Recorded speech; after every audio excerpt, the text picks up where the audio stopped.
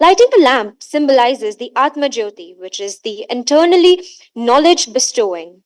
So let's dedicate a prayer to Ma Saraswati to shower blessings on all of us and enlighten us with knowledge. May I now request the dignitaries on the dais to come forward to lighten the lamp.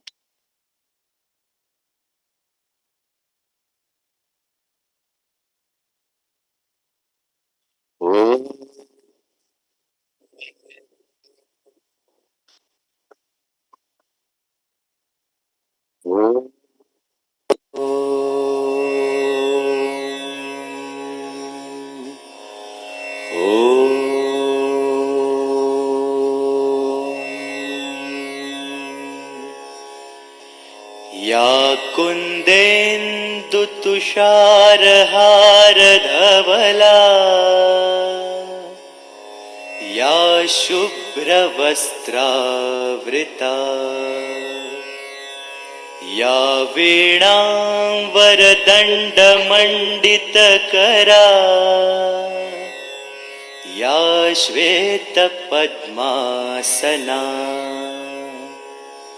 या ब्रह्माच्युतशङ्करप्रभृतिभिर्देवैः सदा Vandita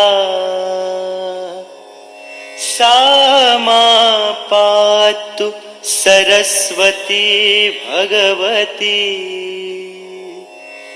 निःशेषजाड्यापहा.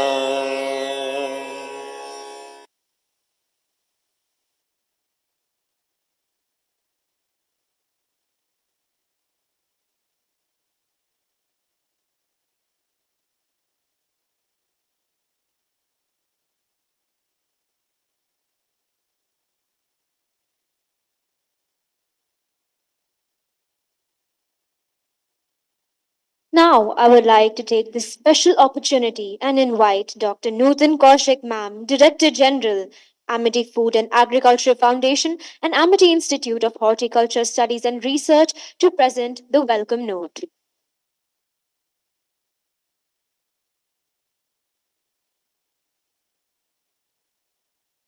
Thank you. A very good morning to all of you. It's my privilege that on behalf of Honorable Founder President Dr. Ashok Chauhan, our Chancellor Dr. Atul Chauhan, our Vice Chancellor Madam Dr. Balwinder Shukla, and my behalf of all the staff and faculty of my Amity Agriculture and Allied Domain, it's my privilege that I'm here to welcome you all to the second edition of our International Conference on Recent Advances on Horticulture Studies and Research. So the first edition was held in 2022 on the occasion of World Horticulture Day in August 22. And there we had a participation of more than 100 participants. And in this second edition also, we have around more than 100 participants coming all over the world.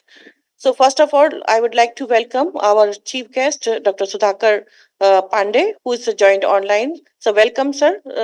And I think, is he visible? I think इनके window में दिखाई नहीं दे रहा सुधाकर जी को ऊपर जो ऊपर वाली विंडो नहीं he has joined but okay now he is available.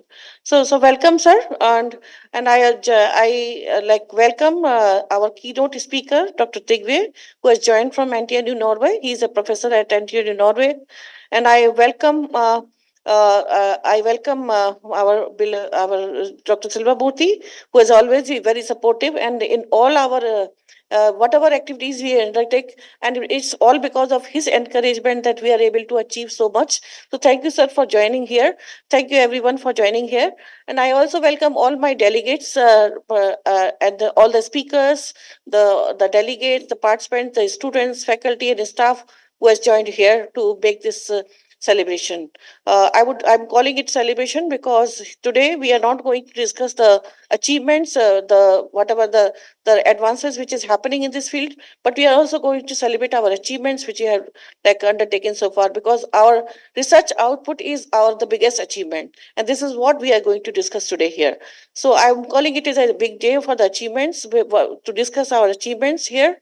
And before I start I would like to give you a glimpse of our activities which are being undertaken at MIT Agriculture and Allied Domain. So that's I'm taking this opportunity to present you our small token of achievements here,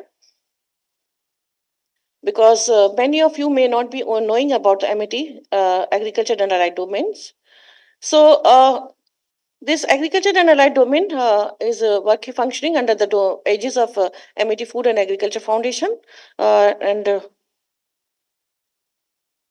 how do I get over? Okay, it's only here. इसमें कुछ आ रहा है.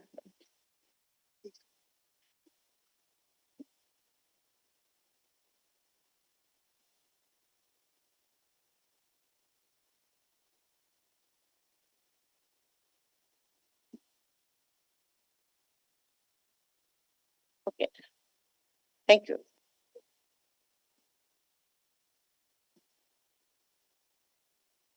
So I'm in this domain. We have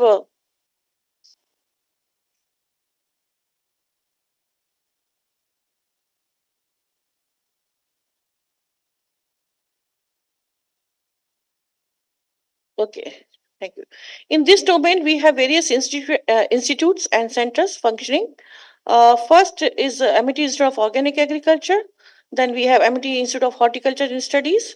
Then we have MIT Institute of Food Technology, MIT Center for Soil Science, MIT Center for Biocontrol and Plant Disease Management, MIT Institute for Herbal Research and Studies, MIT Institute of Phytochemistry and Phytomedicine, then MIT International Center for Post-Harvest Technology and Cold Chain Management, and MIT Center for Extension Services. So these are the various sciences, and then Agriculture Biotechnology, which offer various undergraduate and postgraduate courses.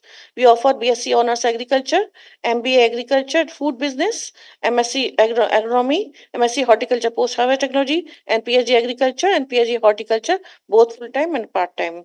So then we have the four pillar of excellences for our whatever we teach our students. One is the well mapped program structure. We have like mapped our syllabus as per the industry requirements. So we provide all the skill sets which are required for the industry 4.0. So that skill sets has been mapped very well in our syllabus. Then we have like a state of the art infrastructure, laboratory facility, field facility, classrooms, and so on. And we have very strong industry exposure in our syllabus. In the internship, industrial internships are mandatory, so that gives the exposure to the industry. And we also do organize industry academia meets very regularly. We invite the industry for the guest lectures, exposure. We have MOU with 156 universities, which provides an opportunity for the students to explore the international exposure in terms of the semester abroad program, in terms of the internships, or part of doing the part of the internship or the part of the full internship, or likewise, or study abroad, faculty exchange, student exchange, and so on. So these opportunities are enormous. And then as I saw, we have a very well mapped syllabus for the industry 4.0. Then we have. Good morning, sir. Our honorable founder president has joined. Please give a big clap to founder president, sir. Thank you. Thank you so much, sir.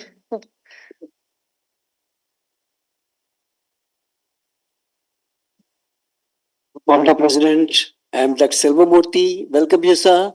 In spite of your busy schedule, you have joined us and we are so grateful to you. Thank you, sir. Thank you. Thank you, sir. So may I continue? Yeah, please. Please. Okay, thank you. Bye. We are not online.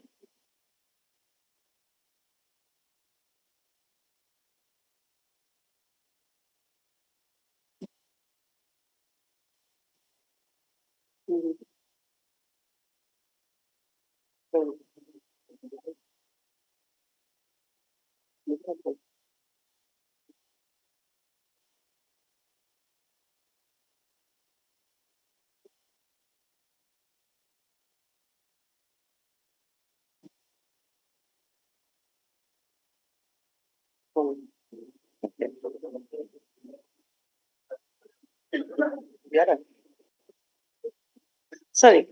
Thank you. There was some technical glitch. So, we have also implemented NEP 2020, which also emphasized a lot of interaction with the industry. So, these are the other courses which are related to agriculture, which MIT University is offering a whole range of courses. Now, coming to the infrastructure, we have very good infrastructure. As I told you, we are the only private university which has a post-harvest technology infrastructure. We have very well mapped, like ripening chambers, spool bulk chambers, the cold storage facilities, and so on.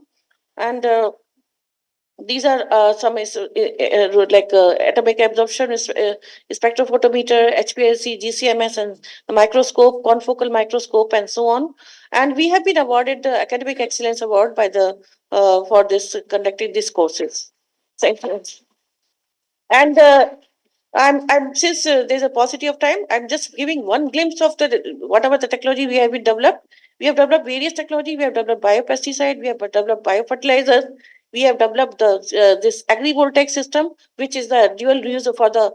You can see this over here, the agrivoltaic system, which is a dual use for the land, where you can put the solar panel, and at the same land you can also grow the crop. Then we have developed the ZECC, zero energy cool chamber, for the small and land holding farmers. Without the energy connected with their energy, they can store their product for about 15 to 30 days. Then we have like given the production technology of the Azola for the animal husbandry. And then we regularly conduct the demonstration and extension activities. And we have developed the product from the byproduct. We also work on the byproduct utilization of the fish food processing industry and the farm waste. And we give the training to the farmers on value additions and so on. So these are the different value-added products which have been developed at MIT University. I think it will give you the, if you want more, there's a poster which displayed over there. We can discuss more during this poster breakout session. Now, this is some of the glimpses of the achievements.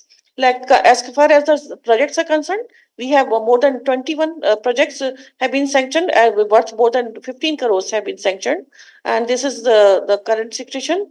And then over the period of time, this number of projects and the worth value of the projects is increasing.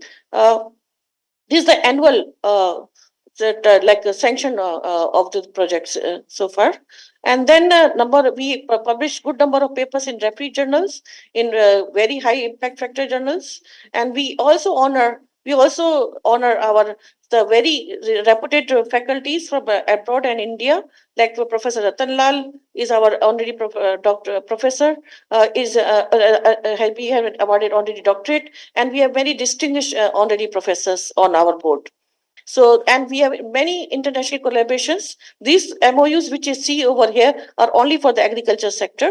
So we have signed an MOU with these many institutions, and then our faculty have been awarded with many awards. And these are our international funding agency, national funding agency, who have funded our projects. And this some of the glimpses of our international projects. You can see we have WellNet. This is a research network within India. We have a network with about more than 15 institutions. This project is a very prestigious project, one of the flagship projects of the Department of Biotechnology. And MIT is the only private institution which is involved in this network. So this shows how MIT is MIT's capacity and MIT's reputation as far as the research and development is concerned. And we also get regular international visitors as well. And this is a very regular feature. Every year we receive 5 to 6 international visitors, and we organize many international webinars. So this is just to give you the glimpse. And we also work at the same time. We also work with the farming community. It's not that we only talk about the international arena, international universities, but at the ground level, we are working closely with the farmers. We interact with the farmers. We train them. We give them the latest technologies, and so on. So this is our extension activity, some of the glimpses of our extension. Now coming to the future plan, or rather ongoing plan, which we are doing. So we want to go into the robotics sector, and then data insights, big data, then precision agriculture, hydroponics, vertical farming, drones. I think we have our guest here who are an expert in drones, then transforming value chains, then blockchain in agriculture, then post-harvest solar powered. This is one of the flagship project which we have submitted to the government of India, more sanctioned, but fund are yet to come. Where we will be like demonstrating we will be like associating this solar powered cold room with the pack houses.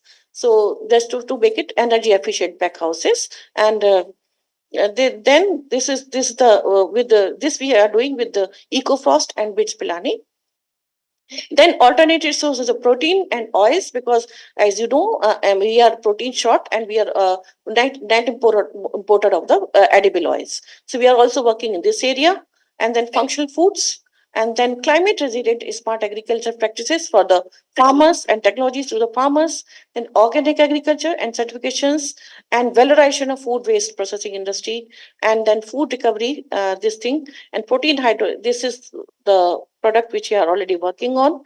So, and plant health is another way, soil health extension to be continued, and the training and consultancy.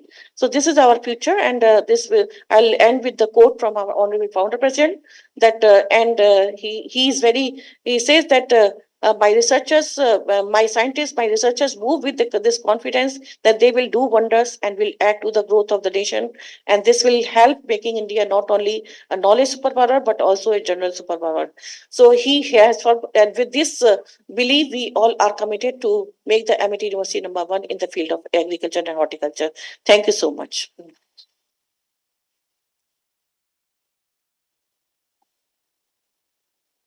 Stop sharing. Okay, thank you. Great, Mr. Kaushik. Very well done.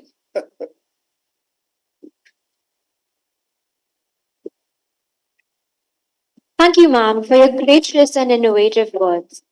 On this special occasion, we would now like to take this opportunity and call our guest, Mr. Trygve Magne Ikevik, Professor, Vice Head of Department, Education of Energy and Process Engineering of Norwegian University of Science and Technology, NTNU.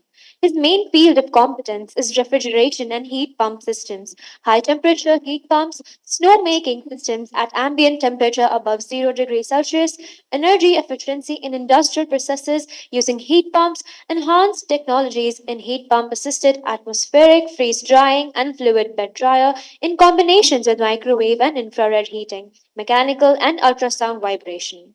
He has been the supervisor of 131 master thesis candidates and 13 PhD candidates and 4 postdocs.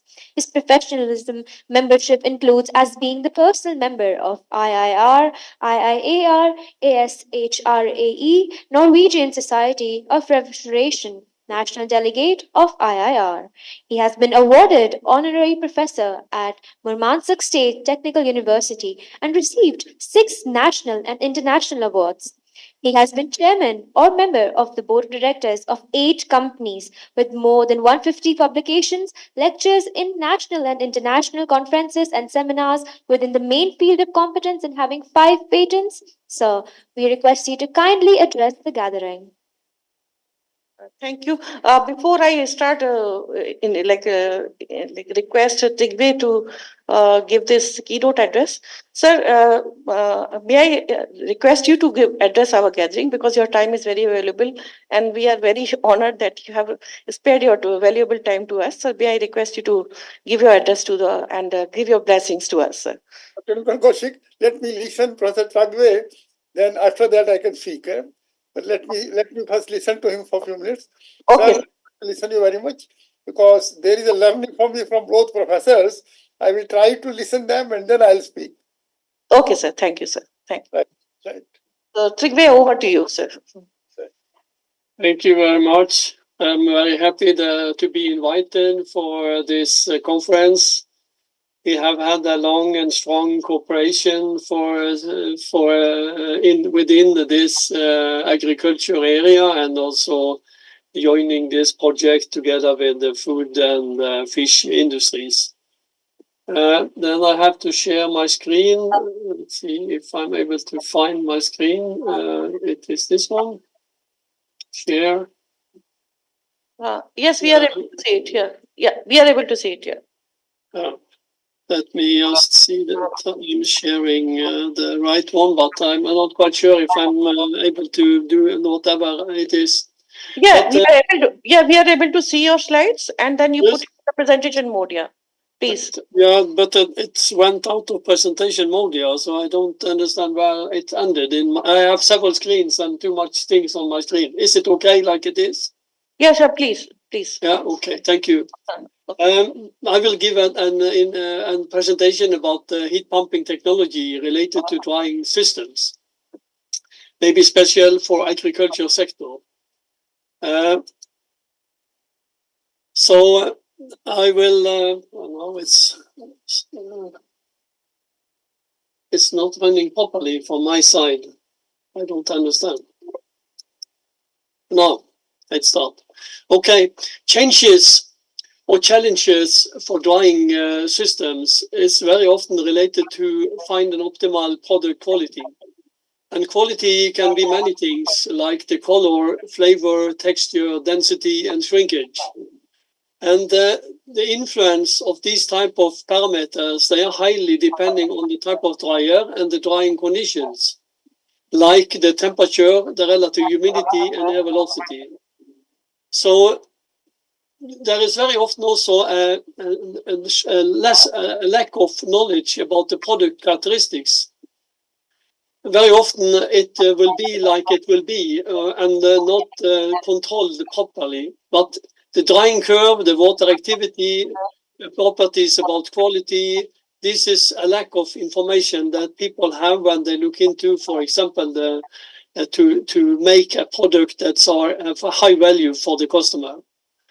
And to achieve this high energy or these properties, you have to make a system with high energy efficiency and also with high smear values. We are in a trend. We like to go from high intensive energy system to reduce CO2 emissions, and the trend is to go for the green system. So it is very important, if you like to have a control of your system, that you have a closed loop and you have full control with the parameters of your system.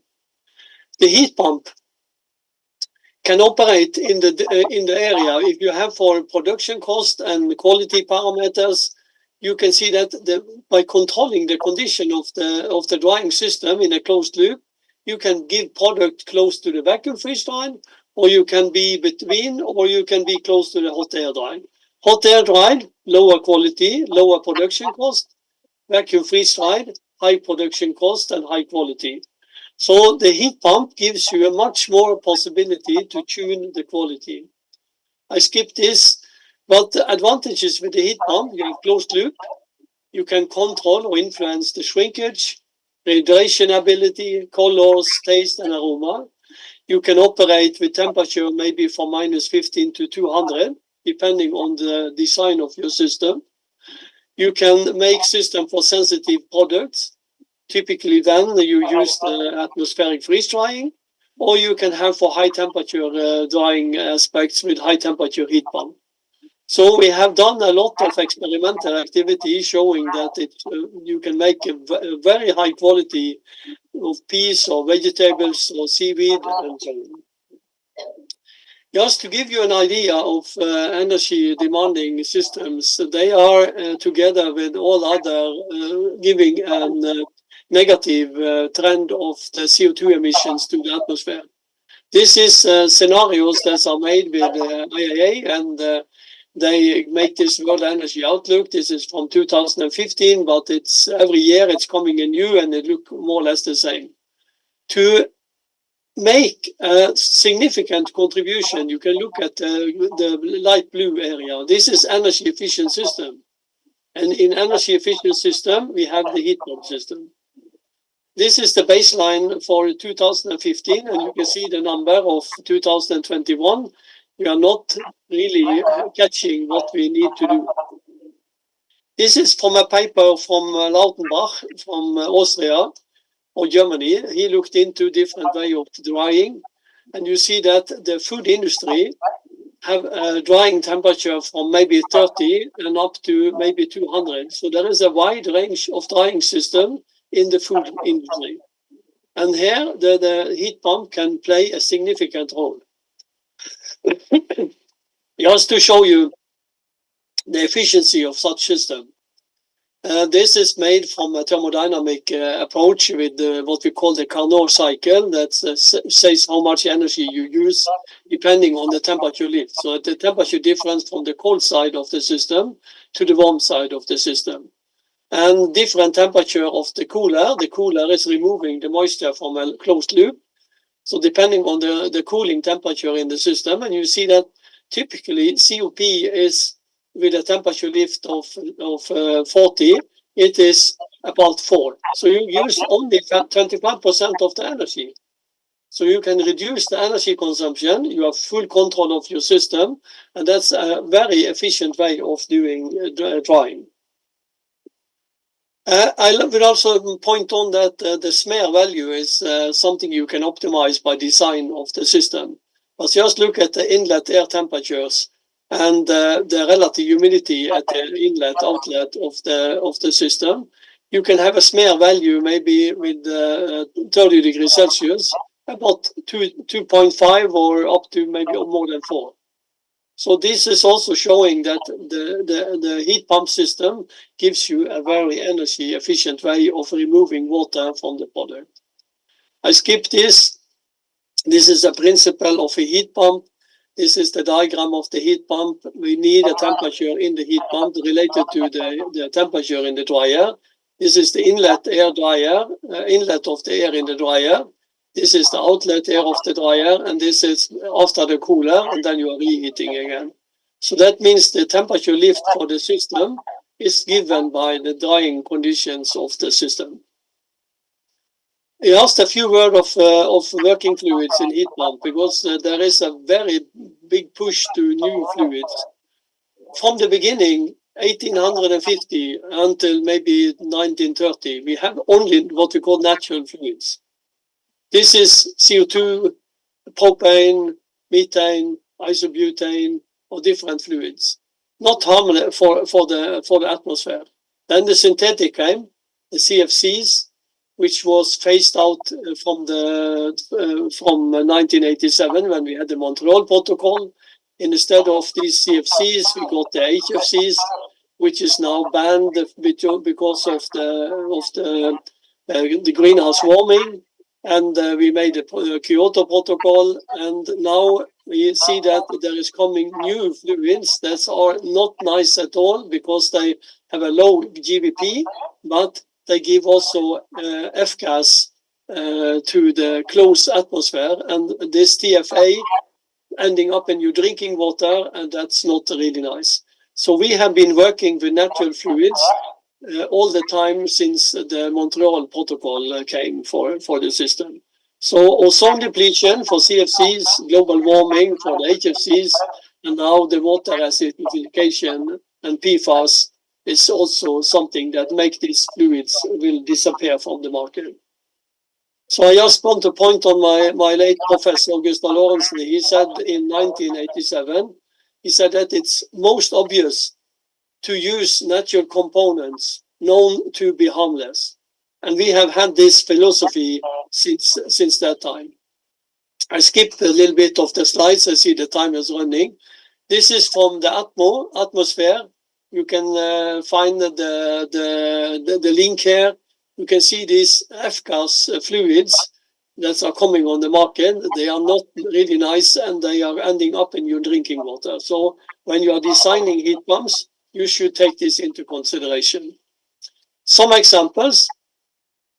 You can make your drying chamber. This is an example with fluid bed. This is an example with the tray chamber, where you put all your product on trays. But the real air handling system is the heat pump, where you take the gas out of, or the air out of the dryer. You have a filter, you have a cooler to remove the water. Then you have a reheating of the system, and you are pumping the air back to the drying chamber.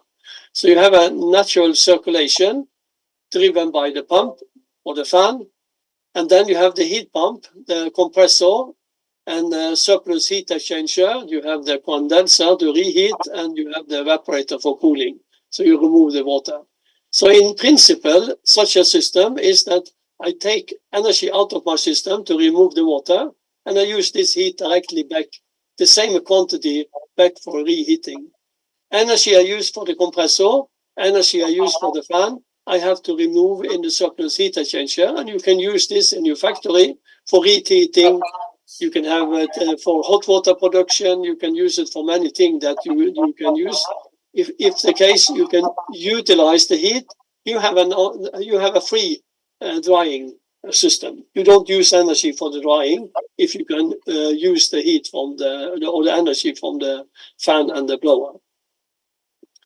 There is also a possibility to have a heat exchange between the warm side and the cold side.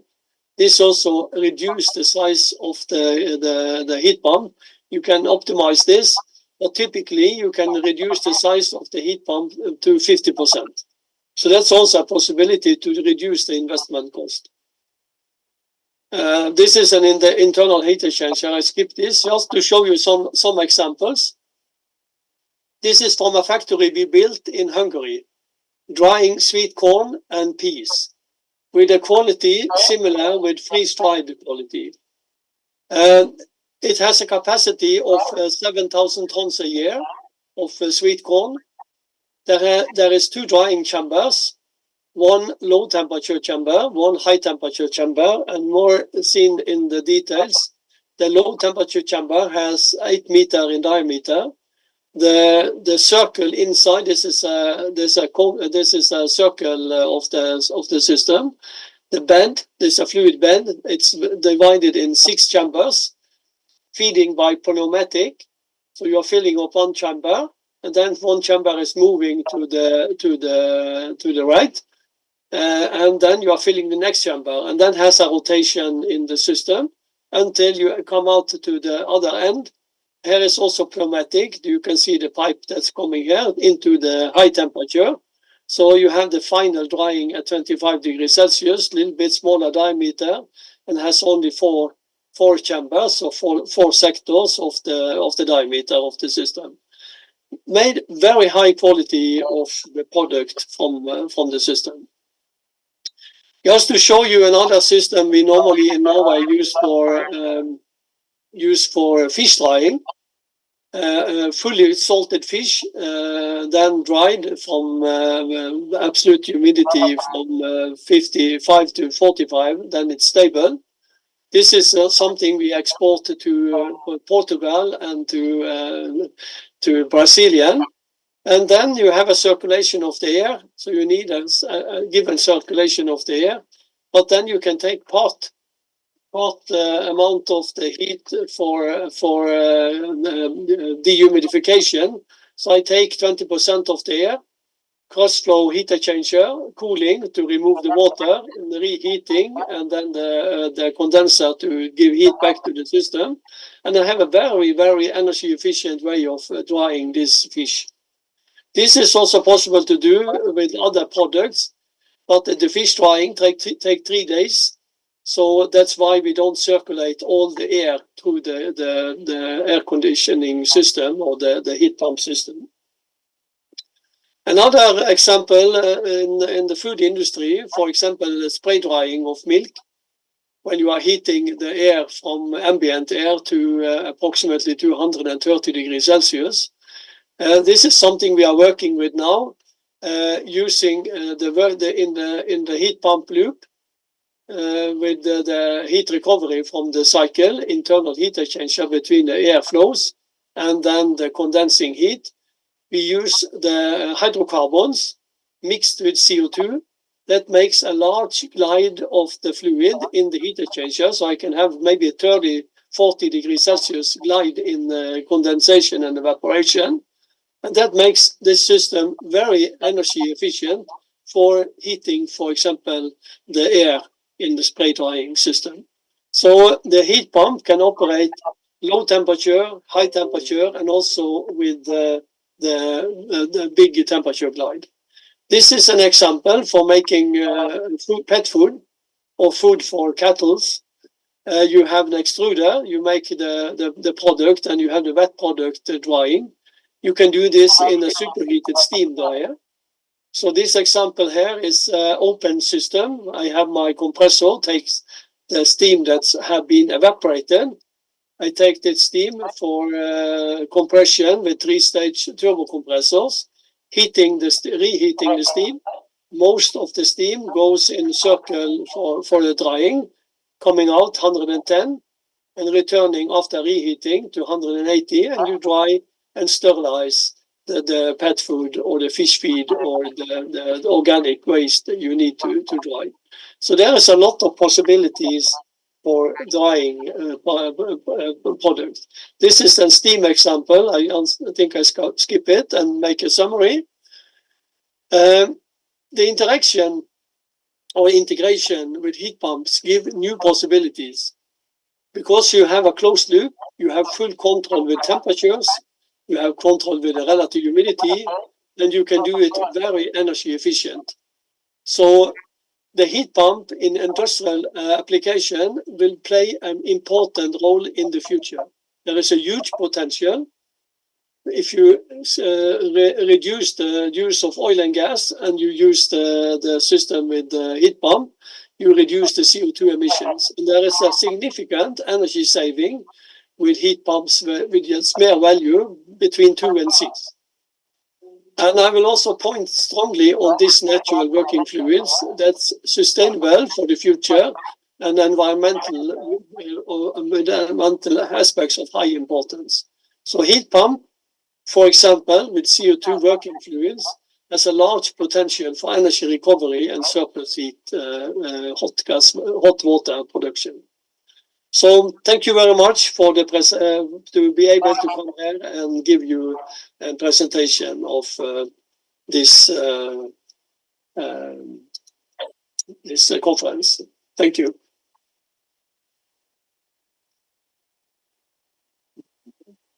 Professor Traige, very enriching deliberation. We are very proud to listen to you. There is a lot of learning what you told, and my student, brilliant faculty members, Nutan Kaushik ji will follow what you deliberated. I appreciate greatly, sir. I appreciate greatly. Thank you. I don't see my stop sharing, but maybe you can stop by sharing.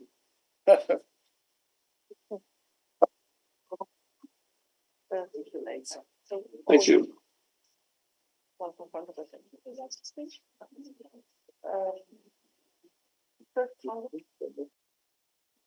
Sir, thank you, sir. Sir, may I request you to bless us now? May I have the pleasure of introducing the founder president to the foreign guest, Dr. Ashok Chauhan. The founder president has created the whole Amity universe today, which is 12 universities in India, 18 campuses abroad, 28 schools, with more than 200,000 students, 10,000 faculties, 5,000 PhD scholars. So he has created the whole universe, Amity universe. It's still growing, expanding every year. Now 13th university is going to be in the southern part of our country in Telangana, Hyderabad. So he envisions that Amity, under his leadership, should contribute for transformation of the whole world into a peaceful, harmonious, prosperous world. Everybody is healthy. Sarve bhavantu sukhinaha. That is, everybody should be healthy, happy, prosperous, and also Vasudeva Kudumbakam. We are all one family. There is the philosophy with which Amity is generating the future global citizens and who are endowed with knowledge, including spiritual knowledge, skills including soft skills, good behavior, sanskars, values, resilience to face challenges. This is the philosophy Dr. Ashok Chauhan has given to the whole Amity universe. And he himself is an innovator, academician, researcher, entrepreneur, and a great visionary. He spent 28 years in Germany, and in Germany, he was the largest non-European investor in 90s when the reunion happened between East and West Germany. And then he went with 3 sterling pounds and maybe returned with a few $1 billion, which he invested in education, research, innovation, philanthropy. So these are the 4 verticals in which he is serving the whole humanity. And he wants to have 50 campuses abroad. There's 18 campuses today in Dubai, Mauritius, Singapore, London, USA, and many other, Amsterdam, and also in Russia. All these have to become 50 campuses. It's not because of the number. What he wants is we have to churn out and create a happy world, churn out the future global citizens. So may I now request our founder president, Dr. Ashok Chauhan, to give his words of wisdom as well as give blessings to the deliberations in this inaugural session. Over to you. Thank you, Dr. Murthy. I must tell you about Dr. Murthy. There is hardly any person in the world to whom I can compare with Dr. Murthy. He has 1,000 virtues, qualities. Only yesterday, there was a very, very high-powered meeting on a very delicate, sincere, and dangerous subject.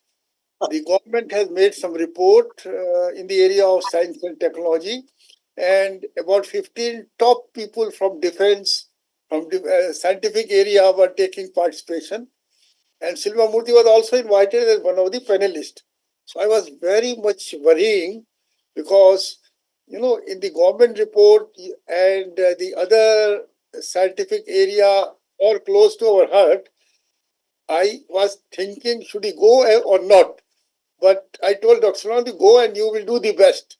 And it was so, my dear all listeners, he performed so good that was a great image enhancing for amity. So is Dr. Silva Murthy, and he's roaming around the whole world, the whole country. So I think when we have such people, we can have great aims. Dr. Nutal Kaushik, yesterday I spoke with you, and you told me that Dhanuka has very much supported this program. And I think Kamal Kapoorji have come sent by Dhanuka. One day, Dr. Nutal Kaushik, I want to have an online meeting with the top leaders of Dhanuka, and because this is a company among 500 companies of the fortune, and therefore we want to listen them more and understand your students, your all research scholars. I must tell to all those who are sitting here attending it, yesterday I asked Dr. Nutal Kaushik, what comes under horticulture? I was not very sure. She told, sir, food comes under it, medicinal plant comes, vegetables, floriculture, landscaping, spices, and post-harvest. So all those who are listening, my students especially, those who are doing the program here, if I would be a student and if I don't immediately get a job, I will start earning a lot. Go to a farmer and tell, I am specialist in the post-harvest.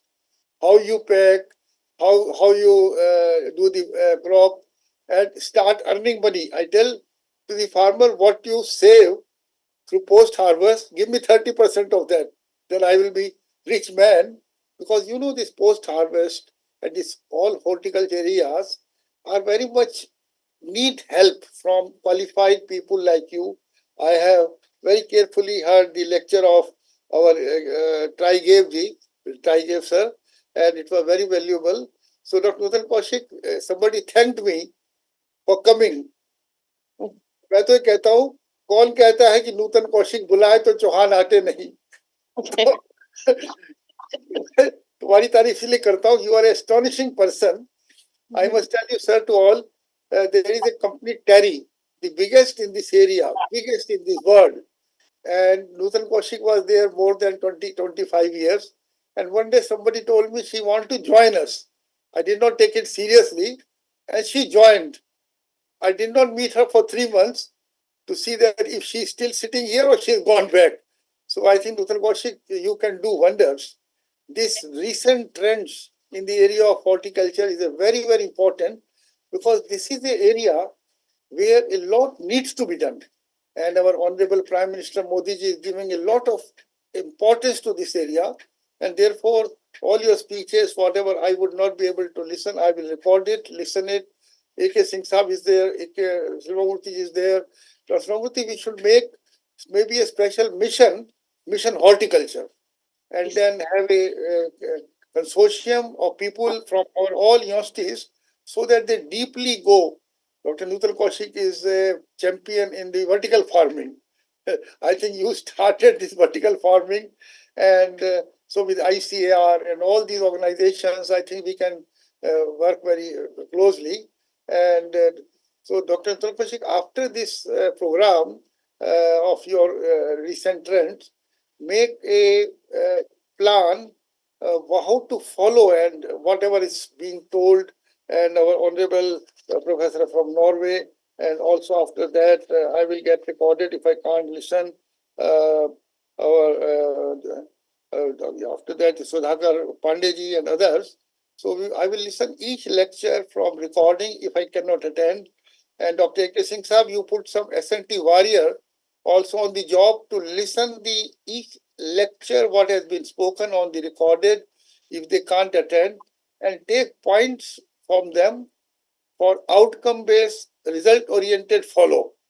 I see a lot of my students and listeners, researchers are sitting over here. I'm very proud of each one of them. When I attend any seminar anywhere, I want to see for a few seconds those who are sitting there. But I must tell you to you, all those sitting and all delegates from outside. There was a large number of delegates, those who have come, those who are a poster presentation, those who have deliberations. So I will also see through pictures your posters. I appreciate your wisdom that you took. आपने opt कराने के लिए you came all of your own, and I think this linkage with MET is a gold mine. Anybody links with us can achieve in professional life, personal life, whatever you want. Modi ji कहते हैं ना government की guarantee, मेरी guarantee ये है कि आप लोग आए हो, जो भी लाइफ में अचीव करना हो प्रोफेशन में, सिल्मा मूर्ति जी है, के सिंह साहब है, नीरज DSC सलाम नीरज जी, तो आप अब एमिटी में आए हो तो you are now one of my most liked partner of MET. So when you go back after this listening, come sometime again to Nutan ji, मैंने उस दिन सुना, I want to become this. I will be instrumental in providing you all facility. If you have some know-how, within 24 hours, I'll get a patent in your name together with MET, and we'll call you all in other seminars. So I think by coming to MET, you have taken a good decision. Such speakers, those who have come from all over the world, you will hardly hear easily otherwise. They all have come, and they have not come to just speak, but they are in relationship long with our university and our institution, Dr. Nutan ji, and I think we should do wonders in the area of horticulture. Dr. Srimamurthy, A.K. Singh Saab, Nutan Kaushik, I will not take much time. I will say that this is, वो हमारे जो scientist थे राजीव शर्मा कहा करते थे, अभी तो party शुरू हुई है, तो अभी तो पार्टी शुरू हुई है. It means today we have put a seed to do wonders. I am not ready to do anything, even spend my 5 minutes if I cannot do wonders. My time is, I am working 18 hours a day. 18 hours a day, so I'm very, very egoistic with my time. If I am spending time with the Dr. Nutan Kaushik program, I know why.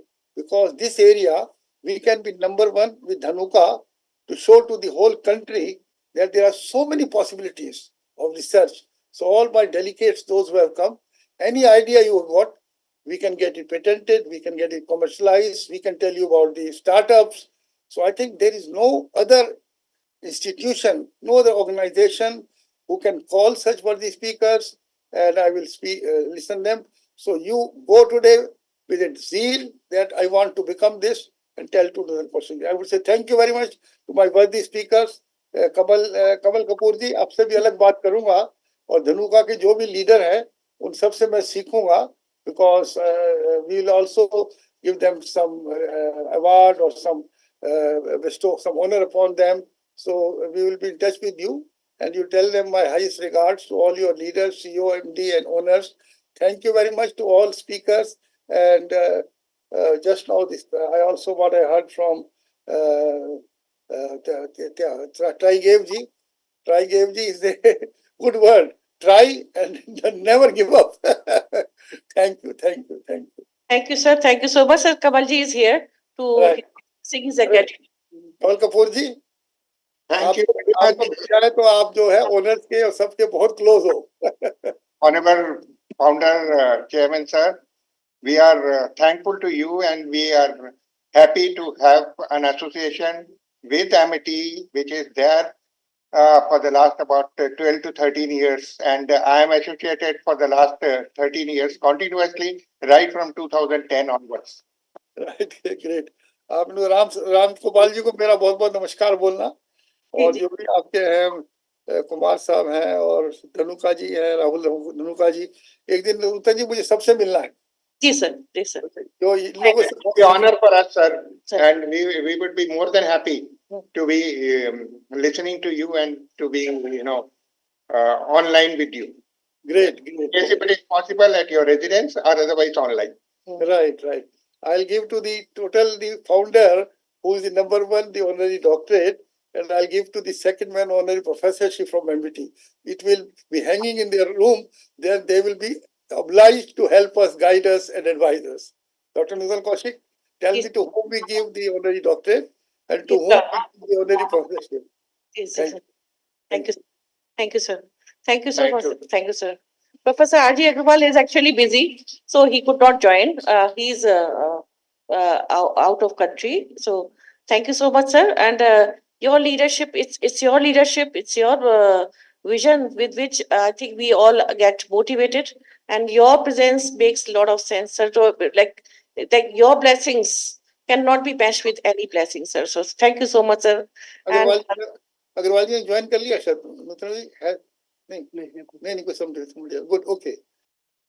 Time पूछते कोई बात करने Dr. Sudhakar ji, so, Dr. Sudhakar is here. Dr. Sudhakar Pandey, sir. Sorry Sudhakar ji, आपको wait करना पड़ा. अब मैं आपको सुनूंगा. Sorry that you have to wait, but we'll listen you now, sir. He's in some meeting and he's still attending our meeting. So thank you so much, Sudhakar, Dr. Sudhakar Pandey ji, and for honoring us for this being present online, sir. Thank you, sir. Great. So thank you so much, sir, founder, sir, and provided as you have given us the direction, we will certainly work on the horticulture mission in a big. After this conference, we will certainly sit and we'll give you the vision plan for this one, sir. Thank you, sir. Great. Thank you, sir. Thank you. Should I start? Yes, sir. Sudhakar ji, बोलिए. Oh, yeah. So I'll introduce you first. Please go. Yes. We would now like to call our guest of honor, Dr. Sudhakar Pandey, sir, ADG, Assistant Director General, Horticulture, Science, ICAR, New Delhi, 2022 to date. He has served as a scientist from year 1999 to 2022, Indian Institute of Vegetable Research, Varanasi. His research areas include horticulture, vegetable science, breeding, genetics, and genomics.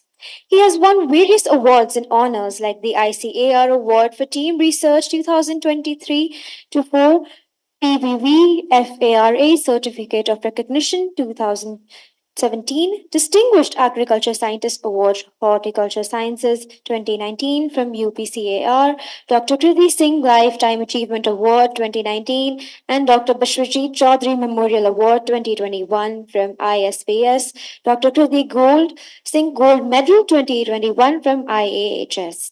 A distinguished fellow of the Uttar Pradesh Academy of Agriculture Sciences, Indian Society of Vegetable Science, Hill Horticulture Development Society. Sir, we would like to call you to address the gathering. Thank you. Thank you. Thank you for a nice introduction. Good afternoon to all of you present in this very important international conference.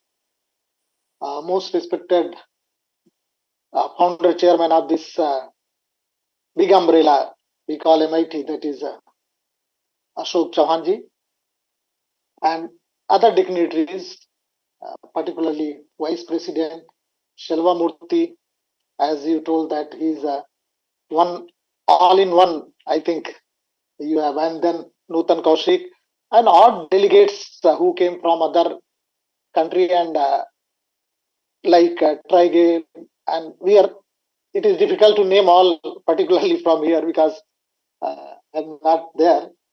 So all persons from press and media is there. We also, and all teachers, particularly brilliant faculties from MIT University. So horticulture, as you all know, that is one of the most profitable and productive sector at present. Then the overall agriculture, ABC, and in ICR, Indian Council of Agriculture Research, we are working by 1,113 institutes in different areas. This is on general agriculture, animal science, fisheries, horticulture, natural resource management, with the help of 731 Krishi Vigyan Kendra, and we have near about 71 our All India Coordinated Improvement Program, which is very specific on different aspects. So this is ICR is a big umbrella, and among that ICR we have a horticulture division also. In horticulture division, we are working more than 210 crops, in which we are doing very intensive research work. And these 210 crops, they include flowers, vegetables, spices, medicinal plant, fruits, and plantation crop, including mushroom as well as honey also. And in our horticulture division, we have 23 commodity-based research institutes and near about 13 All India Coordinated Improvement Programs on different commodities. Based on that, we are directing our horticulture research for our country. Therefore, if we see horticulture sector, if we compare with the agriculture sector, horticulture is contributing near about 31% of total GDP, which is coming from the agriculture. But we are occupying only 13% of the total area in horticulture. And if we see in the horticulture, 90% shares is coming from the fruits and vegetables. 10% is coming from flower, spices, medicinal plant, and others. So there is a lot of scopes are there. And at present, we are second largest producer in fruits as well as vegetables in the world. And we are number one in several crops like ginger, okra, pea, and second in potato, cabbage, cauliflower, and so on. Many crops we are second. If we compare the productivity in 2001, if we compare with the last 20 years, that time it was only 8.8 tons per hectare. But presently we have near about 12 tons productivity of horticultural crops, and we are producing. It is more than the cereal crops what horticulture we are producing. Present total production of horticulture crops is 351 million tons. Out of that 351 million tons, total fruit production is near about 108 million tons, and vegetable production is more than 210 million tons at present. In Government of India, they have the target that when we are going to be in 2047, a mission of our Prime Minister that we have to be the Vikshit Bharat ki hum baat karte hain, we have to be achieve our all goals. So that time we have target of vegetable production 405 million tons in 2047. What these our based on the growth of our populations, and for fruits we have 244 million tons these targets particularly. And if we see the data in 2022, we are near about exported near about more than 11,000 crores, particularly these fruits and vegetables. But if we see in the total world production and our reach to the total world is near about only 1%. Although we are exporting more than 10,000 crores worth of rupees particularly. And these are the some constraint already chairman have discussed that we have to be develop the good quality produce. We have to be make the good transportation, good value chain, good supply chain, and storage facility. So these are some constraints. These are the reasons why we are not having the very good dent in the uh, other countries to make our horticulture produce more profusely. Besides that, we have a lot of constraints because all, whether it is MIT University, whether it is ICR, we are all working with the some targets, with the some focused persons like our client is farmers, our client is industry, our client is consumer, our client is traders, our clients are exporters. So major our clients is the farmers. So if we see in our country, we have a fragmented land, particularly. 85% of our farmers, if we see, they are marginal or small farmers. Their land holding is less than 1 hectare. Second things, we have do not have much irrigation facility. It's still near about 58% our land is irrigated. Others are we do not have irrigation facility particularly. And how we have to manage our natural resources, particularly we have lost lot of productivity of our soils. So how we can manage that productivity with the use of like organic farming, natural farming. There are several issues are there. How we can have that. And one other challenge, what we are thinking that climate change. We are thinking that it will be in lesser phase. But last 2 to 3 years, we have that the climate change is what scientists were thinking that it will come very slow, but it is coming very big way. So our challenges are very much, particularly if one examples we can take. We are receiving normal these rainfall. Suppose 1100 that is normal rainfall we are receiving. But what is the frequency of that? Even in one day, we are receiving more than 115 ml. Sometimes it is 200 ml rainfall. So this type of things is coming. Therefore, climate change is becoming a major problem with us. And last of emergence of different diseases and pests, they are also coming. We are solving problems for one disease. Again, one new disease is emerging due to this climate change. And if we see the diversity in our country, we have a lot of diversity from north to south, south to these east to west. But productivity of our different states is very different. In same crops, we have productivity of 5 tons per hectare. In other states, we have same crops, we have 20 tons productivity. So how we can gap this productivity among the different states, that is also a problem. And then quality seed and planting material. That is, we are discussing long back this issue, but still a lot of gap is there, particularly there. And big data management, proper data, already they have that robotics, drone, these big data. How we can manage these things? I think this is, we cannot actually map each and every farm. Till date, we are discussing a lot, but now government has started crop registry program, and unfortunately, I was the member of that. And I think in the coming time, next 2 to 3 years, we can have the mapping of each and every farms of the farmers, and we have a lot of FPOs.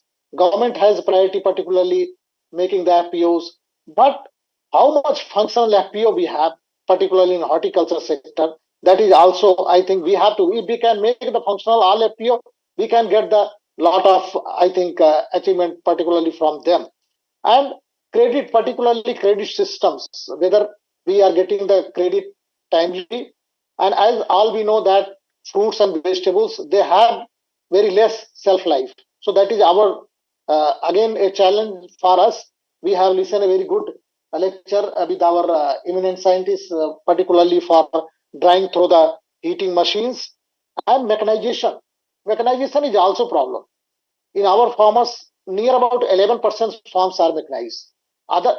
We have a lot of scopes. In other countries, if we say near about 85 to 84% mechanizations are there with the farmers. So how we can add these mechanization more in that? These are the some challenges which we have in the horticulture sectors. So being these challenges, what are the opportunities what we have, particularly how we can go for that? So we have to start the research based on the consumer need. Who is the consumer? Maybe industry, maybe farmers, maybe traders, for taste, nutrition. If you see the horticulture is a very, we can say, very attractive and very tasty subject. Nutrition is a different, taste is different, safe production, biofortified variety. If we are taking any fruits and vegetables, always we are thinking that we are taking good nutrition. So the research for the consumer, that is, I think, one of the most important things. Then sustainable productions, research for nature. How we can save our nature, that is also very important. More production from less water, more production from less fertilizer, more production from less energy. That should be our mantra. Then we can achieve, then we can sustain our these production. And climate resilient technology. It may be varieties, it may be production technologies. These areas we have to work on them and promote the horticulture based tourism also.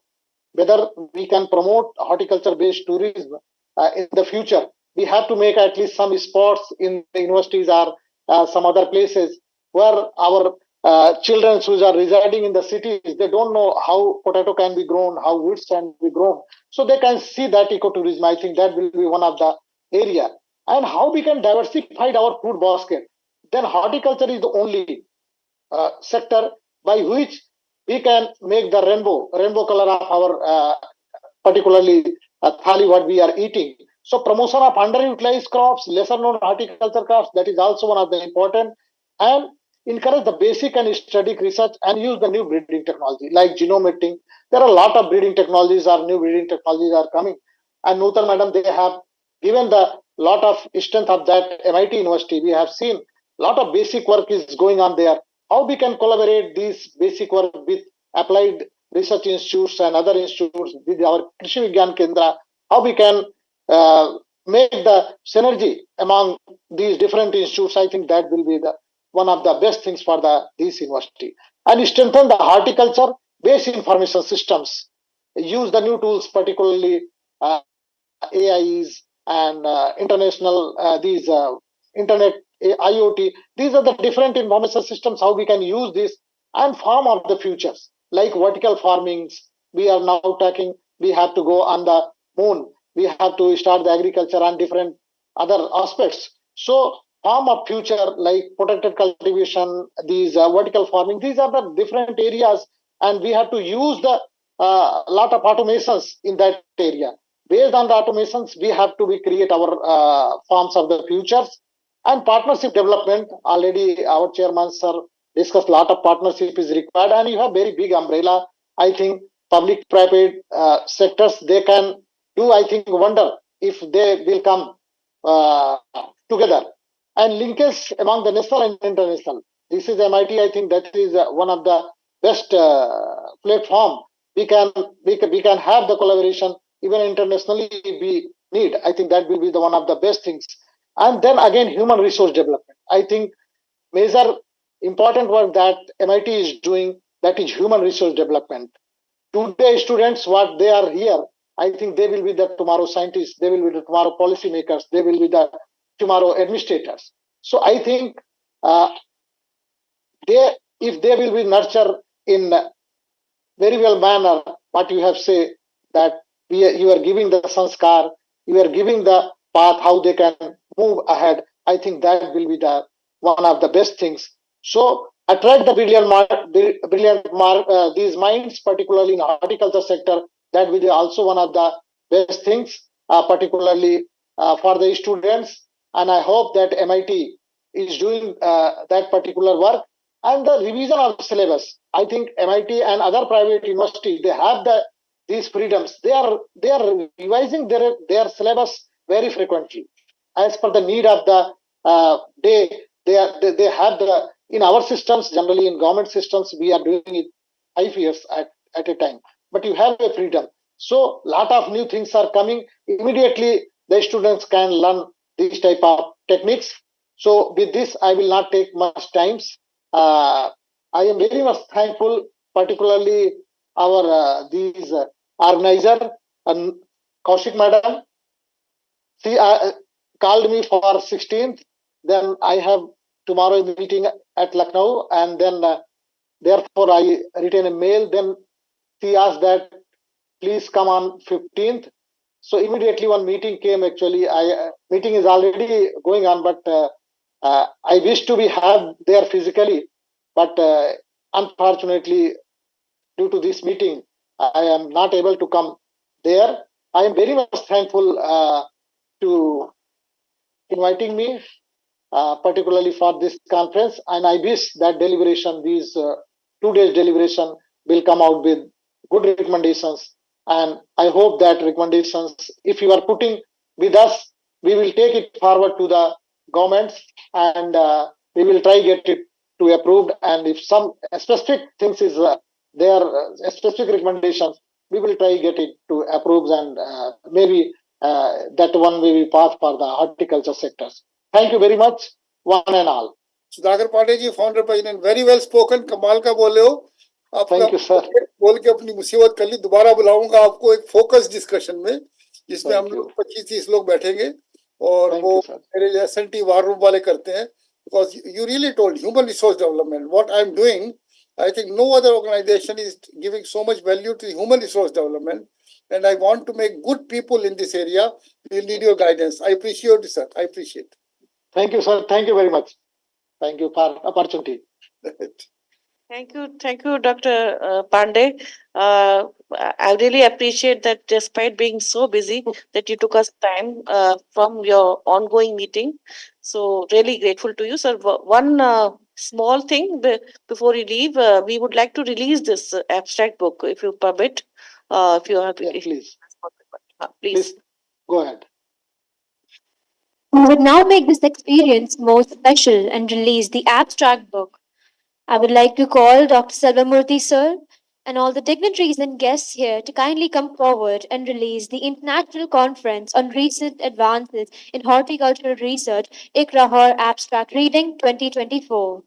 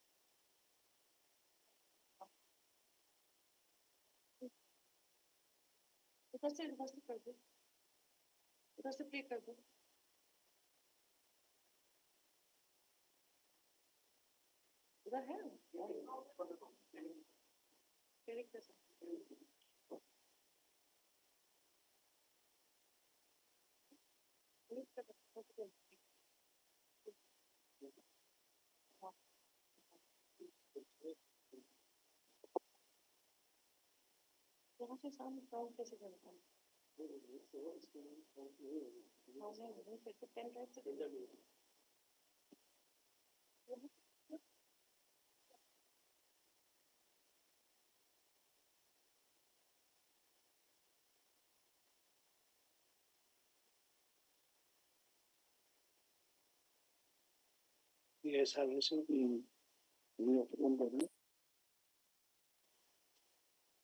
Shalini Singh from Lucknow, I welcome you. Shalini, you have joined. I am very happy that you could join. Dr. Murthy, Shalini Singh को ये welcome कर दो from Lucknow, Director Lucknow, our AMT Foundation for Food and Technology. Shalini, great. We'll do that. Great. Good. अरे सुधाकर जी को भागना है तो देख लो कैसे देर हो रही है इनको। Present here with us are Dr. W. Selvamurthy, President ASTIF Amity Science Technology and Innovation Foundation and Director General of Amity Directorate of Science and Innovation. Sir has served Defense Research and Development Organization, DRDO Government of India for 40 years.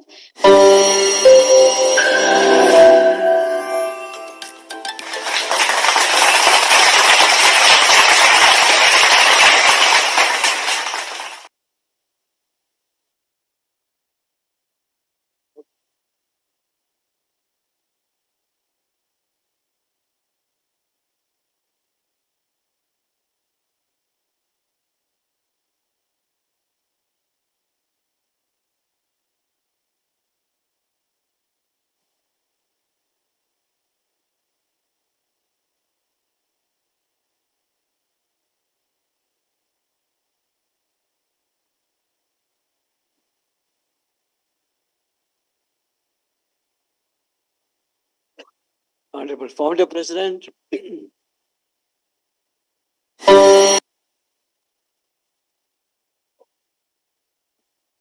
Yes.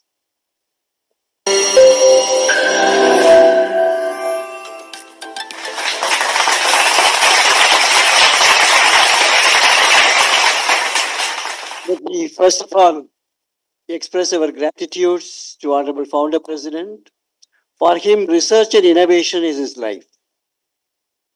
He gives, as he said, 18 hours at this age of 81 to research and innovation. I get the mail night at 3 o'clock, 3 a.m. in the morning. And that is how he is giving his innovation should transform a nation. So that is the spirit with which Amity Group of Institutions is working to promote creativity, innovation, problem-solving ability in our children. We have filed 2,100 patents,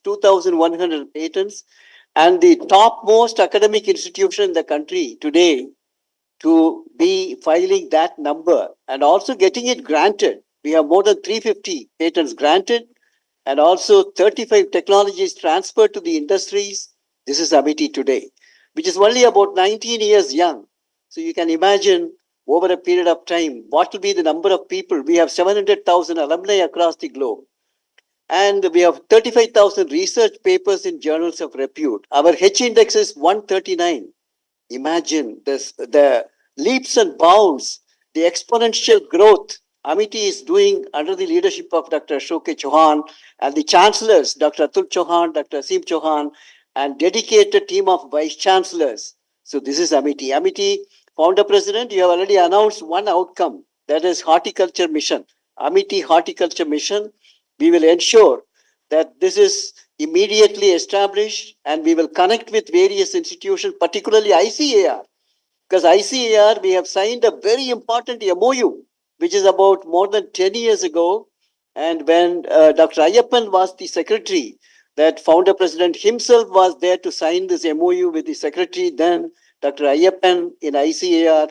We are the first private institution to sign the MOU with Indian Council of Agriculture Research. Let's clap for this great initiative. ICAR. That institution transformed India, which was a begging bowl, into a breadbasket today. And as Dr. Sudhakar was mentioning, we are in top 5. Milk, number 1 in production. Vegetables, fruits, number 2. And eggs, poultry, and everything what you say, even in horticulture, everywhere we are in the top of the world. But then we are not satisfied. We want to increase the productivity now. In terms of production, we are on top. What about productivity per hectare? Productivity per capita? That is where we should now focus. Amity is focusing in that area. We are trying to increase the productivity using microbial technology, using Piriforma spora indica, which is root endophyte, Acetobacter, the consortium, which we have created as a microbial technology, which can give protection against the abiotic stress like low temperature, low water availability, salinity of the soil, alkalinity of the soil. So all this will provide climate resilient cropping, which Amity is doing for horticulture. So we are already increasing. We have tried it on horticulture produce. We have been able to increase 15% of the yield. That's huge. So this we have given it in Punjab. We have given it in the Uttar Pradesh. We have given it also in Andhra Pradesh.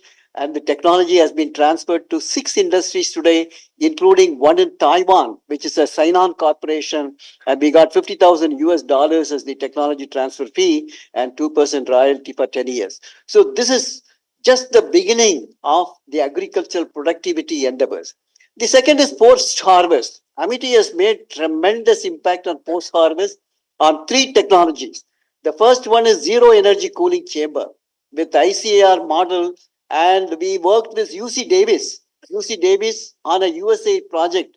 Today, we have been able to construct and demonstrate a simple frugal solution for managing the horticulture produce in the field itself by the farmers, zero energy cooling chamber.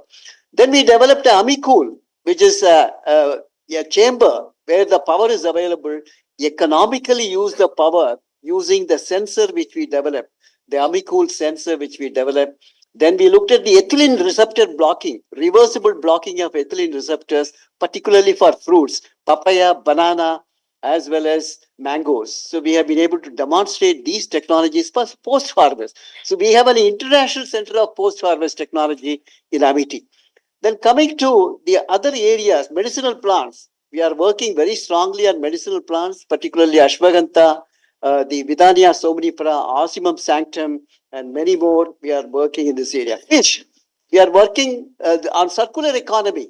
We are working on agro-voltaic technology, which is being displayed today in Greater Noida. There's a big exhibition. Dr. V.K. Jain and the team from Amity is displaying this, and the Ministry of Science and Technology selected this technology for display.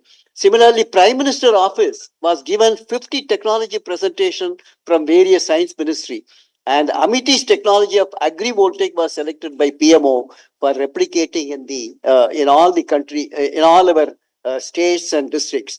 So this is what is Amity today. We have an Agri-Amity vision.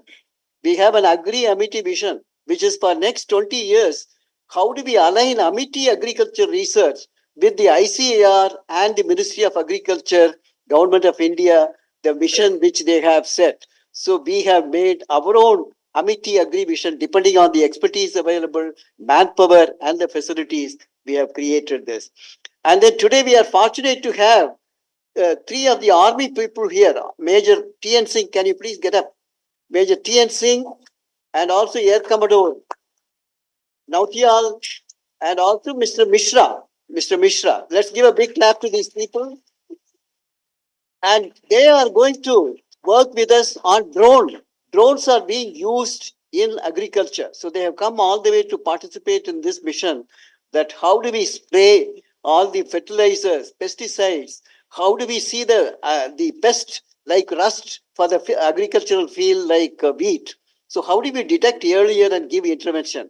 So they are going to use drone technology. So any of our students are willing to have a 5-day program. They are willing to give the training for the drone pilots in Amity University. So that's why thank you for coming, and we will build this partnership. We have also a new advisor joining Amity University. Can I have Professor Lakan Singh? Can you just get up? Just show the. He has joined recently, and Professor Lakan Singh has come from ICAR, and he is a specialist in the field of post-harvest as well as the extension activities. He is a specialist in extension. We want to take all the knowledge, expertise from land to lab, as well as back to land. So lab to land. So that extension activities Lakan Singh will be doing, and he will also connect with this drone team to take this as also one of the areas. So I will compliment Dr. Nutan Kaushik, who is a wonderful scientist, and she has worked with Terry, as was mentioned, for more than 2.5 decades. Now she is doing wonders on bilateral projects, multilateral projects, and in agriculture, she is the DG of the Agricultural Food and Agricultural Foundation of Amity. And now finally, to give the message, now the country is impatient to achieve things faster. Today is an aspirational India. It is just not only complacent that we are top 5 in the agricultural production, but we want to be the number 1 in the world. So how do we do that? So my dear students, you have a big challenge. Students, listen to this, because today we have a concept Prime Minister Shri Narendra Modi ji has given: one earth, one family, and one future. So if it is so, all of us who are coming from the other countries, listen to this. We want to work with you. We want to synergize your efforts, mission synergy. We want to connect with you for a fruitful outcome. So thereby, we will be able to achieve as a global family to meet the food security in spite of all the challenges, climate change, which is looming large. Also, the soil health getting eroded due to the use of fertilizers, pesticides, and the insult which soil is receiving. But then with all this, that we will be able to meet the food security for more than 7 billion people. That is India. That is you. So the young India, the vibrant India, Amity will make this mission happen. And all of you will be the missionaries and the participants in this Amity mission, not only horticulture mission, Amity Agri Vision, which the Amity Dr. Ashok Chauhan, with the consultation from all the experts from ICAR and other experts, we have been able to formulate. So again, Nutan Kaushik, thank you very much for this wonderful effort. I want to compliment all the faculties. Please, faculties of the Amity in the agricultural field, organic agriculture, horticulture, please stand up. Let's give a big clap to all these faculties who are responsible for this. Thank you very much. And wish you all the best. We would like to see outcome from this, not just only deliberations, but we would like to see a roadmap. What Amity should do, what the country should do, what the country should do in collaboration with other countries. So we would like to see coming out, Nutan Kaushik. So it's very clear the message from founder that not only horticulture mission, the deliberations which should lead to a blueprint, the roadmap, not just a proceeding which will be published subsequently, but we like to, and we would like to submit to Ministry of Agriculture.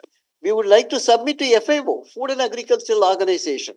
So that is what should be the spirit always in Amity, that we look for a sustainable, continuous, sustainable fruitful outcome, not only for Amity, but also for all the participants who are online, offline, and who would be joining on various deliberations. This is the culture which Amity has. I'm sure this conference will also fortify, and also it will strengthen that concept of outcome-oriented life for all of us. Thank you very much.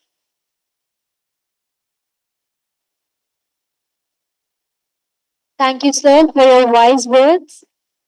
I would now like to invite Dr. Nutan Kaushik, ma'am, to felicitate our chief guests, Professor Trygve M. Akevik, NTNU, Norway, and our guests of honor, Dr. Sudhakar Pandey, sir, and Dr. Selvamurthy, sir.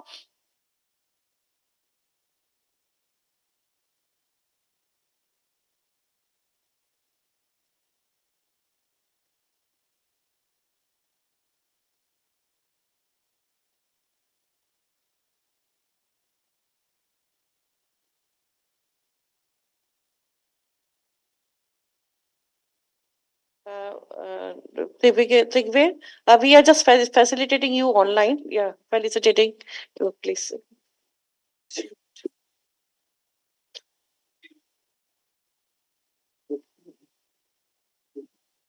This is for you, and no, but this is a traditional way of Indian traditional way of felicitating the guest here. Dr. Trygve, it's a very important area you are working, which is on the post-harvest, particularly solar drying, freeze drying, and also the super cooling system with spray drying. It's all very important areas. Thank you so much.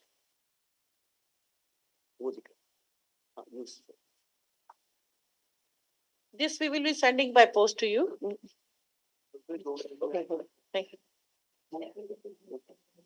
Next. Dr. Sudhakar. This is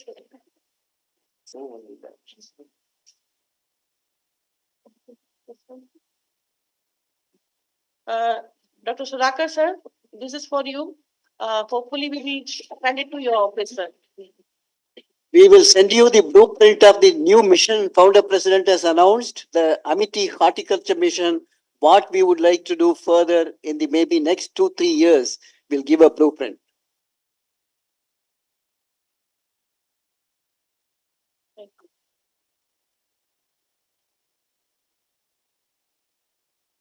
Thank you, students.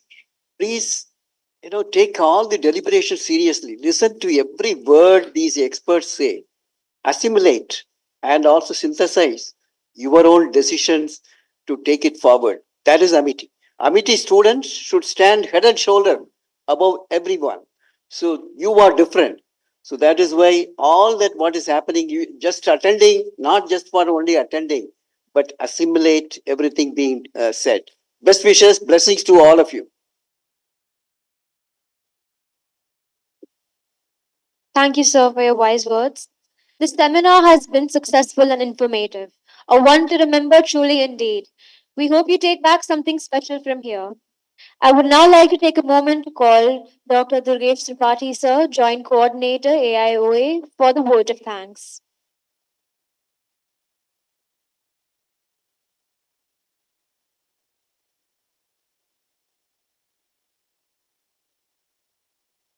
Thank you so much.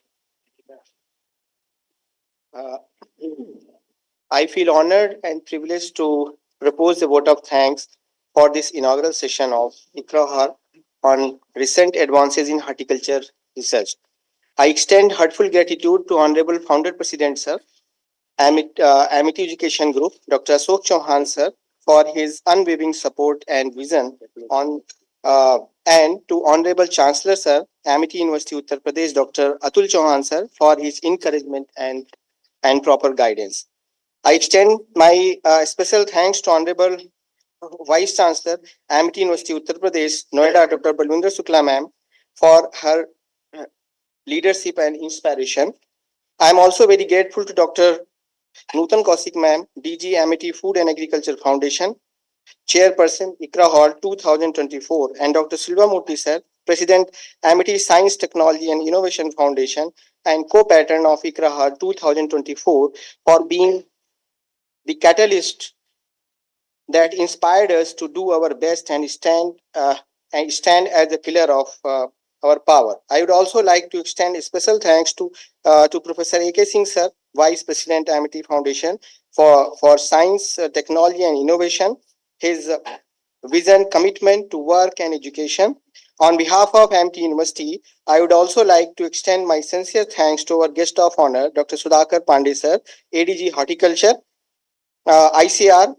Thank you, sir, for sharing your invaluable insights. We are also grateful to our special guest, Mr. MC Dominic, who is not present in this conference because of some certain reasons, founder and editor-in-chief of Krishi Jagran, for gracing her with his presence and wisdom. I am also thankful to Professor Lakhan Singh Sir, Advisor AFAF, and Dr. Sangeeta Pandey for their support. I further want to express our sincere thanks to our keynote speaker, Professor Tragve for NTU, Norway, for his wise words and his a great presentation. My big thanks to you for to the people who are working behind the scene to successful execution of this event, faculty members, our students, and the IT support team. I am also thankful to the all participants for their active engagement in our international conference. Thank you so much to all.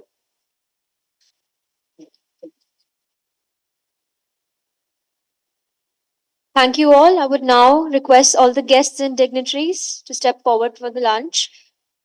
Team 1 will start after the lunch. Please note. Before we discuss, I would like to acknowledge the support which I have received from all my people, like faculty member. They have worked day and night. Yesterday night, even one of my fellow colleague, Tripti, was working until 12:30 and a.m. So thank you so much for making this as a great success, and we'll keep working hard to make it more successful. And as Honorable Founder President said, that we have to go in a mission mode. So after this, I think we will be like we have to work very hard to achieve this, to this make the horticulture mission a great success. Thank you so much. Thank you all my team, all participants who have gathered over here. Thank you so much. Please join for the lunch which is being served outside this room. Please join. Thank you. Thank you, Founder sir. Dr. Nutan Kaushik. Yes, thank you so much. Kaushik. Yes, sir. Just I want to have a contact with all delegates, those who have come from outside. You have sent me the list, and we should be in close contact with them.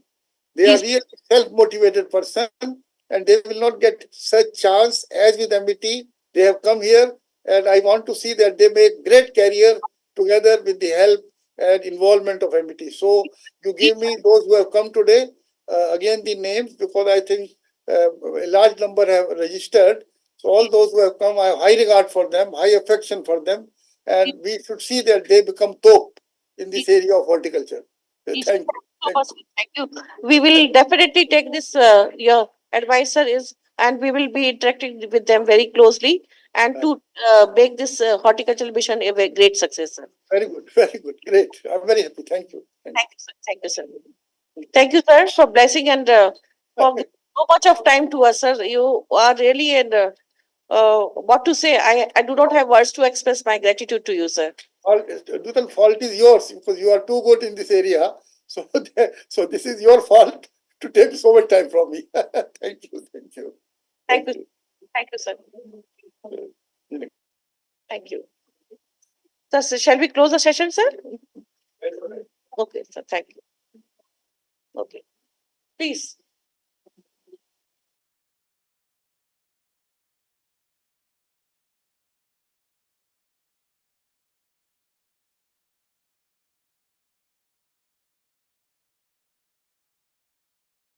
Sciences, Indian Journal of Biochemistry and Biophysics, Frontiers in Plant Science.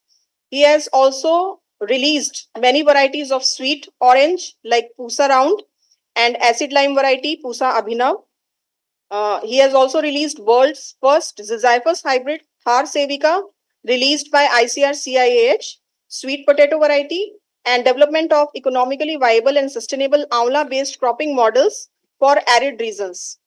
He has also been awarded with many awards and recognitions and fellowships, like Fellow, Indian Academy of Horticultural Science, New Delhi, Outstanding Agriculture Research Award in Field of Horticulture, Society of Agriculture and Arid Ecology Research, ICR Kazri, Jodhpur, Fellow of International Society for Noni Science, Chennai, year 2018, Fellow of Indian Society for Arid Horticulture, ICRAHoR-CIH, Bikaner, 2018.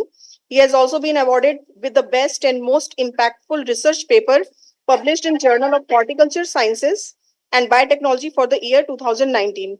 I would request Dr. O.P. Avasthi, sir, to please join us on the dais.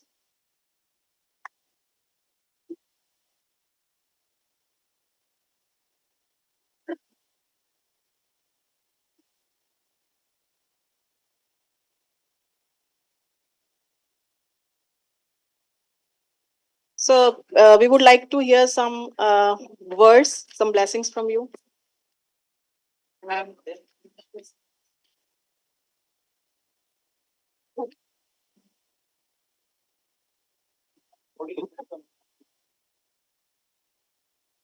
Okay.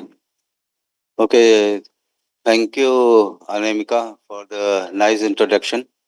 Well, friends, a very good afternoon to you all. And I feel it is a privilege for me to be at MIT University on this important international conference which is being organized here. So far as the horticulture sector is concerned, I think so today horticulture does not need any introduction because if you talk of horticulture, horticulture is one sector which has surpassed the food grain production for the last 12 years. 12 years we are continuously on the rise. And today if we talk of horticulture production in the country, we are producing about 351.92 million metric tons of horticulture crops from an area of 68.1 million hectares. So far as the production of fruits is concerned, we are producing about 108 million tons from about 7.1 million hectare area. So this is a very good progress, or we can say a very good dent has been made so far as the production is concerned. But when we talk of productivity, the productivity obviously continues to be at the lower side because this has been due to the several challenges, particularly the biotic and the abiotic stresses which is coming up. People are indiscriminately using the irrigation water, which is resulting in salinity. A large area is coming under salinity every year. Moreover, with the climate change, number of pests and diseases is threatening the fruit industry of India, particularly when we talk of citrus. In case of citrus, citrusilla has become a major problem today. And maybe if we don't take into care of all these things, maybe in the coming next 7, 8 or 10 years, we'll be losing the citrus industry. Because citrus, so far as citrus is concerned, India is very rich in citrus, and the biodiversity which exists in India, it is the world's best. So under these situations, when we talk of this production, okay, it is not just a one-day work. In fact, if you go back to 50 years, you see that we were raising the plants to the seedlings. From seedlings, we have moved to the grafted plants, and today we are talking of this tissue culture plants, and today we are talking of genome technology, CRISPR-Cas, and so many other tools have come. Likewise, in case of breeding, also from conventional breeding, we have moved to the modern biotechnological tools like tissue culture is there, genome editing is there, CRISPR-Cas technology is there, mutagenesis is there. So many breeding. Now we are talking of speed breeding. Okay, gene silencing, where the EF genes, particularly flowering, speed breeding. When we talk of the EF genes, which can regulate 2 to 3 flowerings in a year and can harvest most produce. And of course, besides this, today we are talking of technological interventions.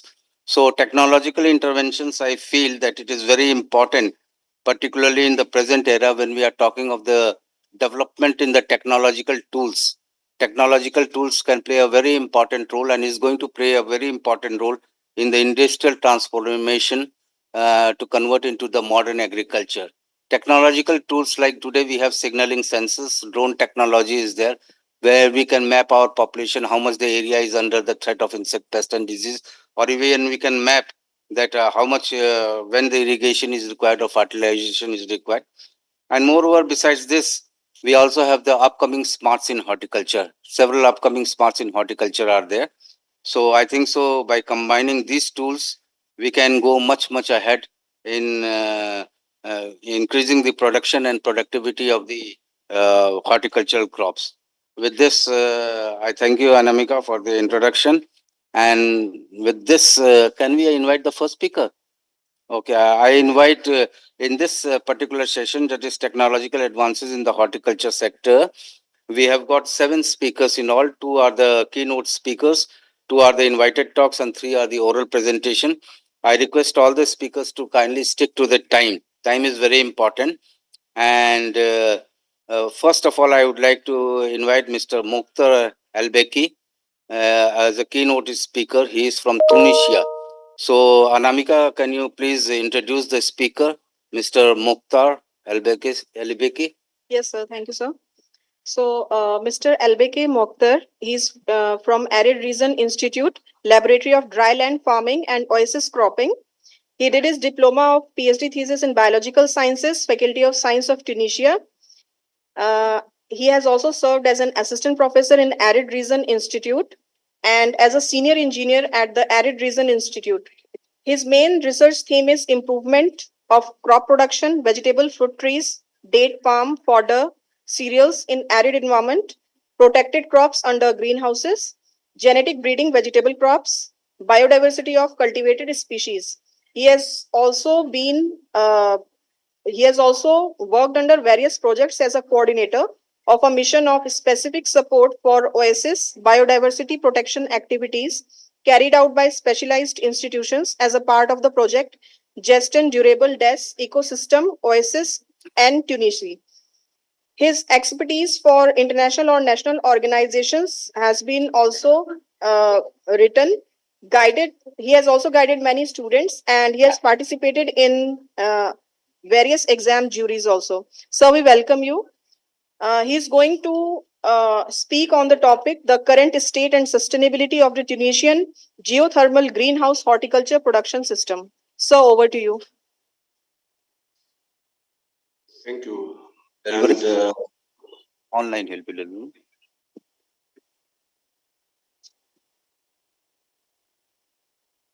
Sorry, can I start?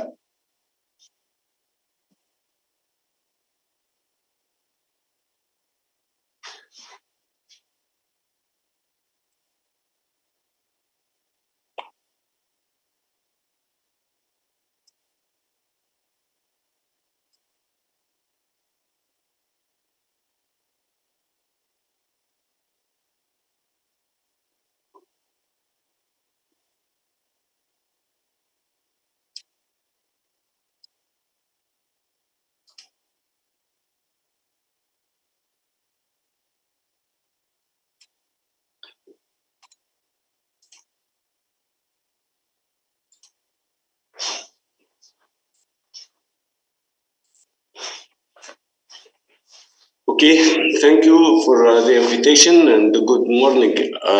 Because in Tunisia this is it's 10 o'clock, and thank you very much for the invitation. And I have pleasure to be with you in this international meeting. So I am Al-Bakir Mukhtar. I am from doctor research in the drylands and Oasis crop laboratory in Institute of Arid Region in Medina, south of Tunisia. So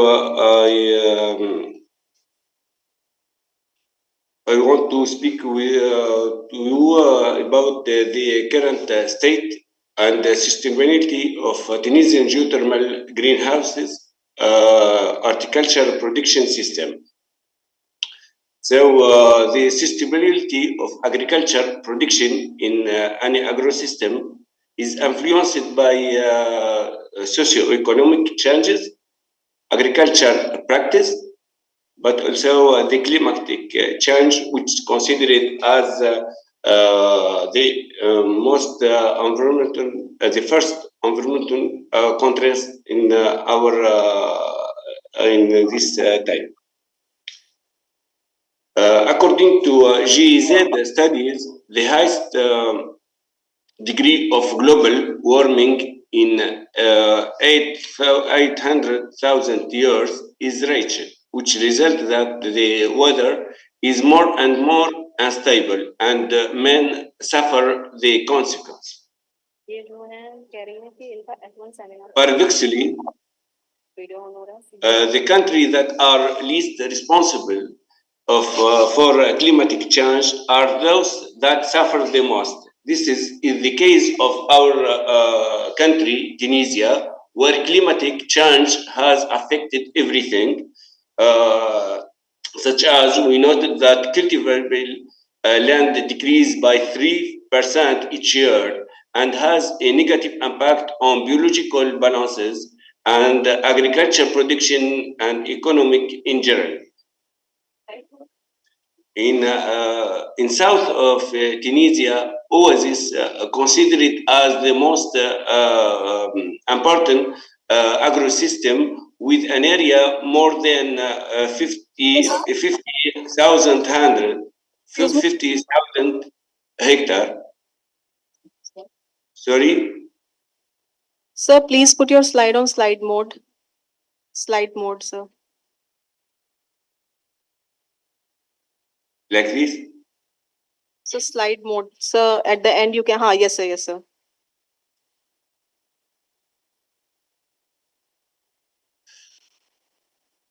With an agriculture and a socio-economic importance.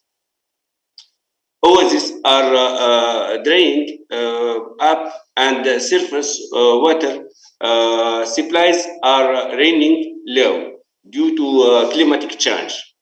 Therefore, to safeguard the oasis viability and the growth of this dry region in south of Tunisia, the state has mobilized deep water.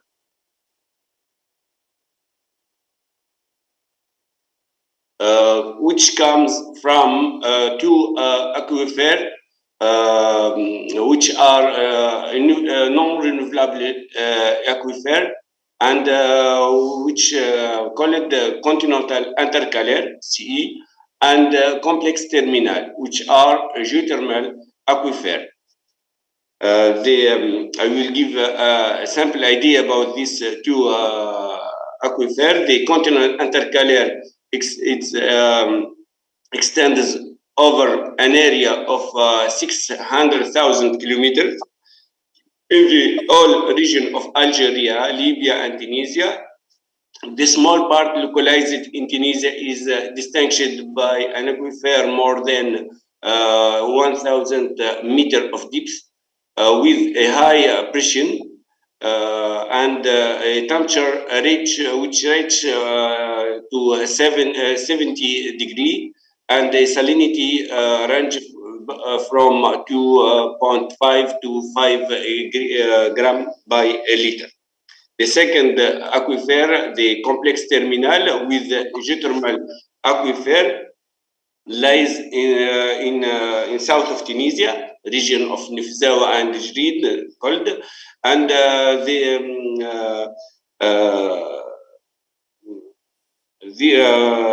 the temperature range about 30 to 50 degree with depth with 100 to 600 meter of depth, and salinity range about range between 1.5 to 8 gram by liter.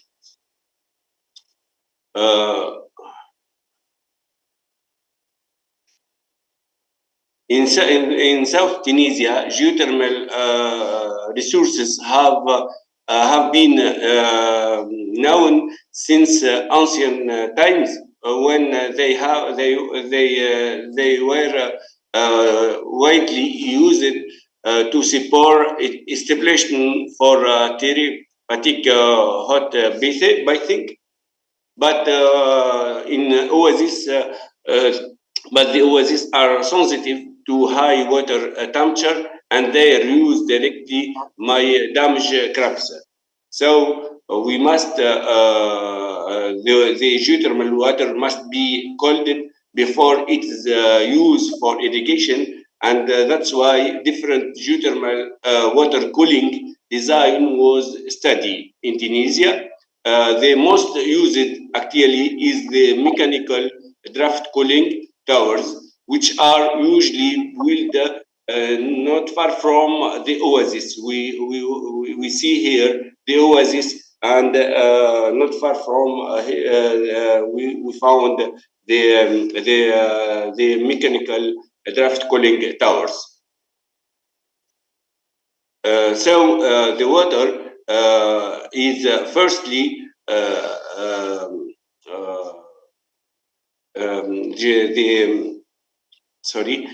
hot geothermal water goes directly to cooling, and after that we use the cold geothermal water to the irrigation of oasis, but also we can use the hot water directly for heating greenhouses. After that, we collected geothermal water after heating greenhouses for the cooling, and use just a little part will be kept to irrigate the crops under greenhouses, but the most of the water collected will be used for the irrigation of oasis. So under greenhouses, how we can use this hot water, geothermal water? So in the beginning, the water comes in the greenhouses with a temperature about 60 degree, and at the end we collect the water with 35 degree in average. So heating was realized by the circulation of geothermal water in polypropylene pipes placed between the plant rows. This is another photo which showed how we placed the paper between the plant rows. But also we can find the steel pipes which use it only in multi-chapelle greenhouses, which are wide greenhouses. And the same thing, we put it between the plant rows. In Tunisia, two type of geothermal exploitation can be distinction. The first one is a small exploitation with an area of less than 2 hectare, particularly in Kibili and in Tuzar, with small greenhouses. But there are another type. Sorry. Professional farms with an area which are more than 10 hectare, located particularly in gaps, these farmers apply a very advanced technique with water filtration by reverse osmosis for irrigation, and also automatic control of greenhouses cultivation, irrigation, so for control the irrigation, the fertilization, the heating of greenhouses, and also by the use of other energy sources to increase the surface area to heated greenhouses, like the use of natural gases, which are available in south of Tunisia. So the minimum night temperature were mostly below 7 degrees, and particularly lower than 5 degrees in the desert region during all the wintry period. However, the new hybrid cultivated under greenhouses of melon or tomato require nocturnal temperature between 15 and 17 degrees. The possibility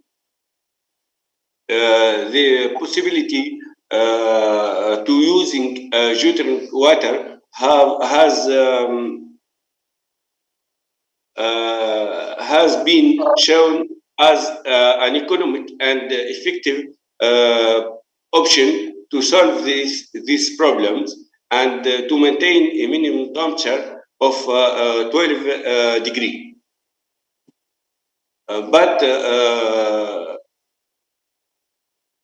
slot concentration of geothermal water is relatively high. It is arranged between 1 to 5 grams by liter. This salinity has a negative effect on yield, but it improves the gustative quality. Tomato and melon exported have a special savor and taste, which are in high demand in European market and generated noticeable prices. However, the concentration of sludge in the soil after the irrigation during several years with geothermal water cause uneven and stunted growth of plants and low yields. You see here the impact of slot in the leaf of a melon, and here you see the slot on the soil near to the greenhouses. In addition, in the increase in root disease due to the plant monoculture on the same parcel of land for years, so we have a lot of types of root disease, particularly fungi and nematode and other types of disease. So the intensification can be achieved only through the adoption of first promising agriculture practice, such as soilless culture and grafted plants, using grafted plants. And also, on the other hand, we can study the breeding program to select efficacious and suitable variety of melon and tomato. On the first study, I will show for you how soilless culture is in the process of becoming an interested part of agriculture in Tunisia, and gained serious attention among farmers, especially under greenhouses heated and irrigated by geothermal water. You see here tomato cultivated without soils in soilless culture. But however, they remain limited for a big geothermal company because of the high installation cost compared to soil. It is predominantly based on artificial imported substrate. This situation rekindled to the search of alternative within the local available renewable and low cost one. So the investigation this use is a trial of culture of melon conducted under greenhouses heated and irrigated by geothermal water was carried out using and we have two local substrate, sand and compost, are studied and compared to any imported one, which is perlite. This study was published in paper in 2011 in African Journal of Agricultural Research. And the results show that this is the system of used in our institute to reduce the cost of this type of culture. So the system is open tranche system where we basically dig in a ditch in the ground, and then cover it by plastic film. After that, we dispose it perforated PVC type, then a fine layer of gravel to drain excess of water finally. This is the perforated PVC type and the gravel. This is a picture of greenhouses in our institute with this system used. So the results show that the effect of substrate on vegetative growth, quantitative and qualitative prediction show that compost and sand improve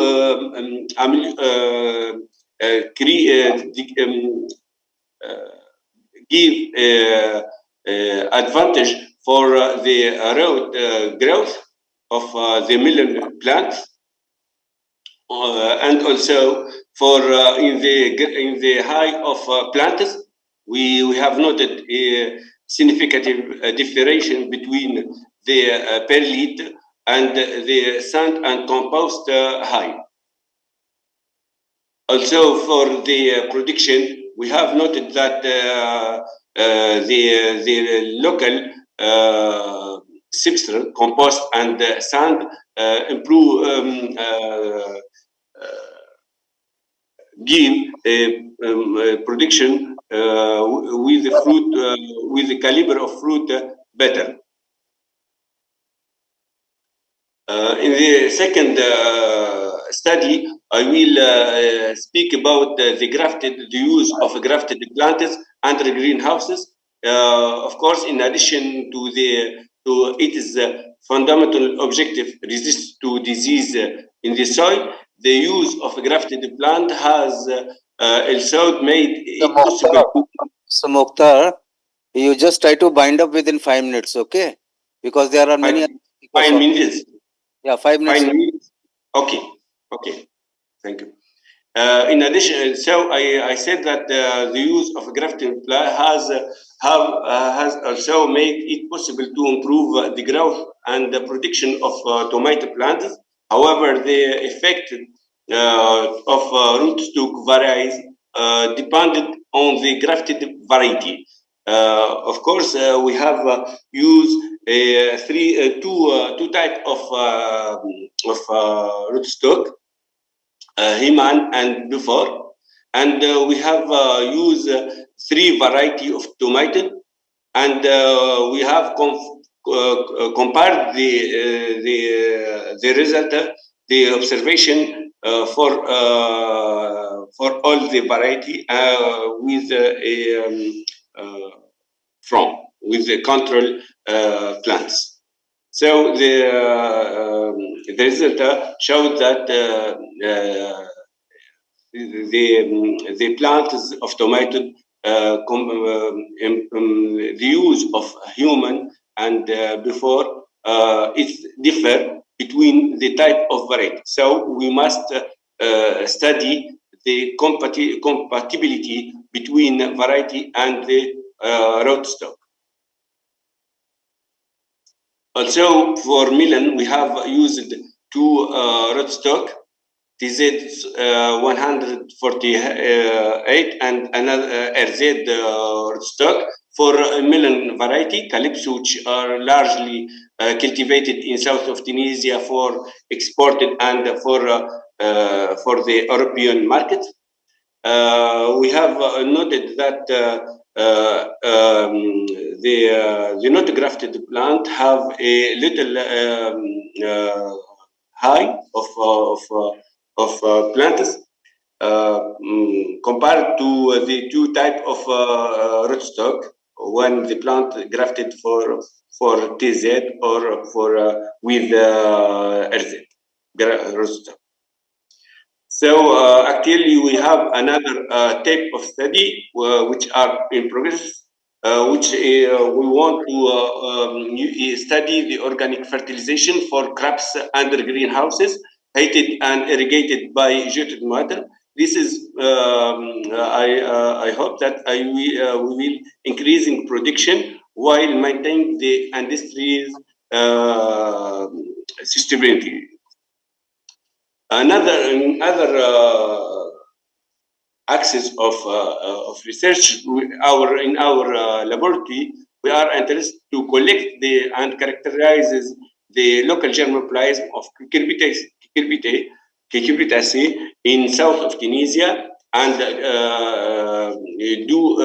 we have doing the screening of the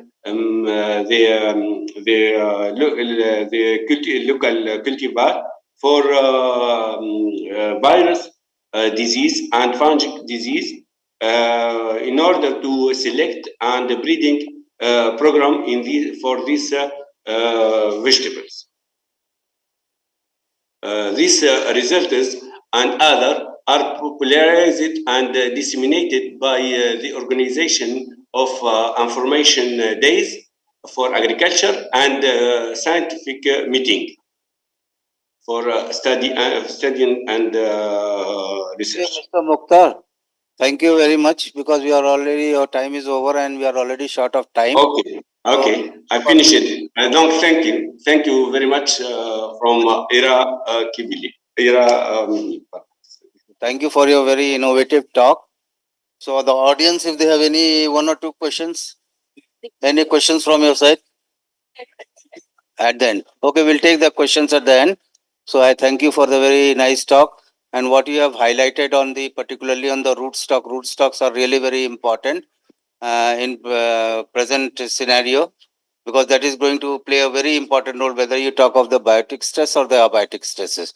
So you are doing good work, and even in a small country like Tunisia, the work being done is commendable. So my compliments, okay, on the entire organizing secretary and others, and thank you very much. Now may I invite the next speaker, Mr. Sanjay Sudan. Dr. Anamika, you may kindly introduce the speaker. He will be delivering a keynote address. Mr. Sanjay Sudan, Director, Savir Biotech. So, Dr. Sanjay Sudan is Director, Savir Biotech Limited, but today, unfortunately, he's not able to join us. So, on his behalf, Dr. Neha Pandey, ma'am, is joining us. She's Senior Scientist at Savir Biotech Limited, and she will be speaking on integrate speed breeding technique to shorten crop breeding cycle and to save time and resources. Dr. Neha, ma'am.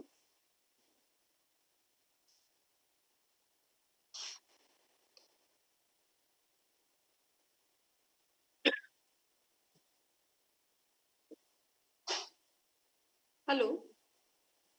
Am I audible to everyone? Yes, ma'am, you are audible. Okay. Good afternoon to everyone. I'm Dr. Neha Pandey. I'm representing here Sanjay Sudan, the Director of Savir Biotech Limited. Currently, I'm working as a Senior Scientist in Savir Biotech Limited, which is in Greater Noida. I'm here to deliver my talk on integrated speed breeding technique to shorten breeding cycle and to save time and resources. So here I'll begin my slide.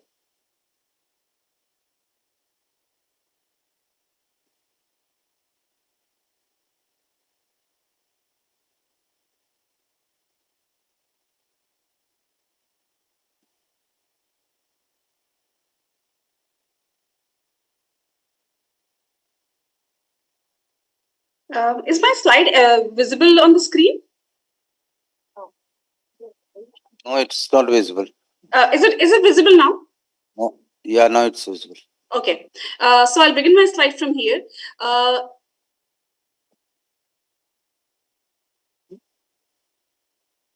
And please be in time, okay? Try to respect the time. Yes, definitely. I'll do that. Sure.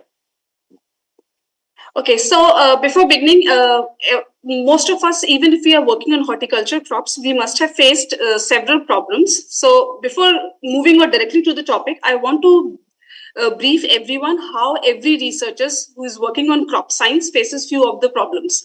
Some of the common problems are low crop yield, low breeding cycle, slow generation, poor seed setting, irregular watering, yellowing of the crop, wilting, defect in crop due to extreme temperature, cold or heat, leaf dampness, humidity, pest attack, insect attack, so many problems which every researcher must have faced during growing the crops. Most importantly is the soil fertility and lack of nutrients, because that's the point from where plant gets the nutrition. And at the end, when we grow a crop, we have huge data, we have huge phenotypic variations. We have a lot of data, but we have limited resources and limited time to analyze and interpret the meaningful information from those phenotypic variations. So keeping all these problems in mind when we are growing a crop, growing any vegetable, flower, any fruit, these are some of the problems which everyone faces.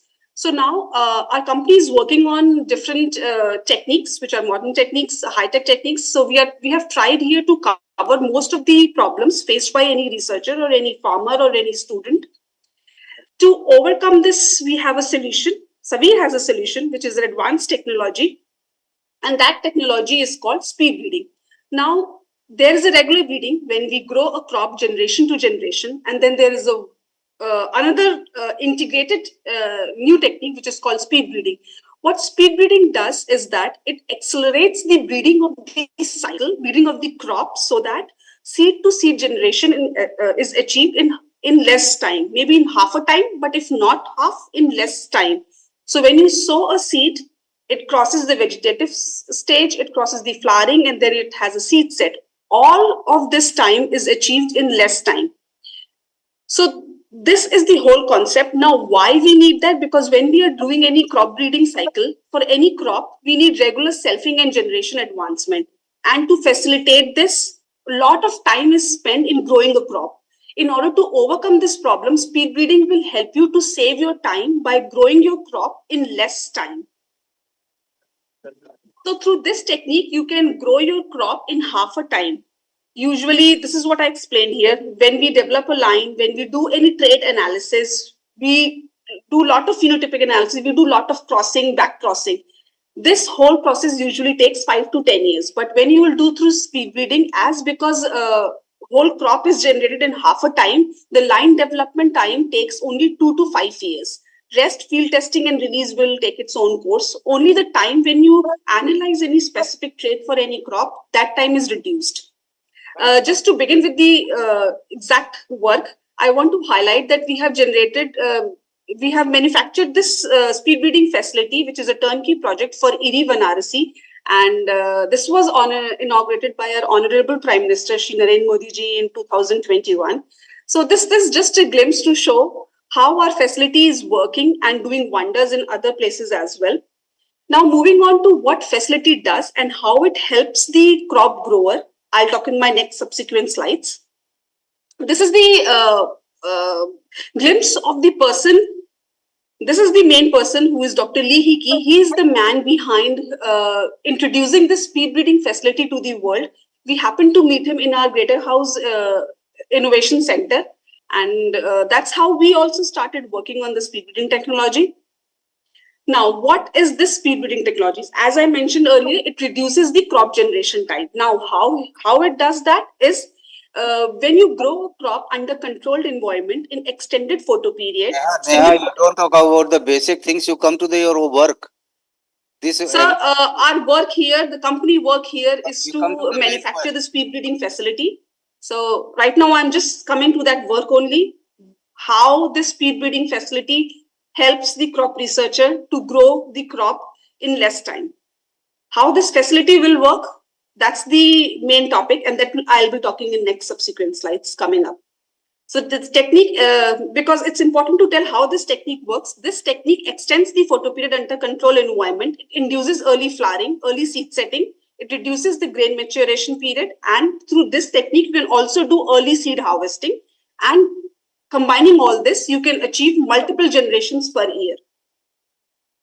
So this is the facility. As first thing I mentioned, the key point is to grow your crop under extended photoperiod of 20 to 22 hours.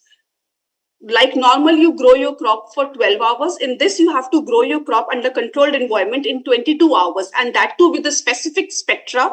The light spectra which you use have different meanings. If you're growing your crop through a vegetative phase, light spectra of blue is important. When you reach to your flowering stage, red spectra is important. Red spectra means something between 600 to 700 nanometer. So the quality of lamp which you will install your speed breeding facility will decide how accelerated your vegetative or flowering growth will be achieved. So this is the foundation of the whole facility, how under control environment with specific light spectra, you can grow your crop, you can expedite your vegetative and flowering stage. Next important point is that you want the same light of intensity to fall on your crop all through the cycle. For this, you have a vertical automated vehicle system in which as your plant grows, the light which falls on the canopy will also grow so that the distance between your plant canopy and light remains the same. This is very important because you want the right intensity for the right duration and time to fall on your plant. You don't want to burn out the tips as your plant is growing, and you don't want to let your crop be deficit of the right intensity. So this light vehicle will keep on gradually move up as your crop will move upward. It is fully automated, no manual work is needed. So this is important because when you have your pot of this size, plant of this size, the light will be having about 60-meter difference. But as your crop will grow, the 60-meter height will decrease. So the canopy, the light canopy has to move up. Through this facility, you can achieve that. Next most important thing is the temperature. Temperature, because every plant flower at its unique temperature, bloom at its unique temperature. So under controlled environment, the whole system will maintain the microclimate so that whenever the plant is growing, it's not having stress to not to flower or to not to seed set. These are special kind of curtains which automatically closes and open during the when too much of heat is trapped inside, the curtains automatically opens up so that the trapped heat can be exuded out. Similarly, when there is too much of cold outside, the curtains will close automatically. This will also do one more purpose because because the main thing is to maintain the photoperiodism. These are blackout screens. These blackout screens will not interrupt your light intensity, which is directly from the outside, from the sun source. So whatever light you are getting from the artificial way in a form of a bulb light, not from the outside sunlight. Sunlight is usually showing you visible light. Visible light has very limited thing to do with the flowering and planting. So as I mentioned, maintaining air conditioner and heating is important. Our facility will do that in a very good way.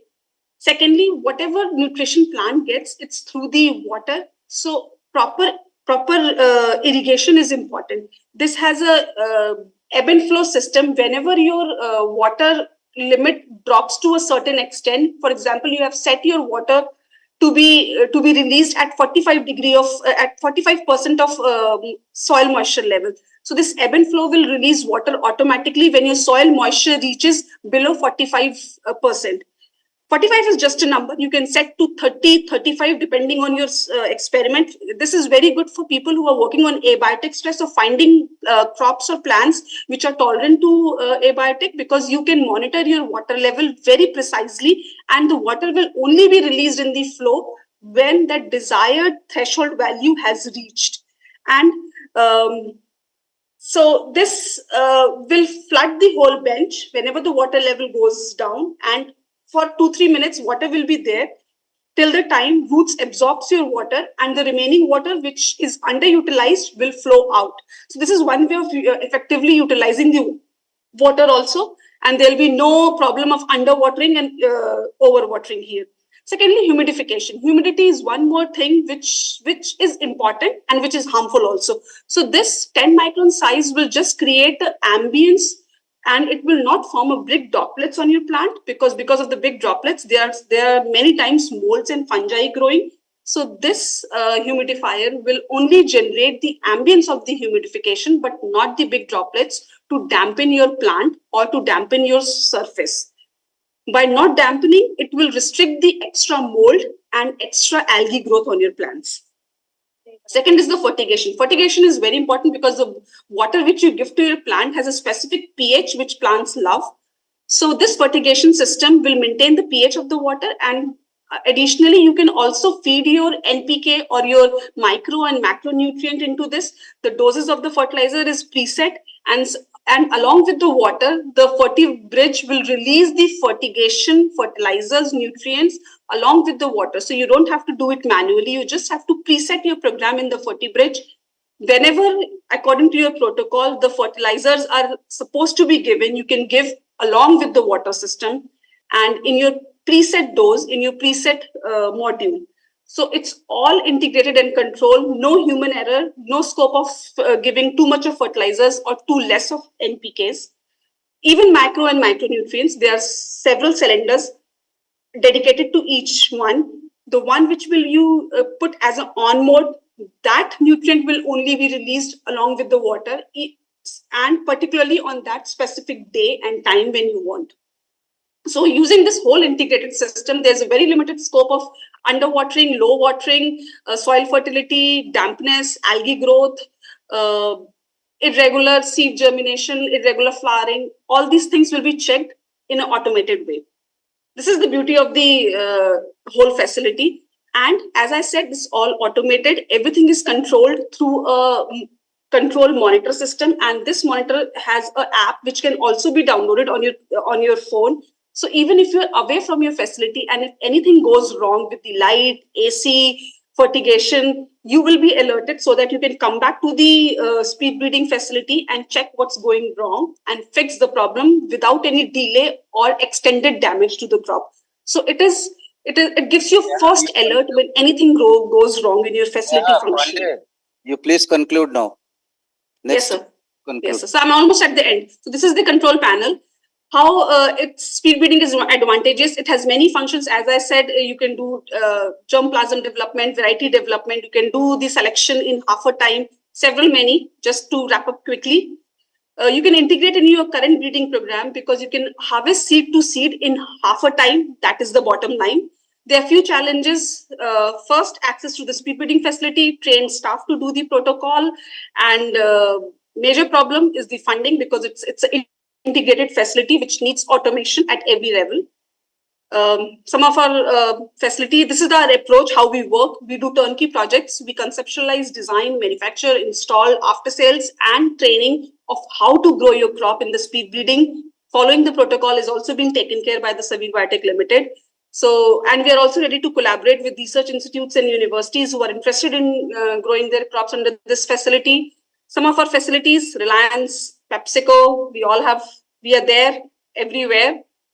Just a few quick glimpse of our company. It's established in 1978. The R&D is recognized by DSIR. We have manufactured more than 200 such facilities.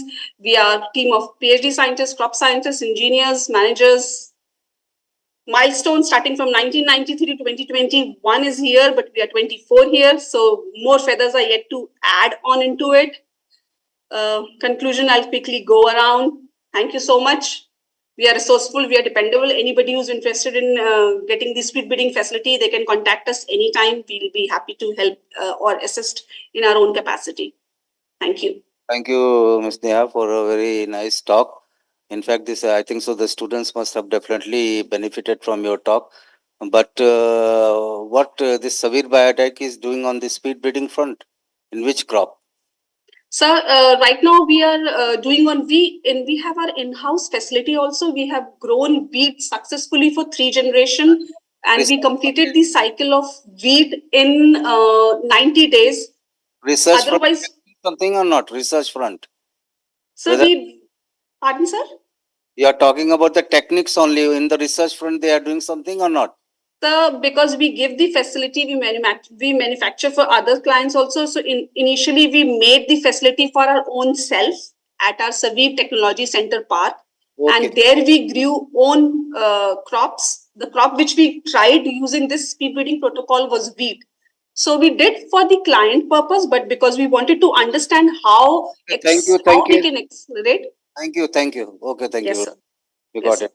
So now I invite the next speaker, Dr. Dinesh Kumar Singh. He's a very eminent breeder. I know him personally also. He's heading the division of vegetable science at Pantnagar, and he had been to various countries. Animika, I request you to briefly introduce the speaker, and we can invite Dr. Dinesh Kumar Singh then.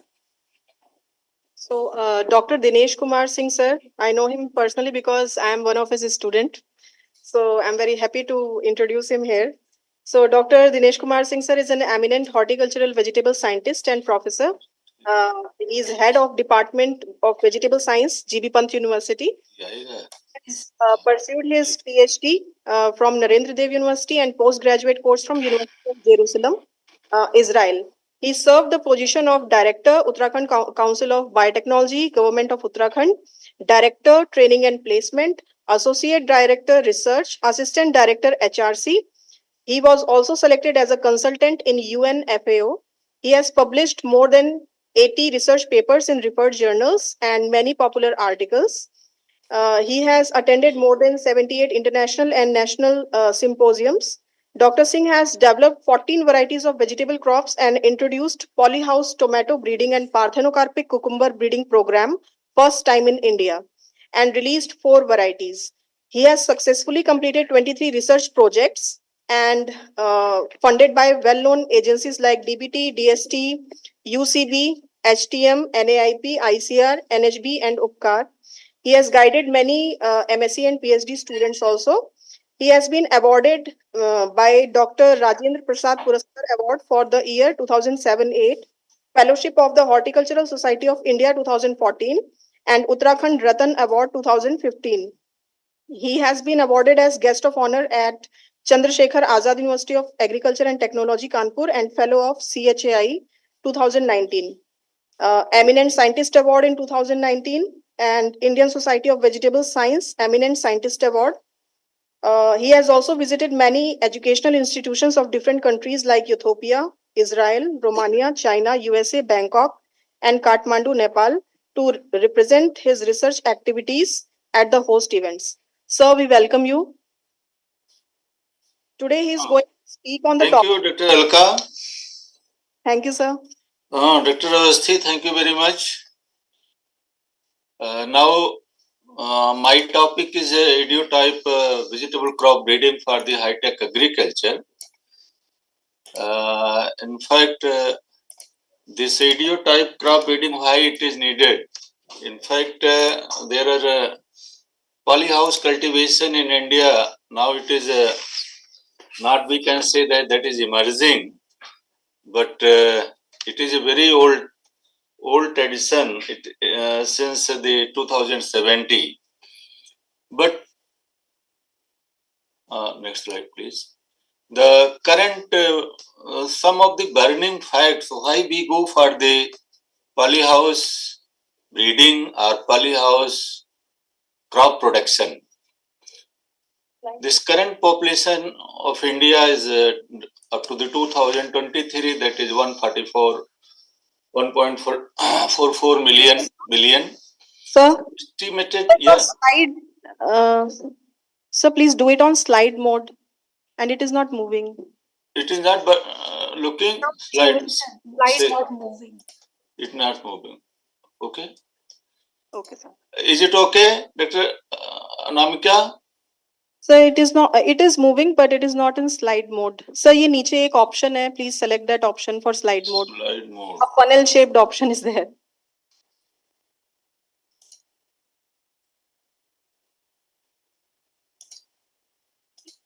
Okay, sir. It's okay, sir. You continue, sir.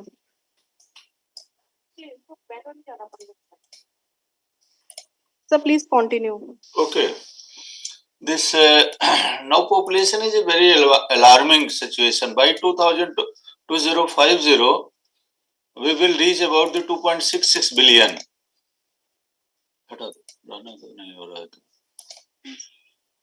In India, the total cultivable area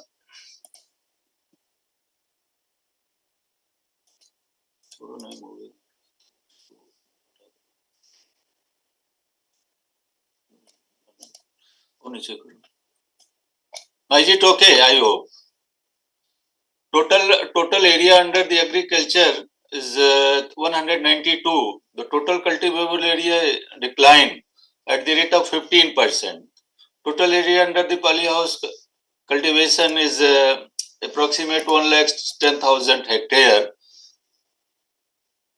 This production of the vegetable is estimated is 211 million tons, but by 2050,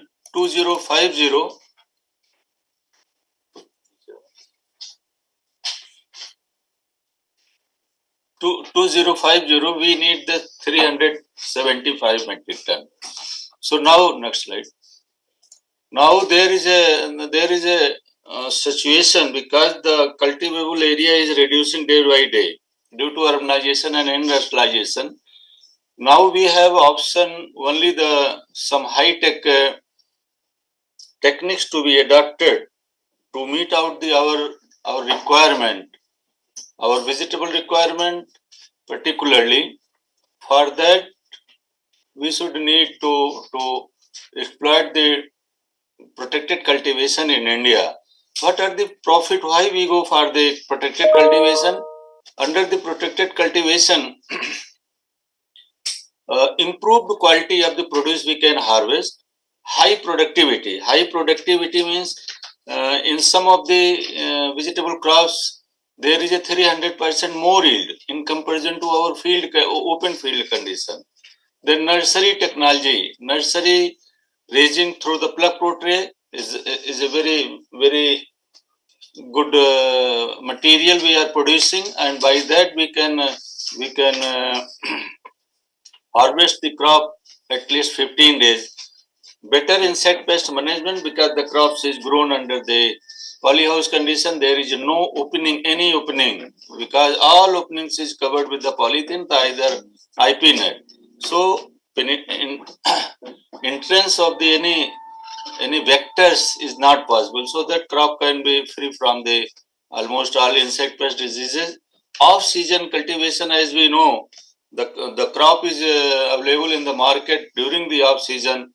Its market rate or consumer price is almost double and triple in comparison to the main season. Profitable returns. Ultimately, we are because of there is off-season vegetable off-season production as well as the almost 10 times more production. So ultimately, the farmers are getting the more profit. Efficient use of the resources, because nowadays the shrinking of our water resources. Here is we are under the polyhouse system.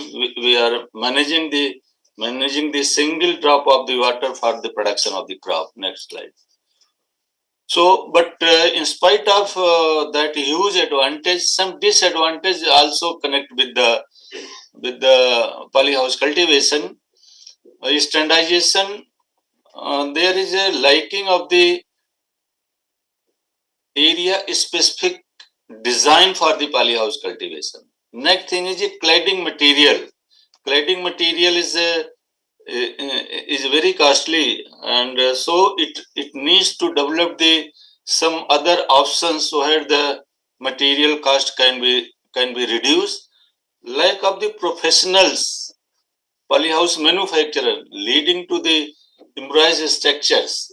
Instrument, whatever things is required, that should be properly, and it should be the cost effective. Vegetable production technology, including the suitable variety. As we know, there is an importance of the G into E, as far as the G indicates the genotypes. that contributes in the production, that is 50%, and 50% is controlled by the environment. If the environmental condition is very excellent, but your genotype is not good, then you can't harvest the good yield. Lack of awareness among the farmer pertaining the polyhouse techniques, then import of the polyhouses which are not suitable for our Indian condition. In fact, some of the varieties, none of the varieties are available in India. Now, last 5 to 10 years, ICR and ASAUs, they are making efforts to develop the variety for the polyhouse condition, because the whatever varieties our farmers is growing, particularly nowadays, they are they are not suitable for our polyhouse condition, because here the temperature is high. In European country or other temperate country where the temperature never go above 30 degrees centigrade, but now here the temperature goes to 50 degrees centigrade, almost as a thumb rule. There is a 5 to 7 degrees centigrade more temperature under the polyhouse condition. So whatever varieties, our indigenous varieties is required for the polyhouse cultivation. So as far as the area globally is 4.9 million hectare greenhouse around the world, and state with the largest greenhouse area, Maharashtra, Karnataka, Gujarat, Himachal Pradesh, and northeastern state. These states having the much area about this polyhouse condition. Why we go for the polyhouse? How much percentage of the yield advantage under the polyhouse, under the protected cultivation, and under the open condition? For example, in tomato, in open condition, there is a 25 to 35 tons per hectare. Under greenhouse, 80 to 150 tons. There is a almost 252 to 348% yield advantage. But here I would like mention one point. Because in India there is no specific program for the development of the variety, particularly the tomato, capsicum, and cucumber. The production of the genotypes under the polyhouse condition in India, now they are for the MNCs. Because I did my postdoc from the Israel, they have developed the variety. Their yield potential is 300 tons, and now I am harvesting 118 to almost 150 tons. So this yield gap is only due to the non-availability of the varieties which are suitable for the protected cultivation. Similar in capsicum, there is almost 320% more yield. In case of the cucumber, most of the farmers by 10 days year, they are growing the monoecious cucumber under the polyhouse condition. As we know, there is a problem because the cucumber is a cross-pollinated crops. So when it is grown under the polyhouse condition, the crop performance is not satisfactory because there is a lacking of the pollinizer. So now the introduction of the parthenocarpic gene or PC genes, there is no need of the pollination, and there is a clear cut to 20 tons in comparison to the 280 tons. Almost this much, 10 times, 15 times more yield in comparison. Similar way in muskmelon, brinjal, okra, chili, radish, cabbage, and cauliflower. For example, cabbage and cauliflower, that is a cross-pollinated crops, but they are fit for the multi-layer cropping in case of the polyhouse condition, because here we are not producing the seed, here we are only harvesting the curd. Radish, in case of only radish, root is harvesting. So this crop can be also grown as a multi-layer cropping system under the polyhouse condition. As far as the brinjal is concerned, although it is a self-pollinated crop, but cross-pollination is occurs due to the heterostyle position. But Now some of the private company, they have developed the varieties which are fit for the polyhouse cultivation, because they have introduced the parthenocarpic gene in the brinjal variety. So ultimately there is no need of the pollination. So these advantages, this much percent of the yield advantage has contributed much more. Next.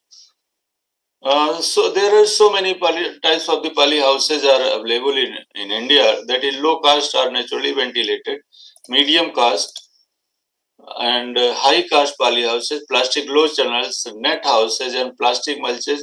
These are the structures which are utilized for the production of the crops during the off season. Crop covered under the protected cultivation. So all types of the crop, these crops are grown under the protected. Protected means not that is a poly house, that may be net house, that may be low tunnel, that may be high tunnels, that may be mulching also. Next. So these crops, here is a list of the crops which is fit for the polyhouse cultivation.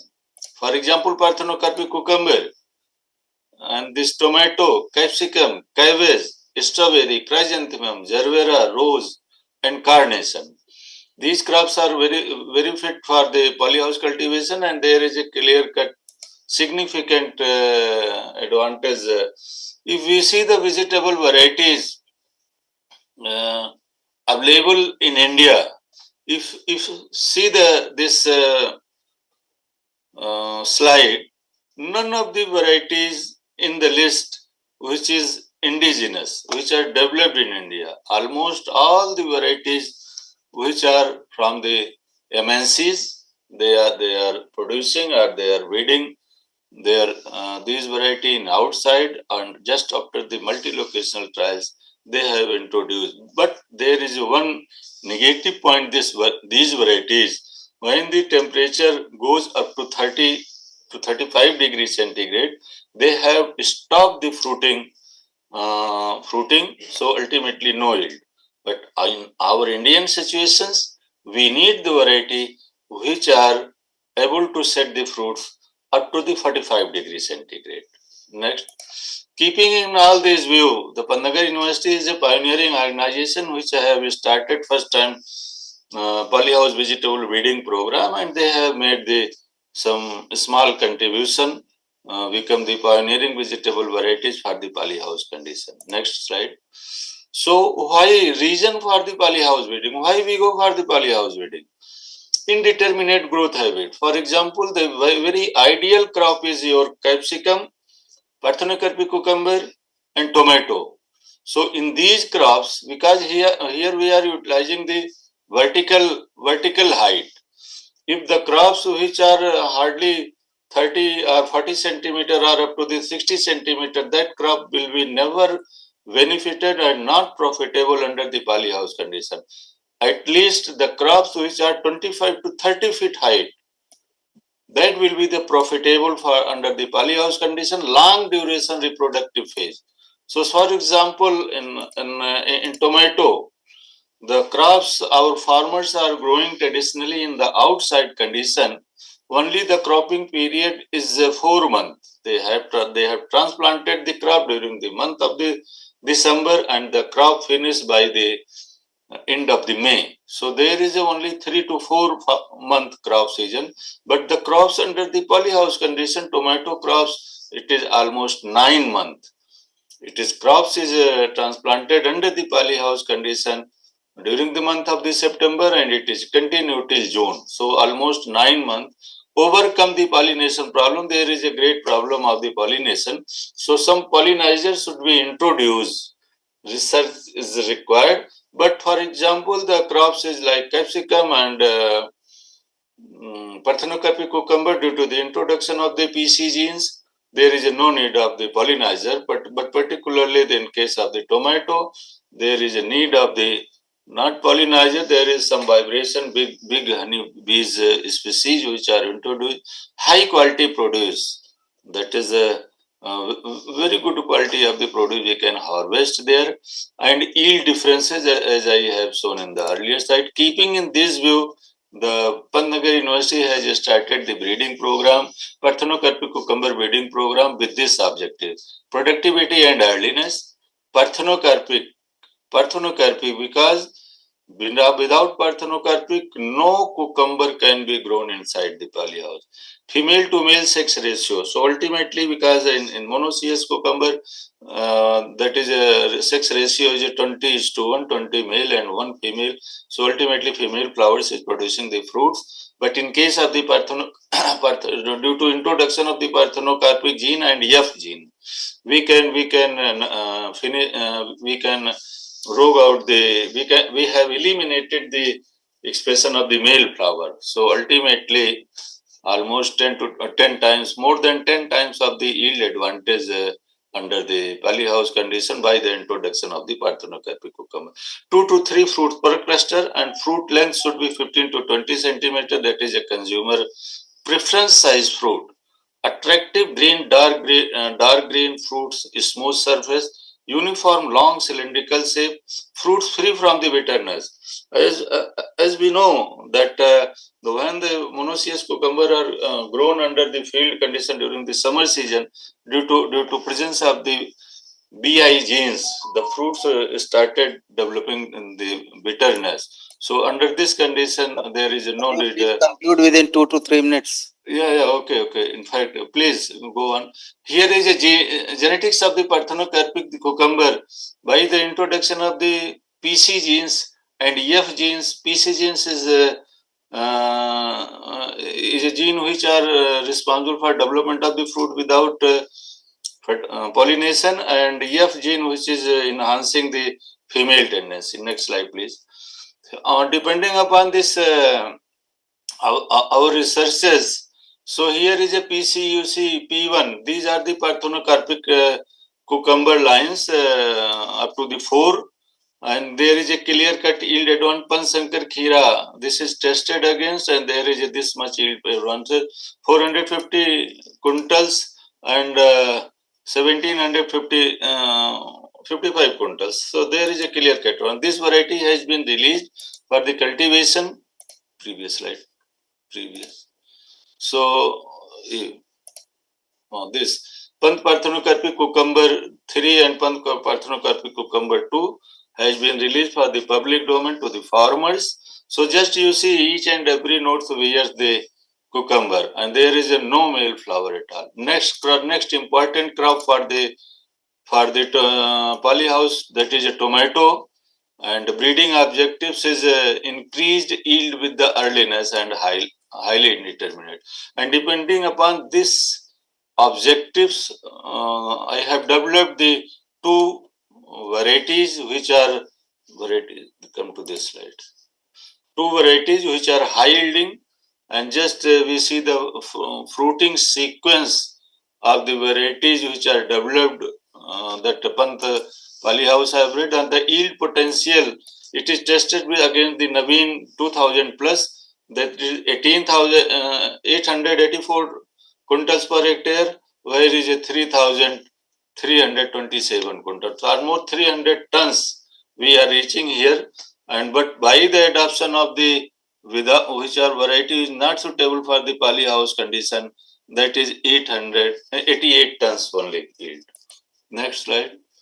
Next important crop, because by growing the many years to the cucumber, then capsicum, then tomato, the soil of the polyhouse becomes sick. So I have tried to develop the varieties indeterminate type of the bean varieties, which will also give the good income as well as also improve the soil condition of the polyhouse. Next slide. Next slide. Next. Come to last. Then another crop is a capsicum. I have tried, but the location is not fit for the capsicum breeding. So Pantnagar has not developed any variety. Next slide. So this is a crop which I have grown, although that is not mine variety. This variety is from the Nanahan Seed Company. Next. Next important crop is brinjal, which is a new crop need to be exploited for the polyhouse cultivation by the introduction of the parthenocarp PC gene. Next. So these are the genes which can be exploited for the development of the good varieties for the polyhouse condition. Next. So future strategies, development of the location specific and cost effective design, standardization of the package and practices including the fertigation that needs because that environmental condition hai, evolving effective and eco-friendly control measure of the pathogens, reducing the dependency to import the seed and development of the suitable varieties within country. So almost all institutions may start the polyhouse vegetable breeding program or constant breeding program for the constant climatic conditions, intensification of R&D, development of the tools, devices and equipment to reduce the cost, and development of, that is another very important, development of the biodegradable polymers as a cladding material. Now, last slide. So, keeping in prospects in India, there is a need of the strong research support, combining conventional and modern breeding methods, search of the new genes for the idiotype vegetable crop breeding, diminishing area, increasing population, need filling food security, high productivity. So for that, go for the protected cultivation. Thank you. That's all. Thank you, sir, for a very elaborative talk. In fact, you should have got more time for the presentation, but I don't know how it was organized. But it was very informative. Although polyhouse is very good, particularly so far as the production of parthenic cucumber and cherry tomato, also now they are going in large quantity. And this has in fact revolutionized the horticulture industry because now we are getting all the off-season crops and all. This is the what you say gift of polyhouse. Only one concern I have in this is that what about the pesticide residue in the polyhouses which they are using? That's in fact, if the polyhouse is properly maintained, there is no opening in the polyhouse. So ultimately, there is no entry of the any vector. So the incidence of the insect pest pathogens is very less. As far as concerned to infestation of the nematode, because that is now a big issue. For that we can go for the grafting.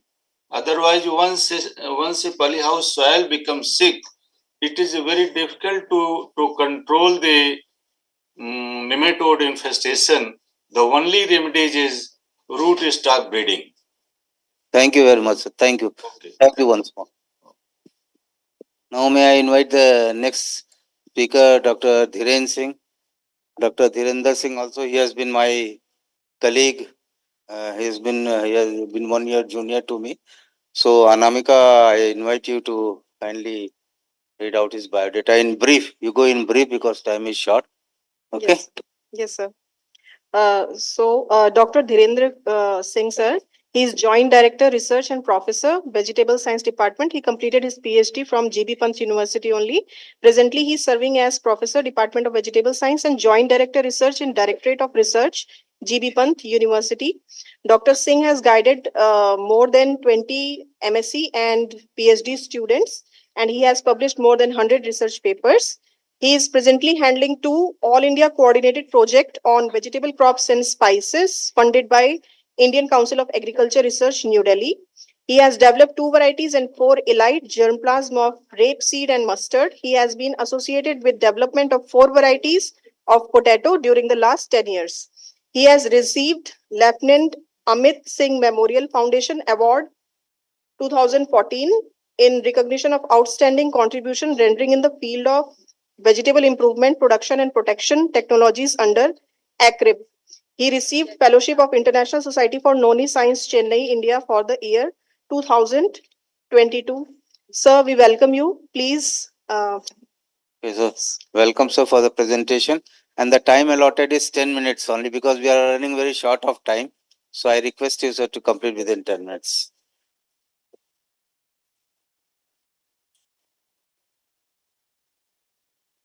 Please unmute yourself. Please unmute yourself.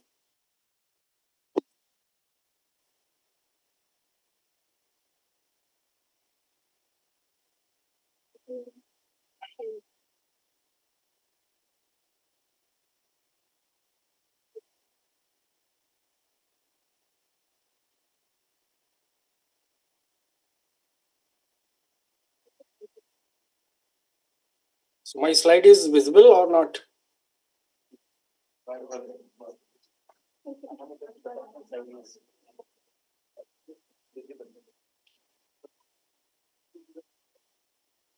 Please unmute yourself, sir. You are muted. Please unmute yourself. Sir, please unmute yourself and your slide is visible. I unmuted. You are not getting my voice? Now it is clear. Okay, Now it is please, clear. please go ahead. Okay. So slide is visible or not? Yes, sir, slide is visible. Okay. I put in a slide mode. So now it is okay. Yes, sir. Okay.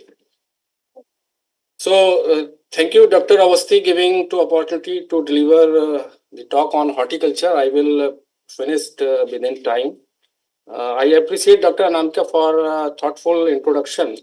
She was under my guidance during her PhD tenure at Pandagar, and where she demonstrated excellent academic progress. So, wishing her all the best for her future academic career. So, I am going to talk about in general, that is, what is the advances in the horticulture which create a sustainability for the development of agriculture, including the horticulture. So horticulture is the major source of income for the farmers, as we know, and it is also a very good source of different type of nutrient in our diet. So it is very important sector. Before going to horticulture, we would like to tell that is the agriculture is the major source of civilization. So the history of agriculture in India date back to the Indus Valley civilization. So it is oldest civilization among the oldest civilization in the world. So it boost or it provide the stability to the people's just initiation of the agriculture. Now, with the development of so many things in case of agriculture, we still facing the very poor availability of the food grains because of growing population. And with the development of the agriculture during the 1915 to 1960, there is increase in area of cultivation. So we have the lot of land, so that we go for the increasing the area of under the cultivation. But it is mostly for the field crops, not the horticulture crops. Then we shifted to the high yielding variety, and we raised the productivity with these high yielding variety. And the next phase we are able to harvest the efficiency, including the water, land, that is the precision farming. So after this, we included the high-tech science and technology, that is called as the e-farming. We are able to develop we able to develop the growth of the horticulture crops as well as the agriculture crops. So the major remark, or you can say landmark things, which is which was the created during this development of the agriculture. The first was the land reformation. So this land reformation is a key point to organize the agriculture sector.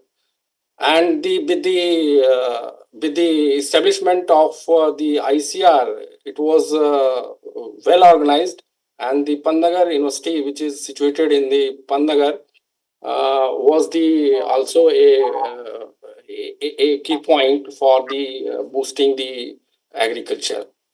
Now you can see the variety which is developed from the different sources, and it boosted the food production.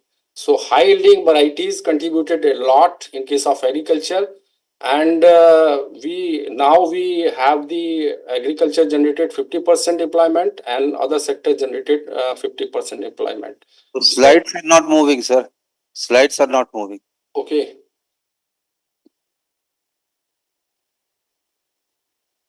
Now it is moving or not? No, it's not moving. This is first slide or second? This is first slide only. Anyway, you go ahead, sir. No issue. Okay.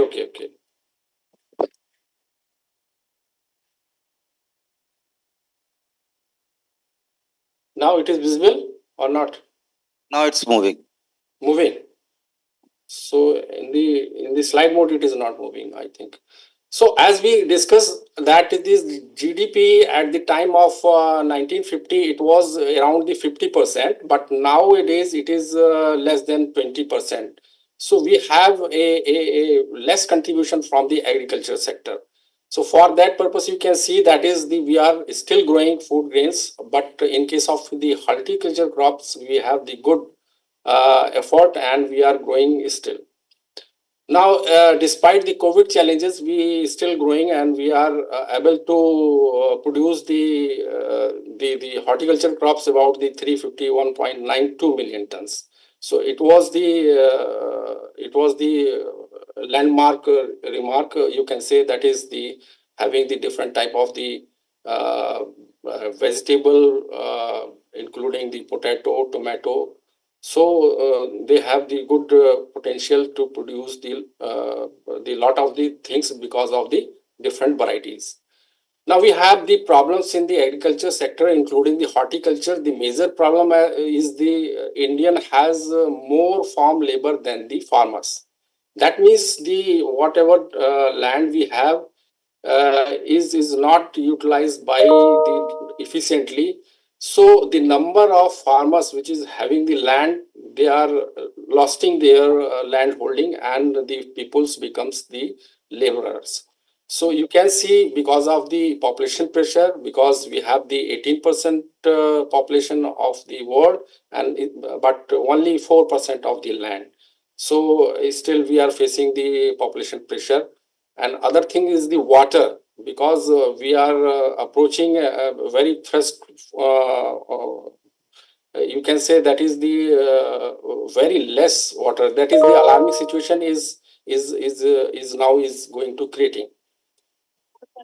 In the farmers case, we have mostly the 86% is the small farmer or marginal farmer, which have who have the very less land holding, which is less than the 2 hectares. So you can imagine that is we are facing the lot of problems, including the suicidal death, and it is because of the different type of the debit from the bankruptcy, and you can see the male population is more and small population farmers are more in number. So this is the problem. And in case of the food grain production has increased, but people is still remaining hungry because of the population pressure. So you can see this curve, that is the China is going, or China is able to control the population, but India is still growing. So this is the problem. We are earning very less. You can say the farmers are earning very less income from the agriculture, so they are lefting the things. And another thing is the the agriculture system, or including the horticulture, is dependent on the monsoon. So we have the floods or drought. So we are facing the problem. For that purpose, we required different type of the agro techniques as well as the variety, which is having the capacity to cope with the flood and drought. And this is the situation where we have the very less field which is irrigated.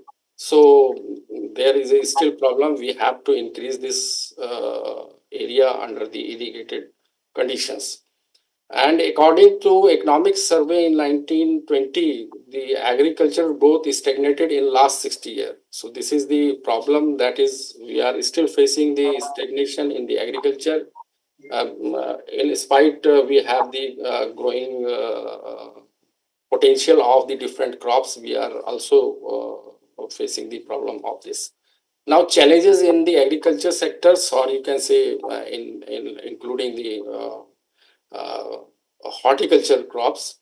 First is the agriculture inputs or supply, because there is a lack of awareness on the agriculture inputs. So farmer doesn't know what is the right, what is the, because we are not organized one, we have the different type of market which boost the different type of things, so we don't use the correct things. Then another problem is the production and harvesting.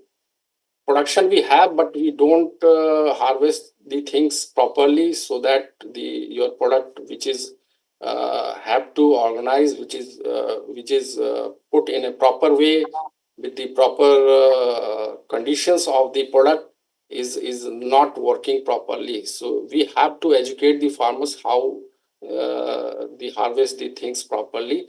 And the most serious problem is the storage, processing, distribution, and retailing. In case of horticulture crop, storage is a great problem, and processing industry is very less. So we have to think over it that what type of processing unit should be in what place should be placed, so that the proper utilization should be done. Now, for this purpose, we have to use the advanced techniques in case of horticulture, including the different innovative ideas, like we have to put together the technology, science, and agriculture together, so that the efficiency can be increased. Now we have the drones, we are using this, soil management should be there, and the water management, which is very essential for the managing the horticultural crops.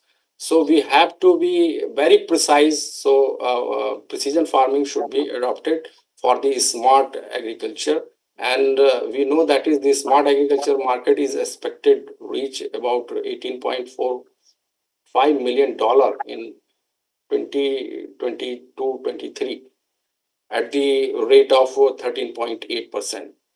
Now, another thing is the biotechnology, which is growing very fast. So we have to think over adopt the biotechnology. For that purpose, we have the technology like tomato, having the larger shelf life of the tomato. We using the GM crops very fastly, but there is a problem. So first GM crop in case of the BT cotton was initiated, but after that we also facing the different type of challenges in Indian condition, and we have able to develop the BT brinjal, which is also a problem because it is edible product. So there is a protest against this BT brinjal, and in case of mustard, we indigenously developed the varieties from the Delhi University, but we also facing the problem is this because of the certain problem in India.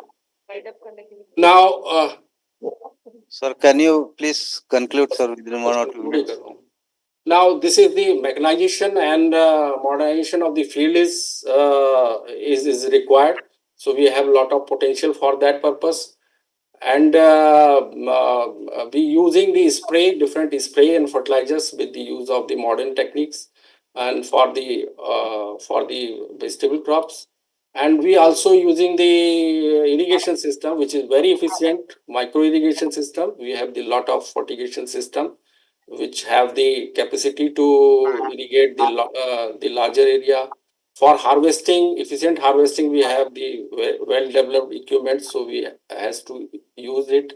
And in the robotic harvesting, we are now far from that, but some countries are using this type of harvesting system for the efficient management of the harvesting. And we have the good storage, so that we can preserve your food for getting the good price.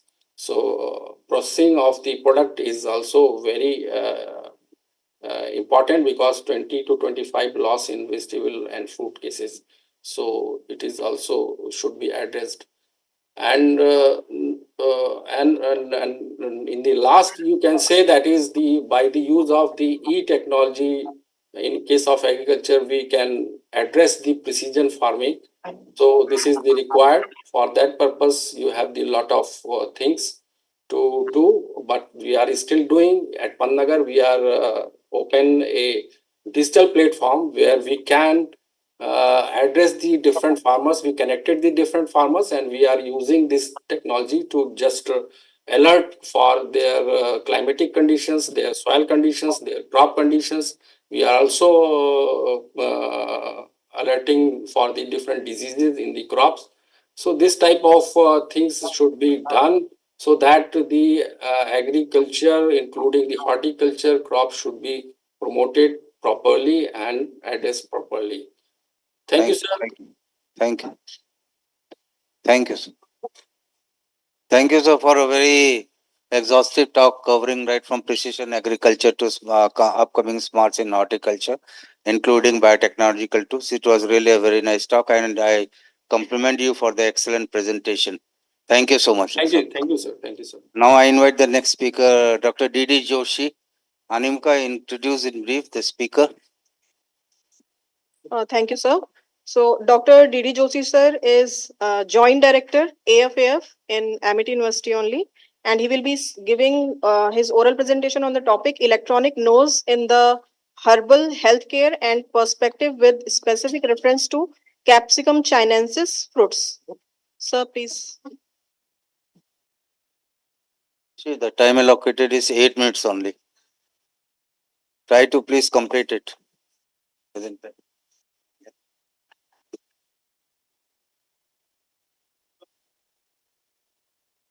Where is slide? Content.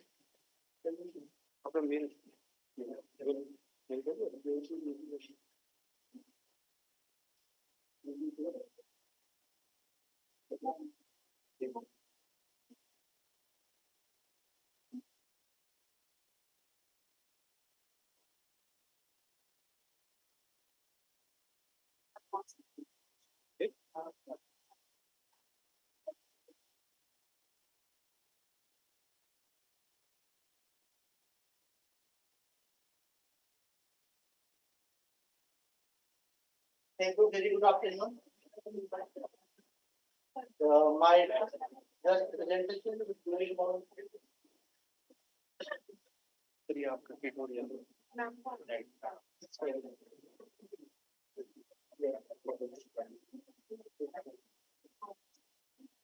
Electronic node in herbal healthcare and perspective, specific reference of Capsicum Chinese, which are localized group of Northeast.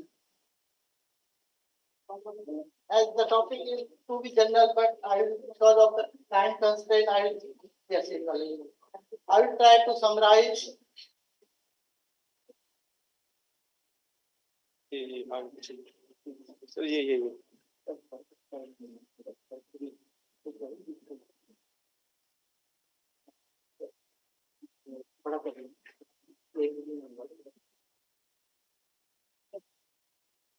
Due to time constraint, I will try to summarize.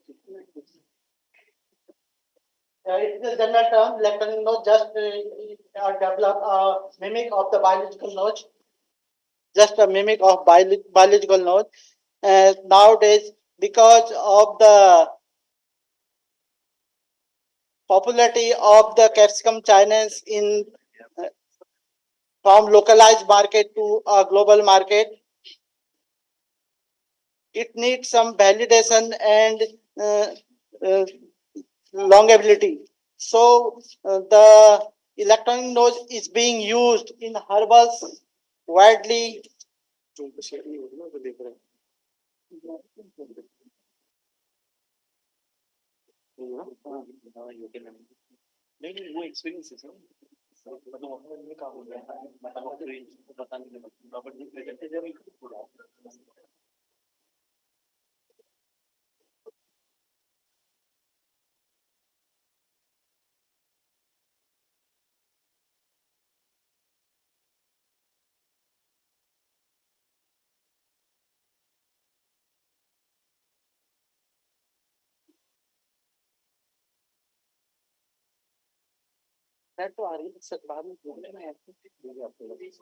Zoom पे sharing होता है ना।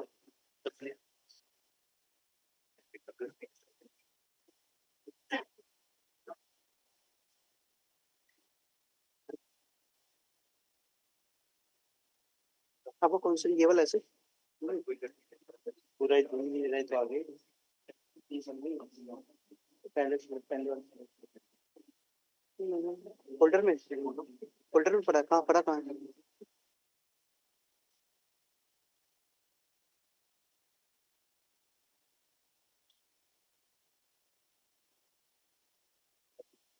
हाँ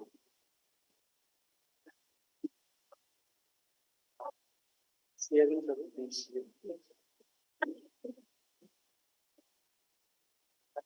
उसको देखना पूरा दिख रहा है वहाँ बताना मुझे यू आर स्क्रीन शेयर है कुछ शेयरिंग हो रहा है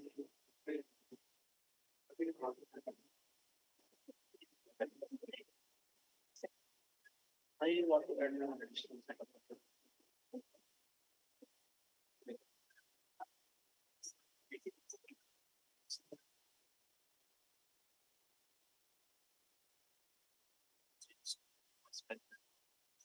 देख रहे हैं 5 मिनट का ऐसे ही लग गया दिख रहा है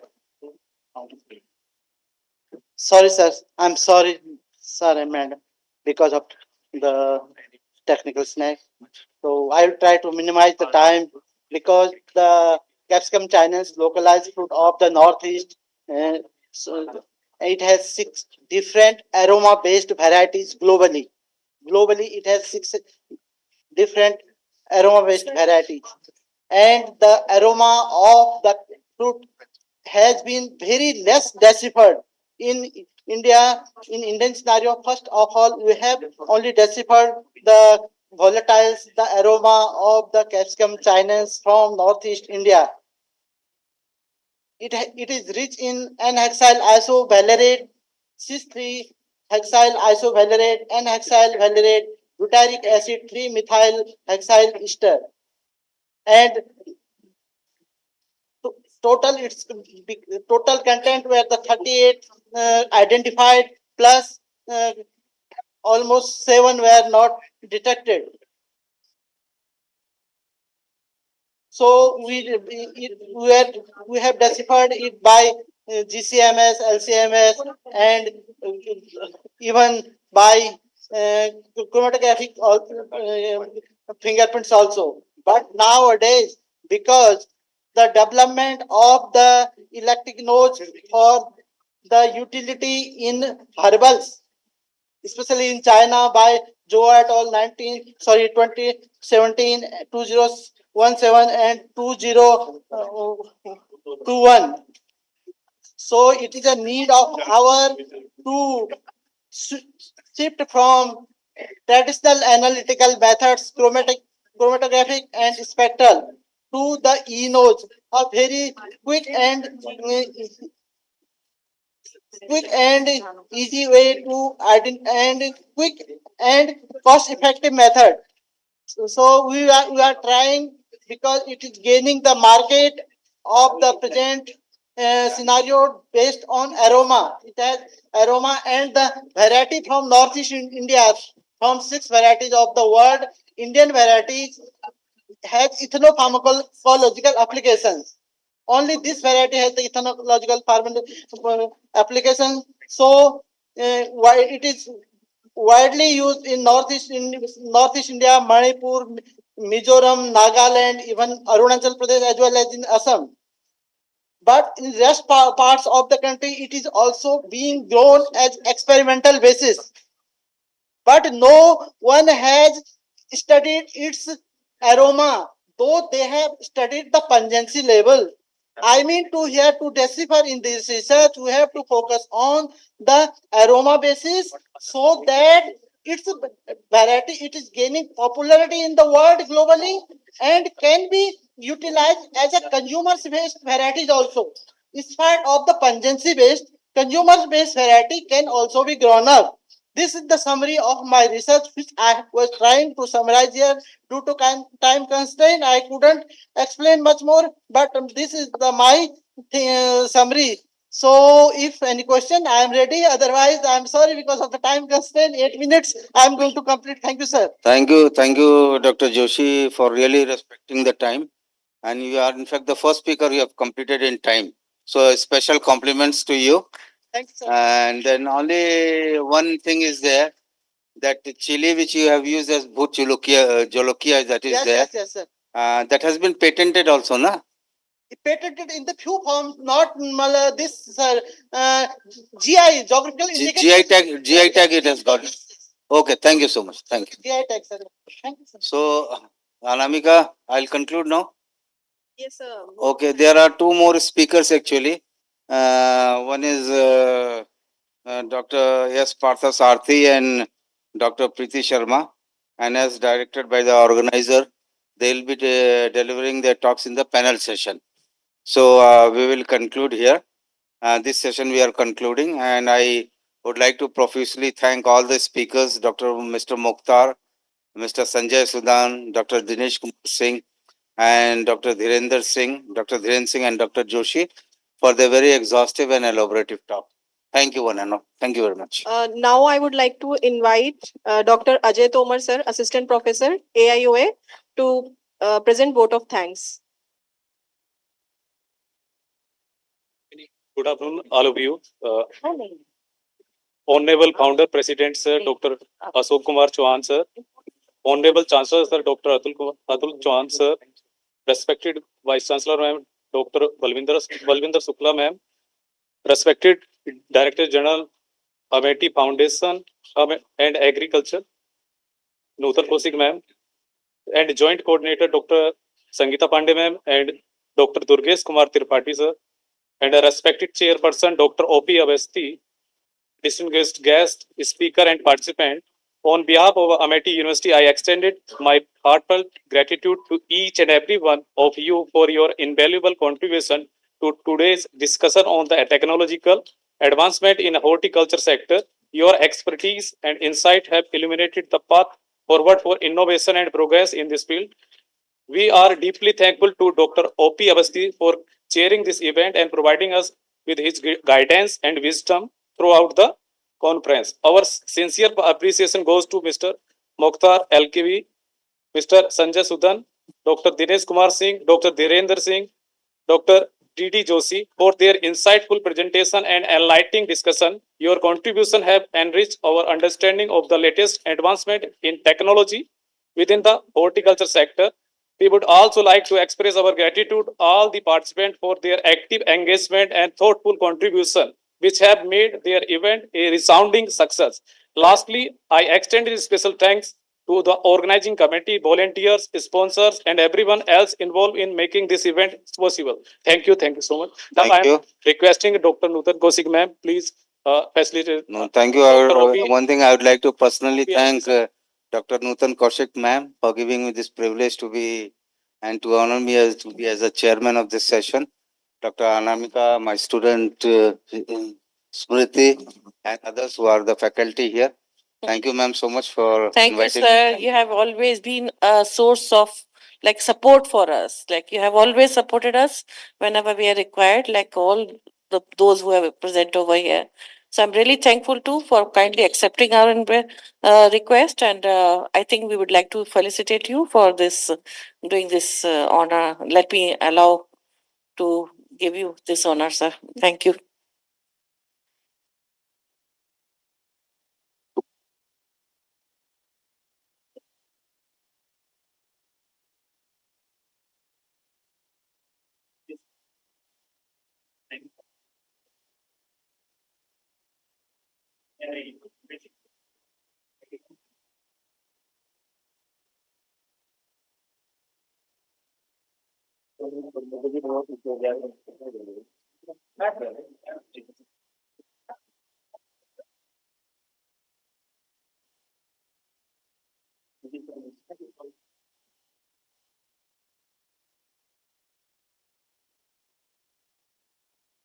Yes, sir. Thank you, ma'am.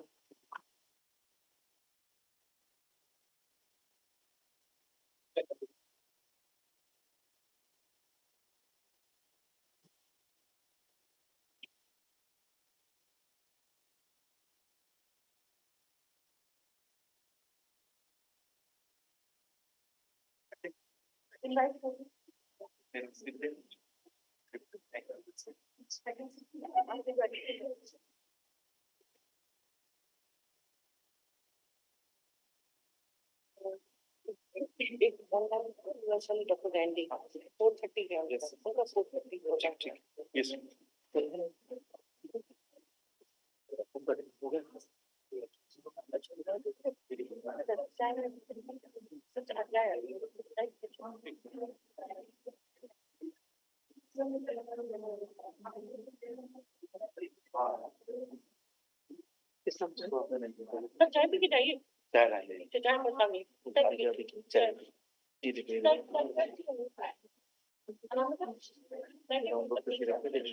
Open करके तो मिनिमाइज करके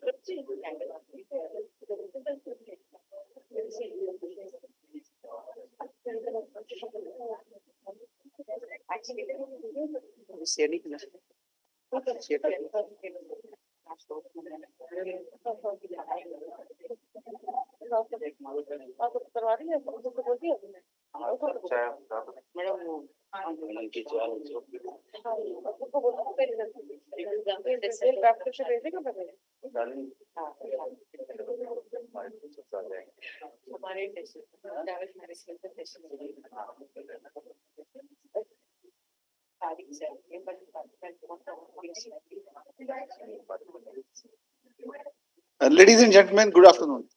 It's indeed an honor and privilege to stand before you today to extend a warm welcome to a distinguished guest, Dr. Gulshan Wadhwa. Dr. Wadhwa is an exemplary individual whose contributions to the field of biotechnology have not only earned his recognition, but have also significantly impacted the scientific landscape in India. Dr. Gulshan Wadhwa is an MTech and PhD from IIT Delhi. And not only this, he has got a various distinguished scientist award at BHU, Lifetime Achievement Award in Leadership and Guidance. He has been a member of almost 25 committees and task force.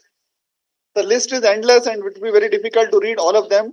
So once again, I, Rahul Gupta, on behalf of Amity University, Uttar Pradesh, extends a heartfelt welcome to Dr. Gulshan Wadhwa at Second International Conference on Recent Advances in Horticulture Research 2024. We are truly honored to have you with us today, sir. We eagerly anticipate the knowledge and inspiration you will impart during the lecture. Welcome, sir. Session is all yours.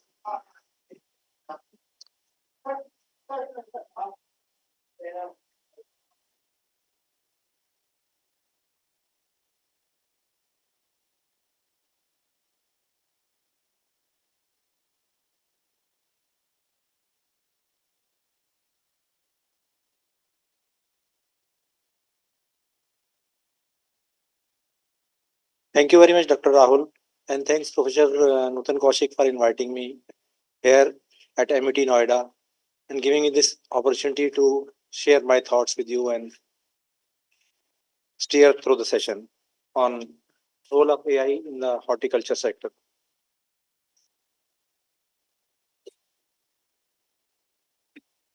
So I've been working in the Department of Biotechnology for last more than 25 years. I am steering the bioinformatics program there. More recently, I'm looking after the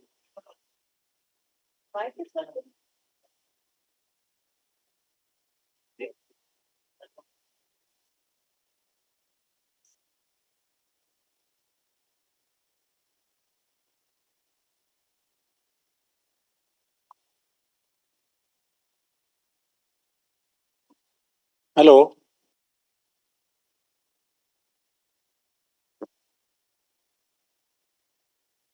So thank you, Professor Nutan Kaushik and Dr. Rahul, for giving me this opportunity to be here before you. I've been working in Department of Biotechnology, Ministry of Science and Technology for the last more than 25 years and looking after the bioinformatics program of the department. which had centers in nearly all the states and all the major institutions of ICR, ICMR, DBT, DST, and so on. So bioinformatics is a subject which is very close to AI, and AI is now picking up like IT did a decade and a half back. IT has transformed India from what we were, and it is giving services to nearly all the world. We had run projects from here as a contract research organizations and as a companies all over the world and made a name throughout the world as IT hub.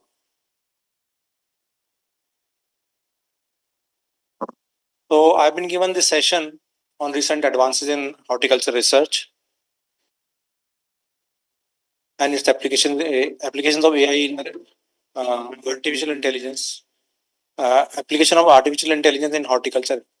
So artificial intelligence, as you all must be knowing, is the application of machine learning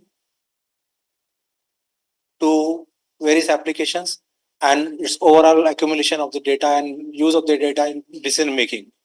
So AI is intelligence exhibited by machines rather than human beings or other animals. The intelligent agent which perceives its environment and takes action to maximize the success rate based on the past experience. The latest technology of automated systems using agricultural robots, drones have made a tremendous contribution to the agro-based sector. As my previous speakers have already told, various high-tech computer-based systems are designed to determine various important parameters like weed detection, yield detection, crop quality, and many other techniques. So there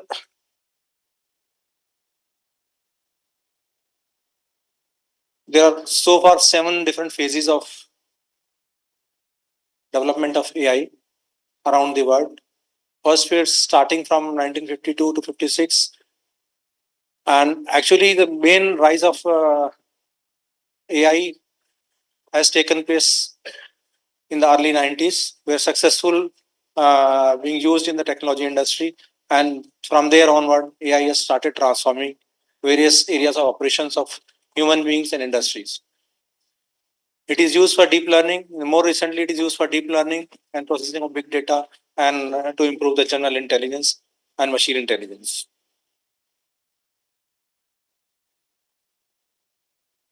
The aim here with which AI is used is looking at the increase in the area of production of horticulture.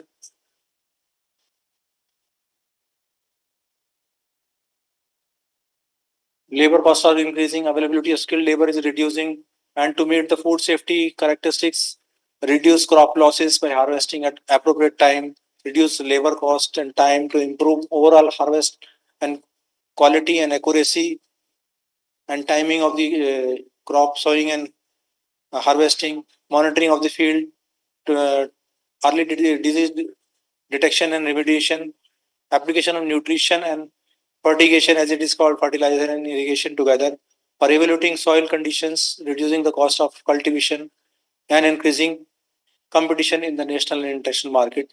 AI has been brought in to help the horticulture sector, and various applications have been developed in this area. So AI in horticulture is a human-less decision-making system that can process, understand, and take the necessary action according to the crop conditions. Its application in the horticulture industry are diverse. As you have seen in the last 3 or 4 decades, mechanization has improved the agriculture and horticulture. Many machines are used now for sowing and harvesting and other processing the yield. Similarly, AI can help in field preparation, plowing, land reach furrow making, pole installation, mulching, irrigation trenches, planting, pit digging, plant nourishment, fertilizer application, irrigation like drip and sprinkler and water pumps, fertigation, training and pruning and harvesting, and fruit picking, and like that. So a machine is a thing that is created by the human beings to make work easier. Initially, all the agriculture and horticulture was manually operated. Then machines took over and they helped the farmers to increase the productions and harvesting and retaining. Then it was all man driven and power operated. Now gradually it is shifting to AI, and we are perfecting the timing so that we can increase the yield of the products. Various systems which are used. The applications of AI in agriculture and horticulture include automated irrigation, post-harvest monitoring, soil testing and monitoring, harvesting, weed management, crop health monitoring, and disease detection, to list a few. So new technologies which are being used are utilizing the drones, and drones have the system to detect various parameters of crops and other things so that it can be automated. So drones or unmanned aerial vehicle, as they are called, are used in agriculture for a variety of tasks, including soil analysis, crop monitoring, pest management, spraying pesticides, field planning, land imaging. Some of the other uses include the surveillance, crop protection, construction products, surveying, filmmaking of the fields, healthcare, e-commerce industry, search and rescue, disaster response, asset protection, wildlife monitoring, firefighting, and there are so many other uses which have come into last few years. This is another application of the AIs where soil sense systems can help agriculture in generating the farmer specific field and weather data required for optimum irrigation, optimum fertigation, and disease prediction. Another area where GPS is being used and sensors are used to detect and take remedial action against the pest and all in the fields. Then this is another technology which has been used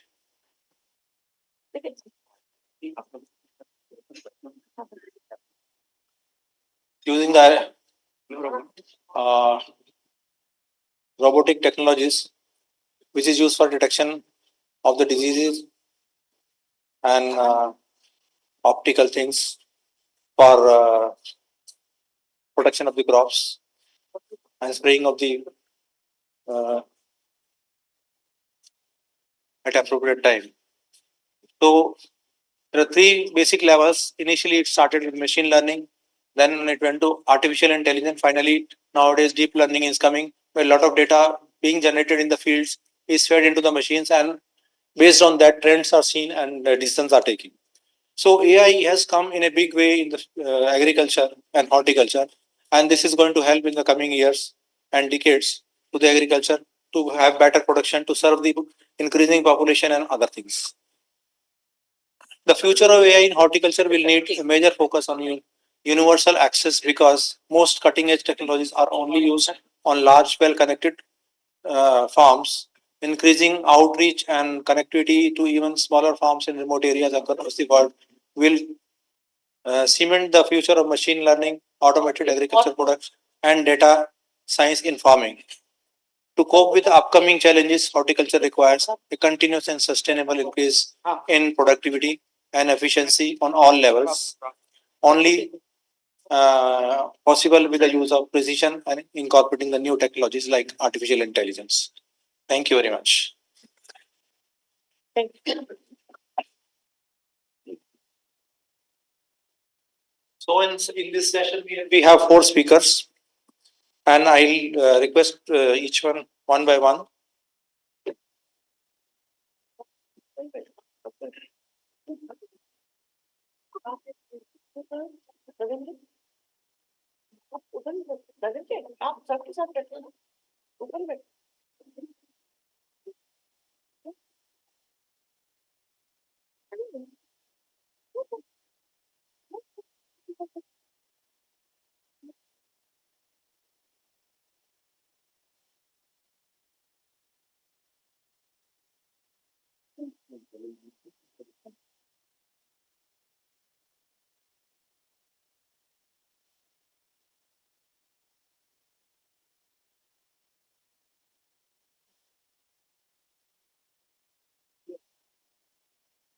So I invite Dr.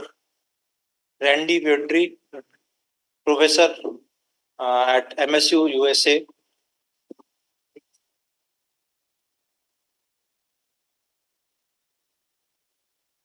Is Dr. Randy there?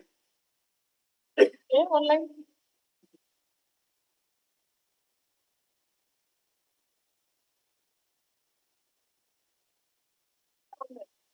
Dr. Randy is a PhD in horticulture from University of Georgia, MS in horticulture from University of Georgia, and BS in horticulture from the Ohio University. So a long-standing experience and learning in the field of horticulture.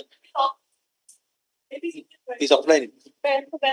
Okay, apparently Dr. Randy is not there presently. We can move to the next speaker.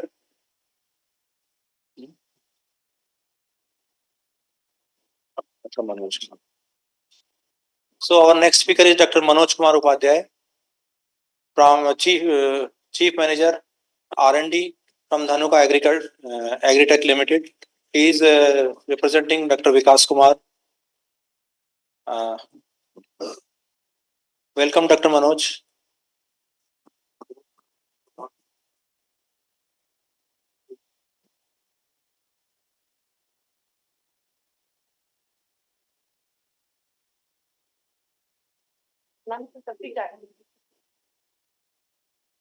Anamika?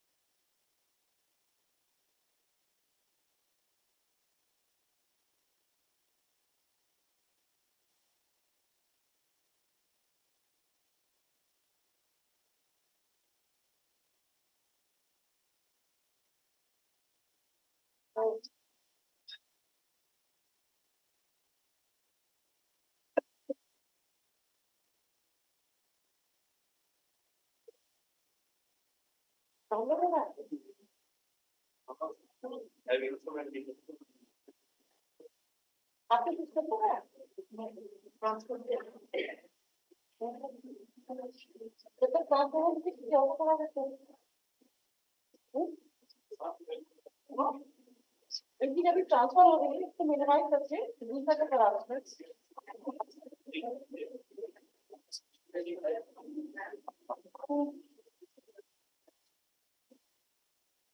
In the meanwhile, can we start with the next speaker? So our next speaker is Dr. Sarika Jain. इंटेडो का करा इंटेडो इंटेडो वाले जो है अनुभव Achha, sorry, I'm sorry. Mr. Anubhav Rodki, Vice President AI from Intello Lab. Mr. Anupam Rodki has a wide experience in AI. I think he started with the BTech in electronics and telecommunication, which in itself is a very beautiful area. He has done his MS in embedded system design from University of Sussex. He has been with Telerex E-Tech Private Limited, and he has worked with Professor Harry Wichet at UK, Sussex. He's been a software developer at Visilo in Jenny. He has been a senior software developer and researcher at Visual Lucid Technosoft at Bangalore. Then he has been a lead researcher and developer at Quant Tribe Technologies at Gurgaon. He has also worked as a senior lead engineer at Vihan Networks in Gurgaon, senior lead AI engineer at New Delhi at Nayan India Science and Technologies, and presently he is with Intello Labs Private Limited as Vice President Machine Learning. So welcome, Mr. Rohtki.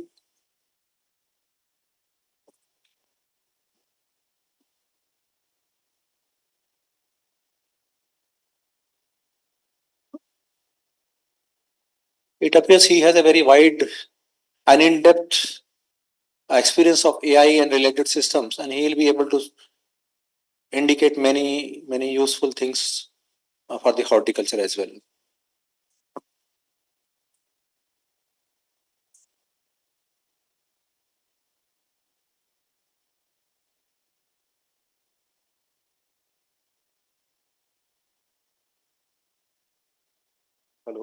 Hello. Thank you, Dr. Bush.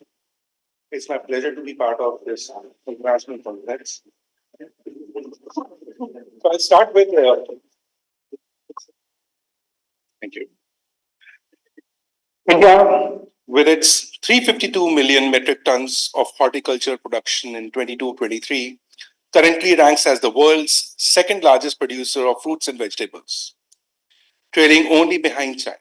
However, the Indian Agricultural Research Institute reports that approximately 40% of the nation's fruit yield is wasted annually due to the fragmented supply chains and reliance on non-standard manual quality assessments.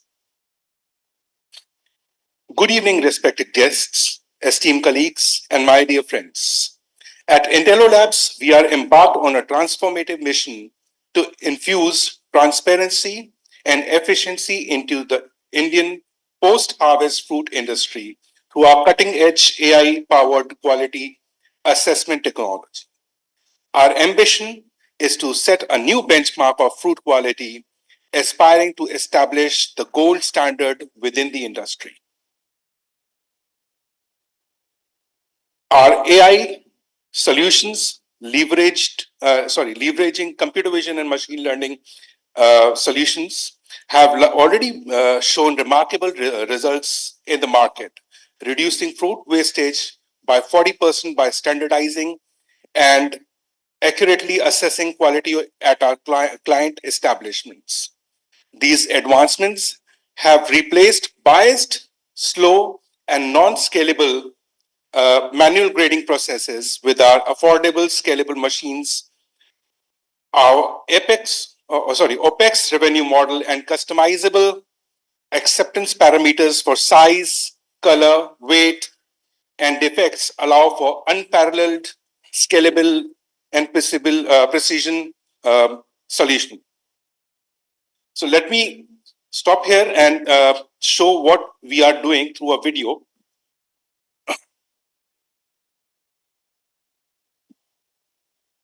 First video.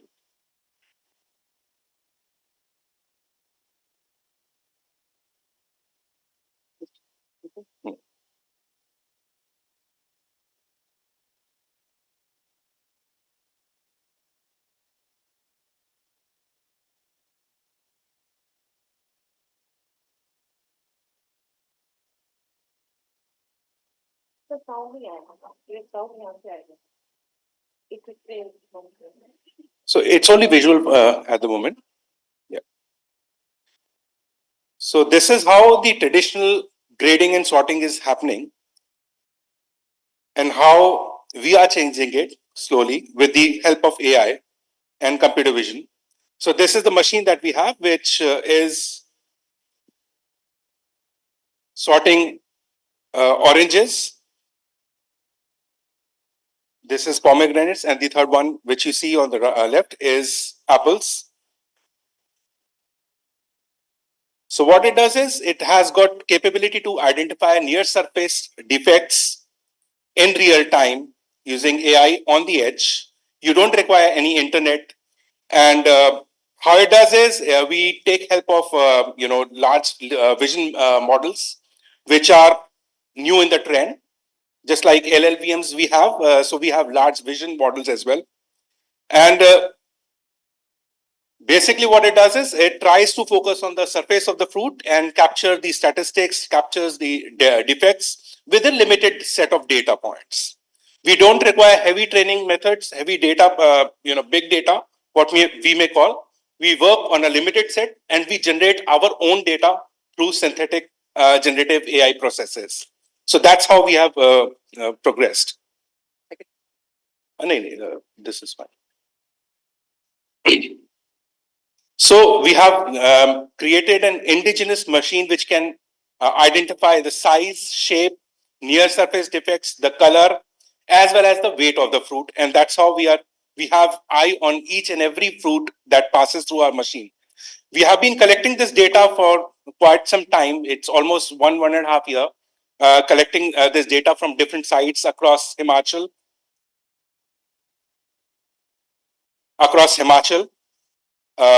Kashmir, Rajasthan, Haryana, Gujarat, and Maharashtra. We have been able to, work on fruits like citrus fruits like oranges, kinnus, pomegranates, apples, and now we have started working on mangoes as well, which we are trying to achieve through different advanced technologies like X-rays, MRIs, and SWIR cameras, which penetrate into the skin as well. So, furthermore, our extensive data analysis across geographical variants opens new avenues in fruit economics, enabling informed decisions based on season, geography, quality, and quantity. So I'll just end it here with a short note. So join us as we redefine the future of India's fruit supply chain, making it more sustainable, efficient, and reliable for generations to come. Together, we can turn this vision into reality, paving the way for a healthier, more prosperous future. Thank you. And with this presentation end, I'd like to present another video. Yeah. 8th.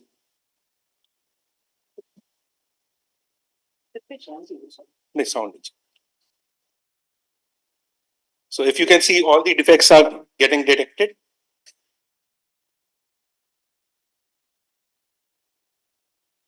Is it all indigenous? Sorry, ma'am? It is an indigenous sector? Yes, ma'am. So everything, we have a set of cameras. We have different sensors all together working in synchronous mode.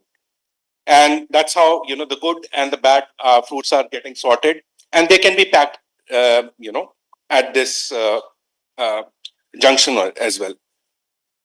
Everything is automated from end to end. No, is it only the assembly which is indigenous or the sensors are also? Sensors are also there. Indigenous. Yes. Okay.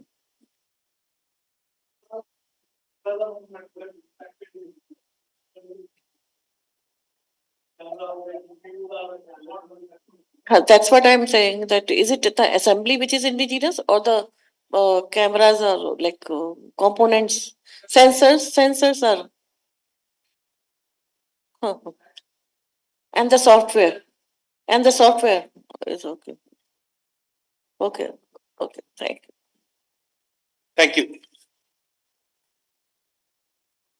Thank you.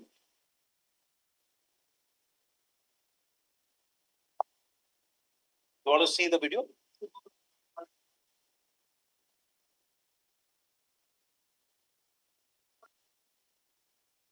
So thank you, Mr. Rothki. It was a nice presentation and a nice technology. And how many places it is being used in the country? How many places it is being used in the country? How many? Places. So we have covered 6 states as of now. Okay. Himachal, J&K, Fine. Rajasthan. How many plants you have installed? How many plants you have installed so far? Plants. No, sir, we deal with directly with fruits. So we have, we have done citrus fruits, kinnus, oranges, apples, pomegranates, And now we are focusing on mangoes. Thank you very much. Thank you. The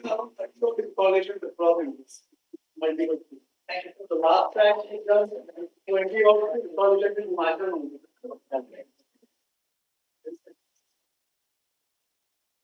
So that was Mr. Rothki. Our next speaker is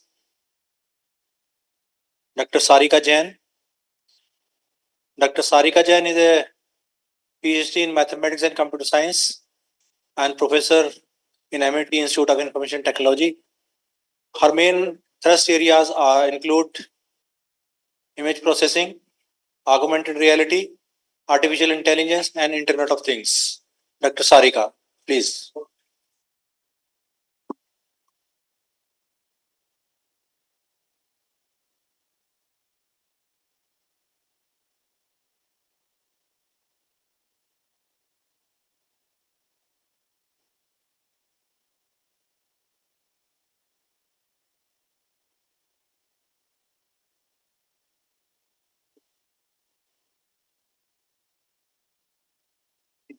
Good evening, everyone. And I thank organizers and especially Dr. Nutan Kaushik ma'am. Not audible. Am I not audible?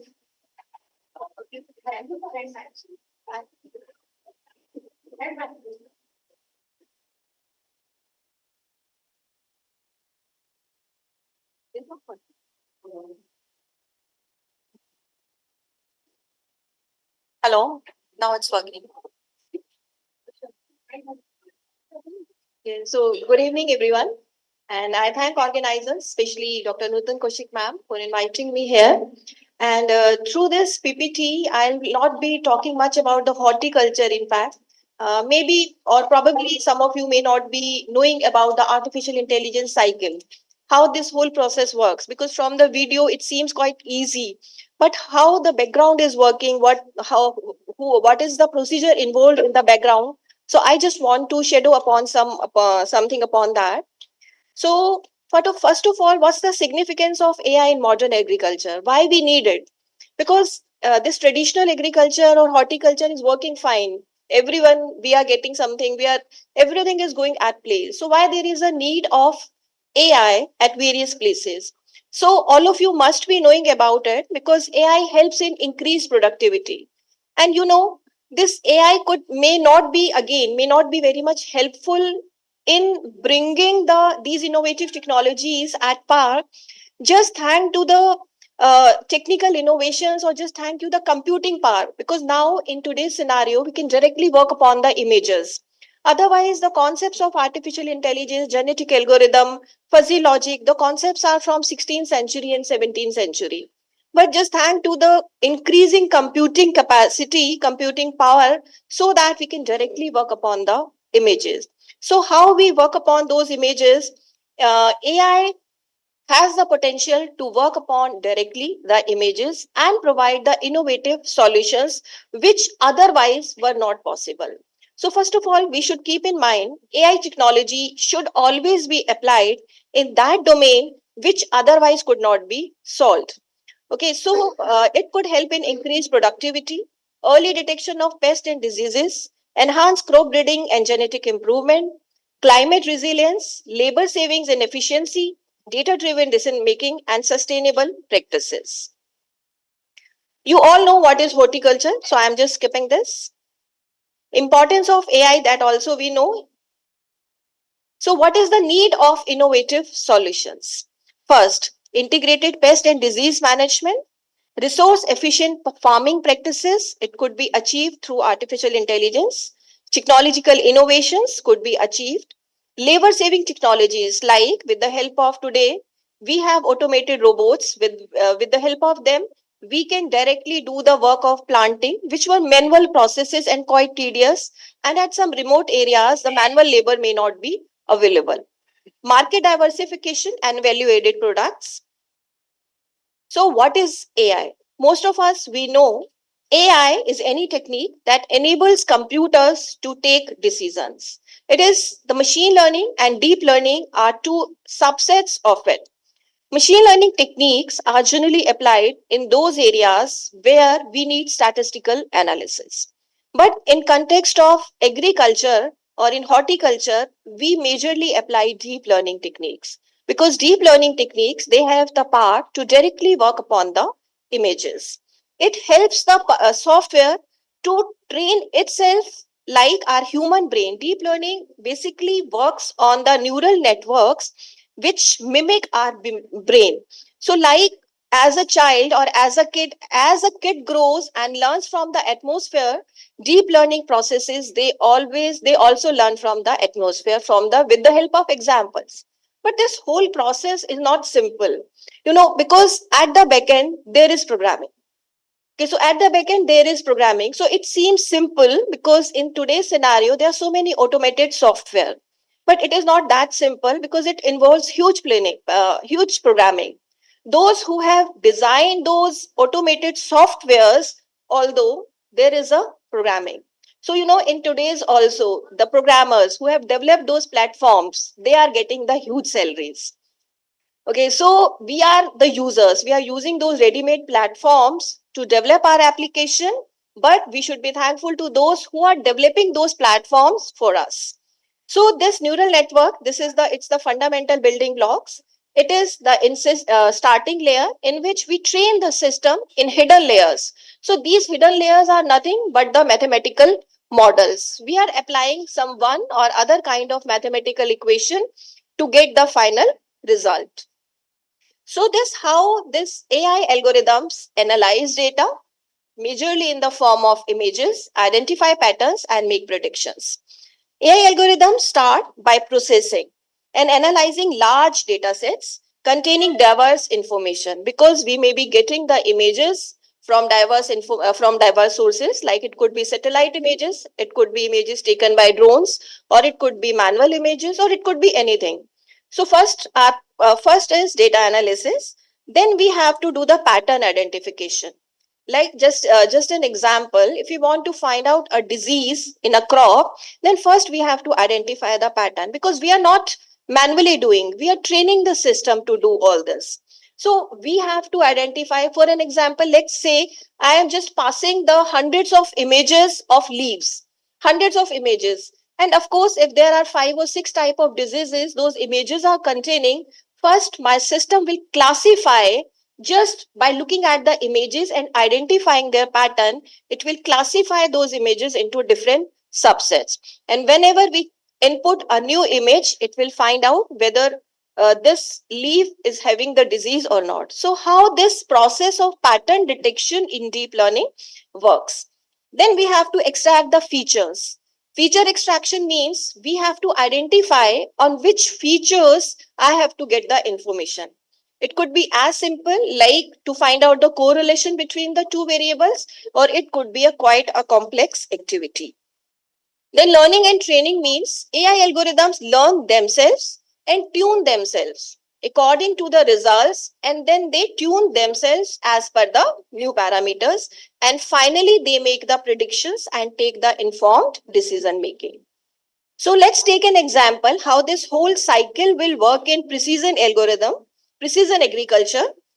First, data-driven decision making. AI algorithms will analyze data from the various sources. It could be satellite image, sensors, drones, to provide real-time insights into the soil conditions, crop health, and environmental factors.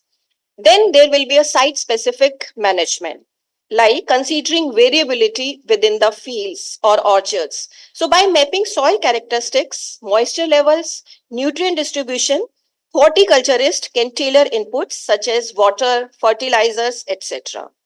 Then we have remote sensing and imaging. It could analyze remote sensing data such as multispectral and hypospectral images, and it could access crop health and detect stressors like pests, diseases, etc. Predictive modeling. AI model will utilize historical as well as the real-time data. The video the sir has shown, this is using everything because we are having the historical data as well as the real-time data. So to make an AI model, we have to take both into account. So AI model will utilize historical as well as real-time data to predict future crop yields and growth patterns, environmental conditions. Smart irrigation system. We all want our farmers to be smart. So what is that smart irrigation system? AI-driven irrigation system that will adjust watering schedules based on weather forecast, soil moisture levels, and crop water requirements. But the words, it seems easy, but the process which works behind, it's not that easy. It requires you means I'm just telling I'm working on a project from last 3 years. Till now, I'm not able to make that automated system which could directly help the problem of farmers because it involves lots of work. Then crop monitoring and management. AI-powered monitoring system they could track plant growth, development, and performance throughout the growing season. And then robotic system and automation means we could develop robotic system automation such as planting, pruning, harvesting, and sorting, like those which works are manual. So that could be done with the help of robotic system. So this is the complete cycle. First, we will need the data collection. Data pre-processing and feature extraction means the data which we are getting from the various sources. It may have some missing data, some outliers, some different data. So first we have to do the data pre-processing.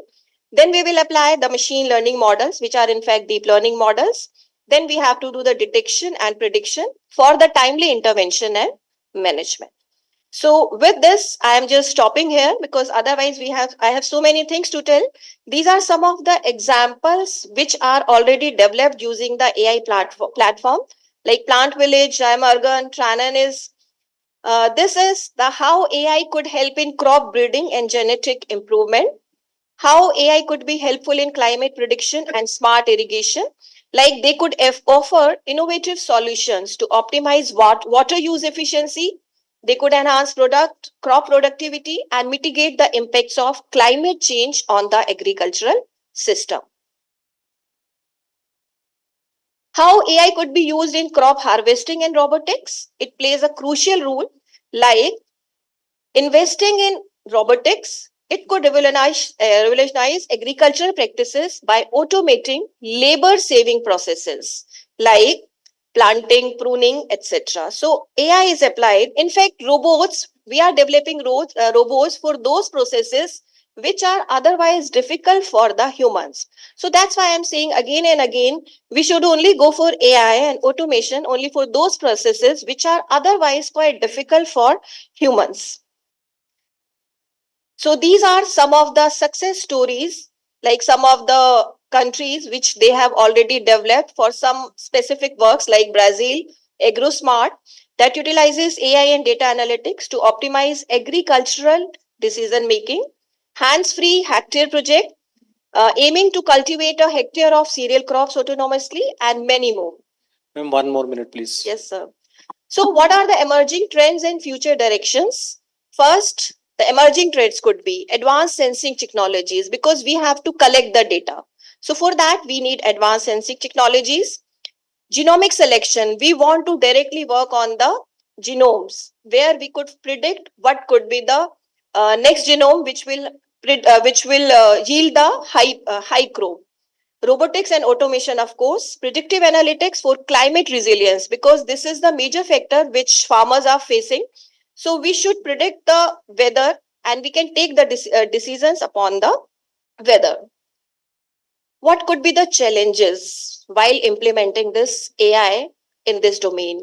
First, data privacy and security, because the data, we have to secure the data. That data could be private, so we have to take the appropriate measures, and this could be the major hurdle. Infrastructure requirement, although it could be beneficial in the long run, but initially any horticulturists, they have to invest. So that is a biggest problem, because to get the AI, to prepare the AI model, huge infrastructure in terms of this high power computing, that is required. So that is a huge hurdle. Cost effectiveness, again, we have to invest something in it. Data quality and standardization, from where we are getting the data, it is in different formats, so it is quite very difficult to put them in a single format, because the data is coming from different sensors. It could be some simple sensor, it could be robotic data, it could be imagery data, it could be data through drones, etc. And then we, of course, resistance. We are quite resistant to adapt the new technologies. And we need the skills and training to convert these technologies into the application. Like I am from the IT department, so I know the artificial intelligence, but I don't have the much knowledge of horticulture. So this is the biggest gap in implementing any technology. So these skills and requirements and trainings are required for the implementation. Thank you. Thank you so much. Thank you. Thank you very much, Dr. Sarika. It was an elaborate presentation.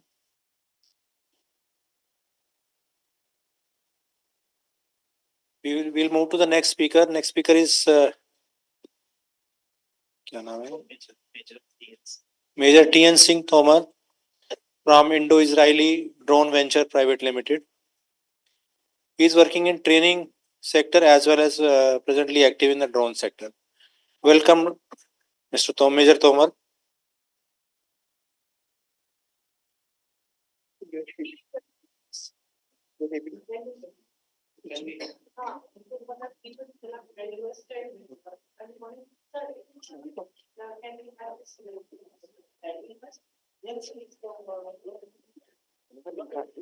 इनका download लगा दो चलिए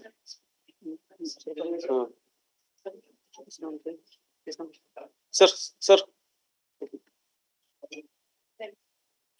So, Dr. Randy, are you there? I'm here. I'm here, yes. Welcome, Dr. Randy. Thank you very much. So, you are our next speaker. Our next speaker is Dr. Randy.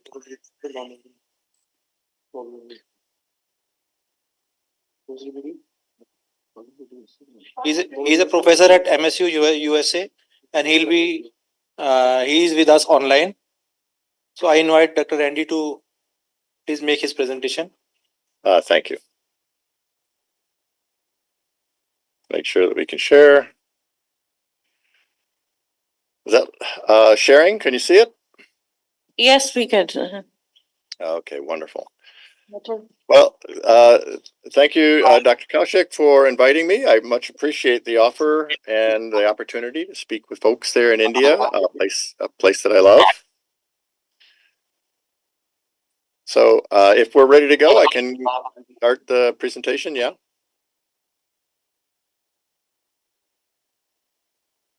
Yes, please go ahead, yeah. Oh, okay. Thank you. So, yeah, I'll talk today about a few different things, I suppose, but all centered in my laboratory, but also focused on post-harvest biology and technology, kind of some indications of these recent innovations that are taking place in post-harvest, and then some ties in with India based on my experiences, and then some ongoing projects that I have in India. But before I get started, talk a little bit about where I'm from. So for those of you who don't know, I'm from East Lansing, Michigan. So East Lansing, Michigan is in the state of Michigan, in the center of the state. And I would say that our major crops that are produced in this area and those that I work on are blueberries, cherries, asparagus, and apple fruits. There's a little map of the Michigan State campus here that you can see. And it's a large campus, about 3 kilometers wide and maybe another 5 or 6 kilometers north to south if you include our farms. So a pretty good sized unit. And the horticulture department, should you ever care to come join us, is down here in this quadrant down here. So this is a photograph of our building, the Plant and Soil Science building, and then the crops that are the main crops that I focus my research on. That includes asparagus, apple fruits, sugar beets, bananas, believe it or not, and then blueberries. So you also may know, or at least I think Nutan knows, that I've been at Amity once before. I was there in 2016, and it was a lovely visit, I have to say. I was only there for a short time, but enjoyed my time with the group there. We took a look at some CoolBot cooling systems that was installed in a room, and then also at some passive cooling systems as well, and then enjoyed a wonderful meal. And I also got a chance, I got a chance to visit the Post-Harvest Center, which was very impressive. Thank you. Yeah, it's not that common. You see a dedicated post-harvest center. So for me, that was quite a thrill. And to know that a former colleague of mine, Dr. Nazir Mir, had been there some while back was also good. Thank you so much. Yeah. So, and it was nice to meet you at the time as well. So, yeah, so this is a pleasure, like I say, to come back. So today's presentation is really just 4 different points that I would like to make because I understand that we're constrained for time. The one is about talking about biology, and I'll give you an idea of some of the things that we're working on here at MSU in terms of post-harvest biology. And then modified atmospheres to target specific limiting factors in biological systems so that we can have a target and then approach that target with our technologies to try to overcome the limitations they impose to marketing and selling products. Tools for suppressing ethylene action, which I think you might find kind of interesting. So there's some new developments there. And then some of the work that I've done in India with options for cooling using a low carbon footprint. So when I talk about biology for the product, the first thing I want to do is understand what the product is. And so I think about what the product, this perishable, is doing prior to harvest.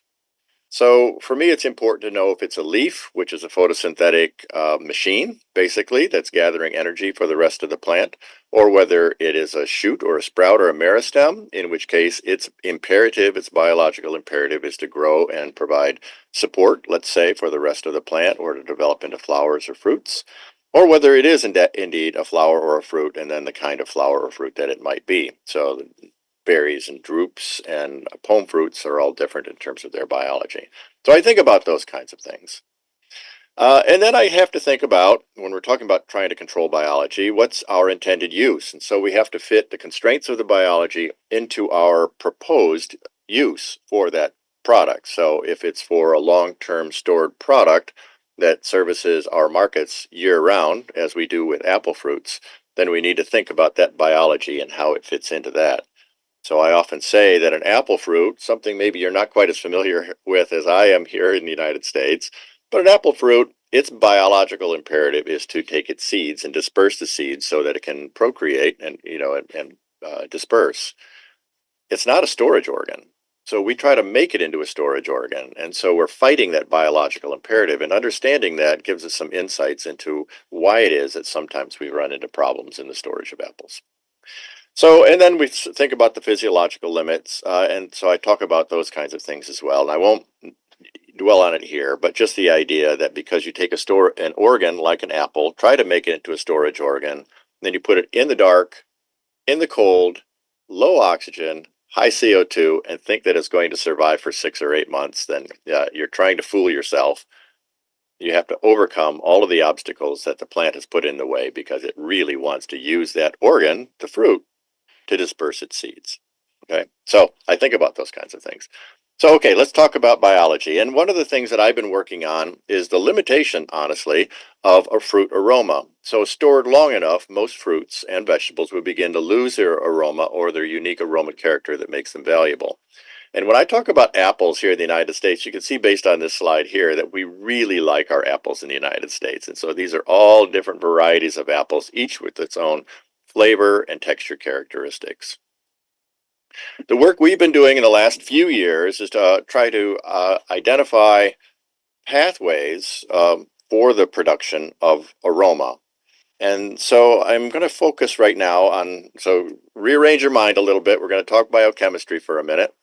So the idea is that there's a pathway that plants have to form this particular compound. This is a 2-methylbutyl acetate compound. It gives you some of that fruity aroma that apples have.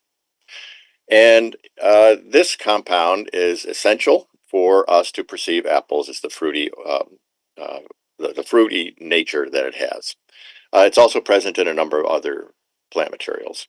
Well, apples have worked out a way to make this compound. Now, it has been proposed that isoleucine, the amino acid, has been the precursor to that particular product. We don't think that that is quite true. As it turns out, isoleucine, in this case, would inhibit its own formation. So how can you have the production of 2-methylbutyl esters when one of the products, so this is an equilibrium here, when one of the products, isoleucine, inhibits its own production? So it's very possible, we thought, and this was now about 8 years ago, we thought that this is possible that there's another pathway that hadn't been discovered yet. And so this occurs in bacteria. There's an enzyme called citramalate synthase. And if this were the case, we would have a way of feeding carbon into this alpha ketobutyrate, avoid this feedback inhibition, and still be able to make the esters that we were desiring. That turns out we were right. So there is that enzyme. That enzyme exists. We've characterized the enzyme. We put it, we've made the protein. We've tested the protein, and so on. And what we did in the interim is we discovered that there were two forms of this particular gene. There was a non-functional form. In this case, it would have had a glutamate at a particular location and a functional form. And these just occur in nature. And as it turns out, when you look across the whole range of apple fruits, there are some which are homozygous for the inactive form, and they produce very low levels of those esters. And those that have at least one active form of the enzyme produce copious quantities of the esters that we're interested in. So the interesting thing about that is, well, I'll get to that in a moment here. So my student Phil Engelgau, pictured here, was also doing some work, once again, on this pathway and trying to understand if indeed that the production of these compounds was de novo or whether it came from branched chain amino acids. So we know that the pathway is important. We know that the compounds are important. So we wanted to actually test the hypothesis that this enzyme that we had discovered was important. So what we did is we used these sulfonylureas, herbicides, to stop the production of these esters. And we went through this process, treated the fruit before they began to ripen to see if indeed they produced the esters that we were interested in. So here's what the a typical chromatogram looks like for an apple fruit that is just treated with water.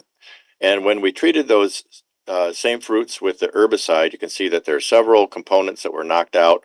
These components that were removed or reduced dramatically were all the branched chain esters. So we were able to knock out this particular step in the pathway, so a secondary step in the pathway, which once again shows us that the pathway that we were interested in was important for us. So it knocked out the isoleucine, but had no effect on other branched chain amino acids. And when we served these apple fruits, not for eating, but for smelling, we gave these apple fruits to consumers. The consumers could detect the difference between those fruits that had been treated with the herbicide and had no aroma versus those that hadn't. So what we had done was demonstrate that not only is the pathway important to people that perceived it, but we also went a step further and looked at the genetics and found out that over the years, the many years of apple breeding, that people have selected, or the breeders have selected, against the non-active form of this particular enzyme. So we showed in a couple of different ways that, yeah, the genetics are important. And so you might be thinking, well, why is this important? Well, we actually did this work on banana as well and found a similar regulatory shift that takes place during ripening that enables the formation of aroma compounds. And we're in the process of conjoining some genes from banana into apple. We'll see that 6 more years from now, you'll maybe hear about our first Ben apple, where an apple fruit has the aroma compounds that were possessed formerly only by banana. So that's story number 1. The next story I want to talk a little bit about is the idea of modified atmospheres to target those specific limiting factors. When we go back in history, we find that modification of the atmosphere is something that's been around a long time, a couple thousand years. The Romans used modified atmospheres to alter the atmosphere around their grains, and that would reduce the pests in the grains and then preserve the grains for use over the years. And then here's a kind of a history of the development of modified atmospheres, with an important point here in the 1920s where we began to realize that you could control ripening using low oxygen. So low oxygen is featured very importantly, I think, in the modified atmospheres. You can also elevate CO2 and you can add other active compounds to an atmosphere, but I'll focus here on low oxygen because I think it's important here for a number of reasons. There are 4 specific targets. These are these targets that I talk about, the physiological targets, 4 physiological targets for low oxygen. One is to knock out ethylene perception. Another is to reduce oxidative browning on cut surfaces. You can suppress respiration and associated metabolic activity. And then I have the 4th one here for onion. It sort of stands by itself. It seems like meristems are also somewhat suppressed by low oxygen in the range of 3% or 3 kilopascals. Not sure what to make of it. Folks haven't really studied this too much. But here's a really nice example from my laboratory many years ago, where we just did a demonstration experiment, and we developed a number of different packages that would achieve different oxygen levels. And we looked at the cut surface browning. And if you look at these lettuce pieces here, you'll see that the browning is maximum out here at the higher oxygen levels. And then with the packages that we used, got to a low oxygen level, the browning was essentially eliminated. And this, by the way, forms the basis of about a $9-10 billion industry here in the United States alone. So we talk about successful technologies being used to support industries. This is a really, really nice example. So we've done a good bit of work at MSU looking at modeling of these environments. So we take a plant material, we put it inside of a package, and then we know the characteristics of the packaging materials, and we can kind of model the resulting atmosphere. And this is just a quick picture looking at the biological piece here. So here's the physiological response to oxygen. So once again, that marriage of physiology with technology. The permeation is determined by the type of film that we might be looking at. And when the two of them come to steady state, this is the range of oxygen levels that you might perceive in the package. And so you say, well, why is that important? Well, we also want to make sure that we have this inhibition, let's say in this case, of browning. So the effective zone for inhibition of browning is down below 2% or 3% oxygen. But if we go too low, we begin to ferment the fruit. So we have to design our packages so that they achieve this effective zone by accommodating ranges in oxygen uptake, so the variability there, and then the variability in the packaging material.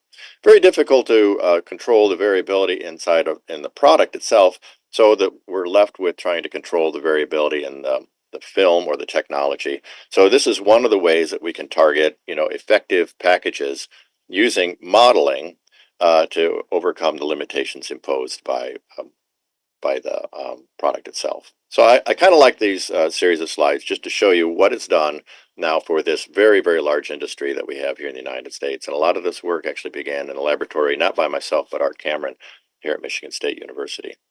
And then the final story on oxygen has to do with inhibition of ethylene. And I love this slide. These are two different studies that I'm showing here. The top one is a study that was done by Theo Salamos, the bottom one by Stanley Berg, who is, if you're a post-harvest scientist, you really know who that person is. And what you see are two different things. The top one is the inhibition of ripening by low oxygen, and the lower one is inhibition of ethylene action by low oxygen. And what you see is they parallel one another very nicely. So I really like this particular slide. And the arrow here indicates where you start to run into trouble with fermentation. So you can get a marvelous inhibition of ethylene action before you begin to damage the fruit. So a really nice story, I think, in this particular case. And I'll bring this home with a little story about mango here shortly. So in addition to using low oxygen for inhibiting ethylene action can be inhibited in other ways. And so now I'm moving on towards the technologies that suppress ethylene action. There are a lot of them. They continue to proliferate now that the patent has come off of the AgroFresh product of 1-MCP. So for those of you who are not familiar with 1-MCP, MCP is a molecule that binds to the binding site for ethylene, and then that prevents ethylene action. So it's a dead stop for ethylene action. So if you have an apple fruit, for instance, and you treat it with 1-MCP, it will not ripen until the effect of that MCP has gone away. And the same thing is true for tomato fruit and banana fruit and so on. So a number of different fruits, commodities respond to it. There are other options in addition to 1-MCP. So here's a picture of the molecule itself. There's another one called retain, and this inhibits the production of ethylene, and it has similar effects, but not the same effects. So if you inhibit the production of ethylene, but still have ethylene in the atmosphere, the fruit or the vegetable will still continue to respond to the ethylene. 1-MCP, on the other hand, you can have ethylene present at very high levels, and the product will not respond to the ethylene because the MCP prevents its action.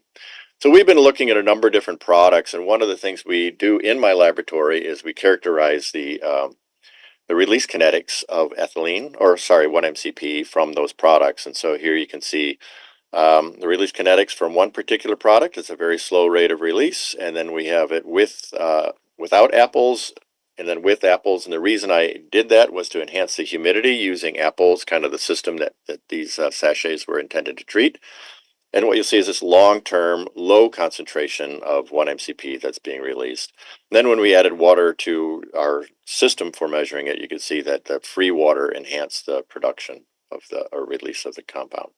So this is one option.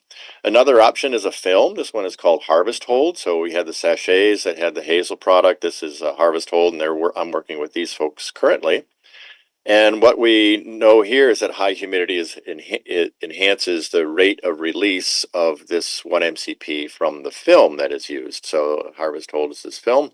Put it in a box of broccoli or a box of lettuce, and then ship the product wherever you want to ship it. And in the meantime, the idea is that 1-MCP is released and treats the product. So we were looking at condensation events, and just some beautiful data here where we're looking at the dew point. So the dew point is right here in the open boxes. Oops, right here in the open boxes. And then declining here is the surface temperature of the film that was on these little vials here. And as soon as the film temperature reached the dew point, we began to have condensation. You can see the release of MCP increases dramatically. So we did it at a couple different temperatures. So understanding how the release kinetics are affected by the environment in the package, this might be one of those things that AI is really required for to solve this.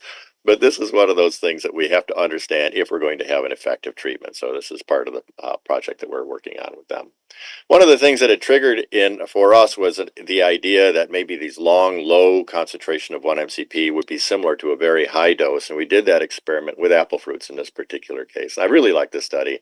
So this is an overnight treatment here in the dashed lines with 1 part per million or 1,000 parts per billion of the 1-MCP, and then all of the others were low concentrations for 2 weeks time. And what you'll see is the low concentration, 100 parts per billion, gave you the same effectiveness as the very high concentration. So yes, indeed, those low concentrations for extended periods are equally effective to a very high concentration for a short period. You might think that that's obvious, but honestly, it's never been explored. This is the first time, as far as I know, that it's ever been shared. So that's one of the interesting areas. Then we also looked at 1-MCP on mango. This is some work done by Dr. Sangeeta Chopra and her graduate student Shubhangi Niles at IRI, and new data. This is the first time it has also been shared. And what you see here is, if I lead you through this, some mangoes that are on the tree, okay? And the mangoes on the tree are these lower dots down here. So this is Pusamanori and Amrapali. And when we remove those mangoes from the tree, you can see that they begin to ripen quickly, and then in this case, the total soluble solids increases as the starch is being converted. So it's really kind of a nice system. And what we did at each one of these time points is we also treated the fruit with 1-MCP in continuous treatments or singular treatments with 1-MCP. And what we found was that 1-MCP was almost completely ineffective. So here we have a ripening fruit. It's a climacteric fruit, very similar to an apple or a banana, unresponsive to 1-MCP. The mango is a difficult beast. And it turns out that the best option, at least temporarily, is to store the fruits on the tree. So if you have to have the fruit for another week, leave them on the tree. The caveat is that they ripen faster and faster and faster the longer you wait while those fruit are on the tree. But you do have a pretty broad harvest window here with the slow ripening initially and then later very, very rapid rates of ripening that take place.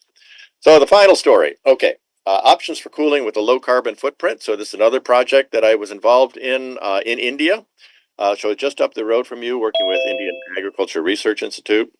And I'll just lead you through this. We started out this work looking at evaporative cooling. There's lots of options for lots of exploration of evaporative cooling in India as well as in Kenya from some colleagues of mine that I have in both places.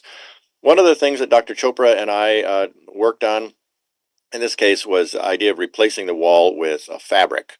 So it turns out if you're going to use evaporation, all you really need is something that holds water, and we developed this nylon felt wall. That nylon felt wall works much better and more effectively and much more inexpensively than a brick wall. So it was a nice experiment. We were pretty happy with it, but the problem was that the evaporative cooling is not as effective as we would like. You're limited by the external environment. So what we decided to do was to take our evaporatively cooled room and then add solar power to it. So here's Dr. Chopra here working on, I think it was the brains of an evaporator, the cooling unit inside one of these storage structures. Picture down here is one of our installations. We now have 6 different installations across India, and I think a couple more are planned. Dr. Chopra's online, so she can answer that question more directly. This is what structure that's at Kolakpur, a structure that's at Kolakpur, and we were very lucky in this case. We have a very forward-thinking colleague that we're working with there. So it's a grower. He runs a FPO, and he built this structure with shade and a water trough here to clean fruits and vegetables that they're coming in, and he stores them temporarily or for long term in our solar-powered, evaporatively cooled structure here. And you can see some of the uses of it here. This particular project is relatively new. It's going into its 2nd year, I guess, or maybe almost its 3rd year. The farmer, based on his reports for the money that has gone through the system, has made enough money on one system to pay for 5, which is an amazing story. That's not true of all the installations, but in this particular case, a really great success story. And part of the reason is because this farmer is savvy enough to connect online shopping and sourcing of products to his particular farm. So he wakes up at 4 o'clock in the morning, takes in his orders that come from Swiggy or whatever the organization is that's sending him his orders, contacts his farmer, they harvest. By noon, he has the product ready to be shipped out and cooled and in high quality because it no longer is exposed to the high temperatures of India on a daily basis. I think that's just about my story. So hopefully I stayed within time. I tried to be as quick as I possibly could. Yeah, I would say that these technological innovations will continue even as biological complexity is better understood. So I think both of them are going to be keeping pace with one another, the technologies and the biologies. And then India, as you can see here very plainly, is a beneficiary and a contributor. So the work on mango is done in India, and then the solar-powered refrigeration systems, as far as I know, they only exist in India. These are standalone units. You put them up, they run for years. They wake up every morning, go to sleep at night. That's an Indian invention, innovation. So these are both, products of international partnerships. And I can only say that if you have a chance to work with somebody in Germany or Rutgers or wherever, take advantage of that opportunity. It's great for both parties involved, and so I can only be supportive in that particular regard. And for that, thank you very much for your attention. Yeah, thank you very much, Dr. Andy. It was nice hearing to you. Useful. Since he has to leave, so can we take up the question if there are any? Yeah, if you have any questions, Dr. Andy will be leaving now after that. Any questions? Reddy, I have a question. Yeah. And Dr. Sangeeta is here. Welcome, Dr. Sangeeta. We will call you sometime over here in Amity University. We are in the same city, but not so often, only through online mode. Thank you. Thank you. So I have a question like this one, the FPO one, where it is located, and is possible to look view to have a if we can visit that facility and see like what all it is having.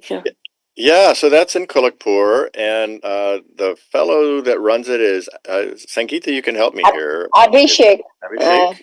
Yeah, that's the name of the farmer, Abhishek Dhama. It's in Kolakpur, a village near Palla in Delhi.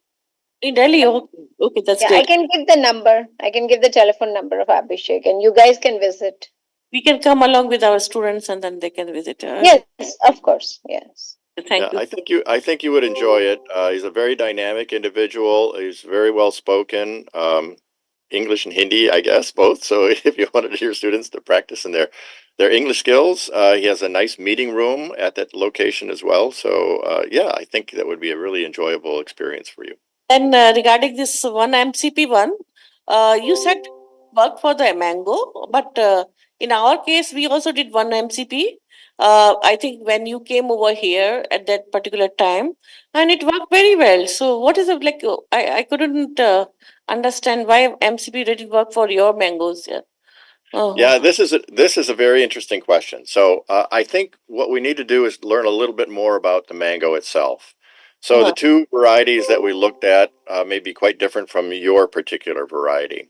So mango, it's probably not really well known, but mango produces a very low level of ethylene for extended periods of time, and then it begins to ripen on its own. So some mango varieties produce a little bit of ethylene, some produce almost none. So if they're producing their own ethylene, then they're driving their own ripening. But if they're of the variety that don't produce ethylene, then they no longer require ethylene for their ripening, and they would be unresponsive to the ethylene inhibition treatments. So Okay. this is what I've been able to glean from it. So we have the same situation, we have the same situation with our Mexican mangoes. So the mangoes that we get from Mexico, they are responsive to MCP, but only very slightly. You might get an extra day, maybe 2 days or something like that, but not much. So though in those cases, yeah, you'll see a slight difference, but it has to do with the mango's biology and then their own production of ethylene in as a background. Yeah, it's an interesting story, actually. Thank you so much. Thank you, Randy, and it's very early morning in your case, so I'm really grateful. Thanks to Dr. Kareem also for for connecting with you again. Thank Yeah, you. well, it's really nice to join at Amity. Yeah, it's a pleasure on my part, for my part. I'll have another separate meeting with you and see the opportunities of collaboration with both of you. Thank you. Okay, great. Thank you. you. Thank you. I know. What do you, Dr. Wadhwa? Sorry, taking over. Thank you, Dr. Nutan Kaushik, and thank you, Dr. Randy. I welcome back Major S.N. Singh Tomar. Sorry for the interruption in between. We had a foreign speaker and my apologies. Welcome back.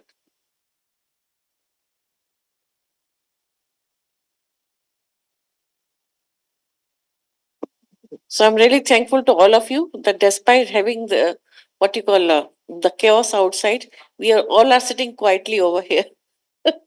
Thank you so much for everyone.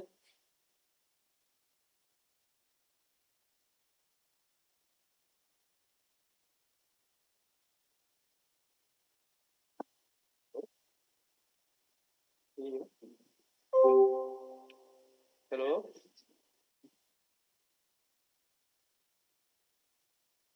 Hello. Hello.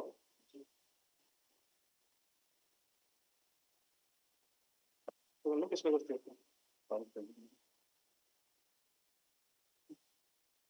बोलना पड़ेगा आपको क्या system का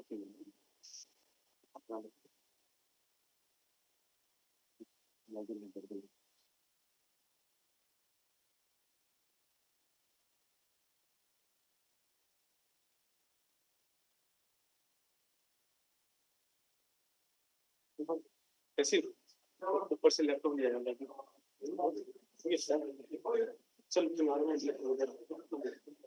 Good evening, everyone.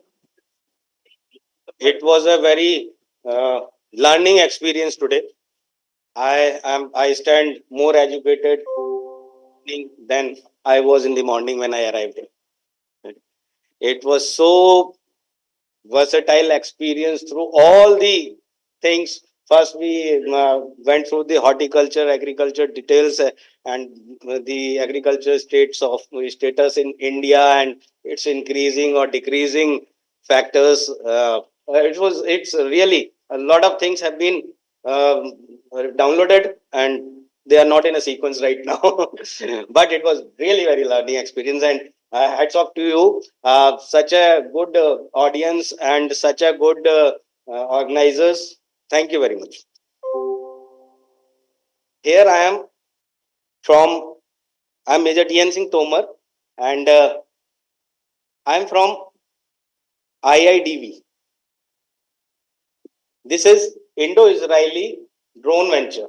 It's a private limited company, and we are a group of army officers and men from Indian Army, Indian Defense Forces, and Israeli Defense Forces, and we are collaborating together, coming together and forming this joint venture, starting its operation from India and targeting global, aspiring for global presence.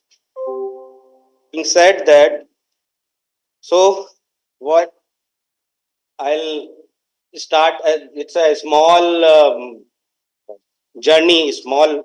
I'll not take much time. I will just introduce our company and what we do, and how we can be of any good for Amity, or rather Amity has already given so much of education today.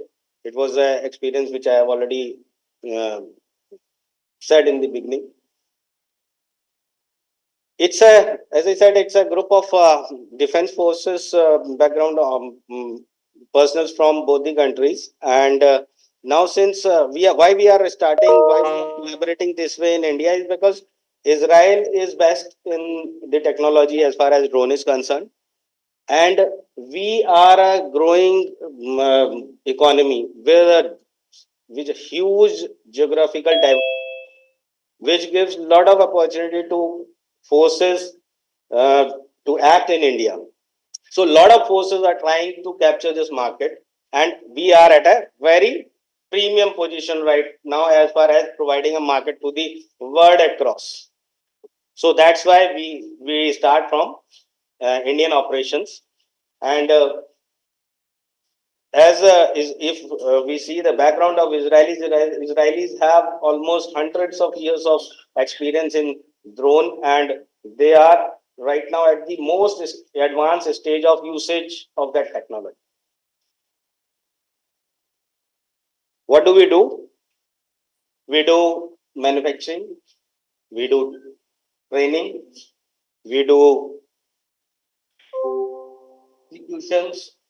Projects are the usage of drone technology, especially in agriculture sector. Otherwise, also in mining sector, in trials in last mile deliveries. A lot of things are going on in Indian context. But right now, government has started has supported the drone technology for agriculture and for critical surveys.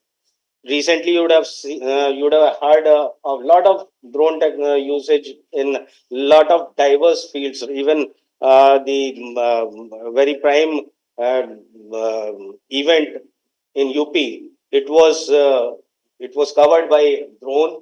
And recently what you must be facing the problems in NCR, in that problem is being tackled by drone. Lot of usage is there. We also act as a incubators for new startups and new ideas, and that is where we handhold the people for their, if they have an idea in this technology, in this technological usage, and we train them. We walk along till the time they are self-sustainable and they are confident to take it forward on their own. Now, how do we do it? This is, we have a in-house research and development facility. We have a small testing facility. We have training centers wherein we impart trainings for flying drones, for technical details of the drones, for maintenance of the drones. These are different segments of drone technology. Then we have B2B collaborations for project execution.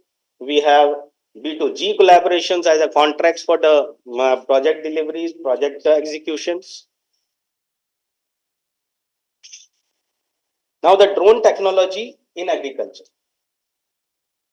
Coming back, I think I will also contribute something to the topic where we are standing, and this is what all things can be done, where all the employability of drone technology is there in agriculture and horticulture.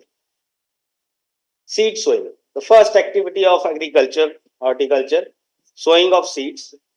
This is not only for a normal agriculture, horticulture activities, but even forest departments, the departments which grow weeds for different purposes, for medicinal value or whatever. They also use the seed sowing technique, which is, they don't have regular farms on mountains and all. They just there is a technique called, you must be aware, bombarding of seed.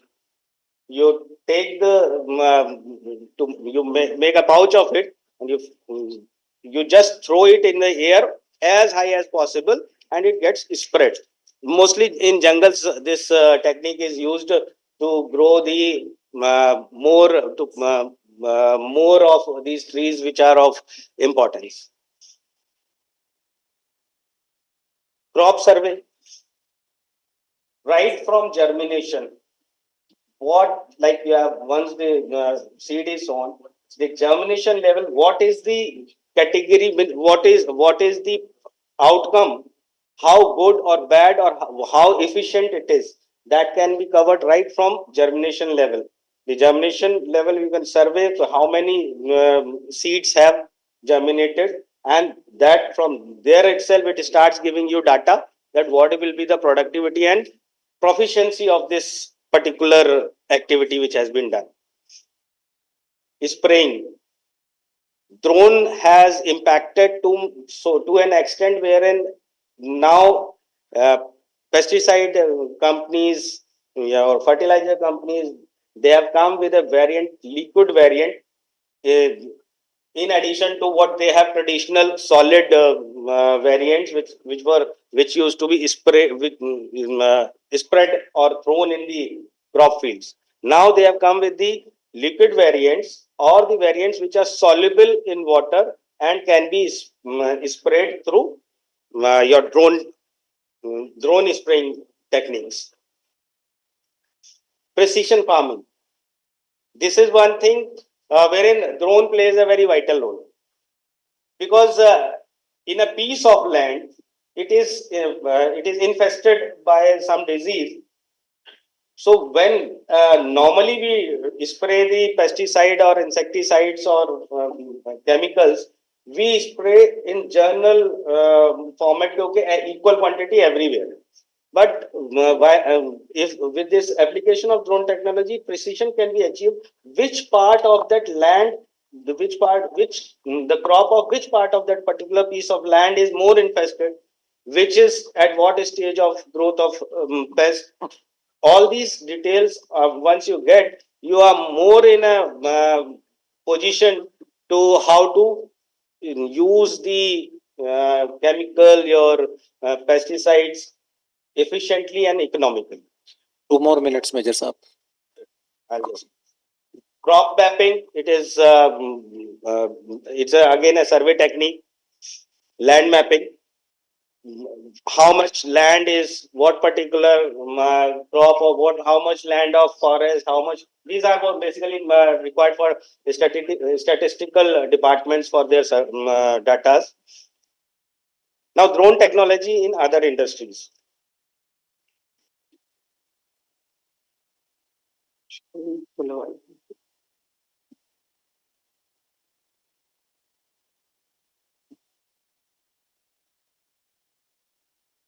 ये ना share नहीं होगी zoom पे.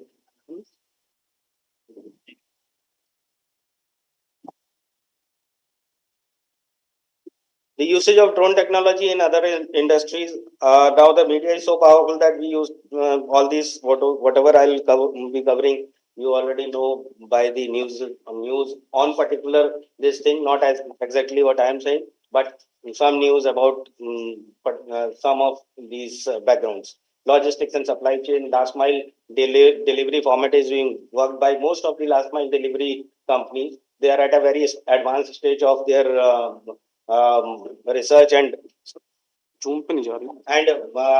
they are just waiting for the regulation, like government. Whenever government comes with a regulation, more than agriculture can be done, so they are ready with the execution plan. Then comes the military operation, the oldest usage of this technology. Then your healthcare sector is there, your transport section industry is there, your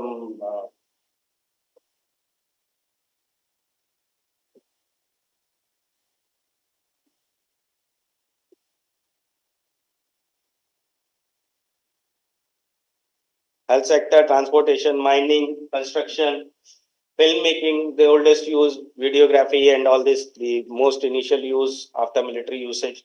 Then lot more options. All the industry, in fact, across the board has the option of drone usage. I'll play 2 short videos which will give you a fair idea about the use of for spraying, and this is just 20 seconds videos.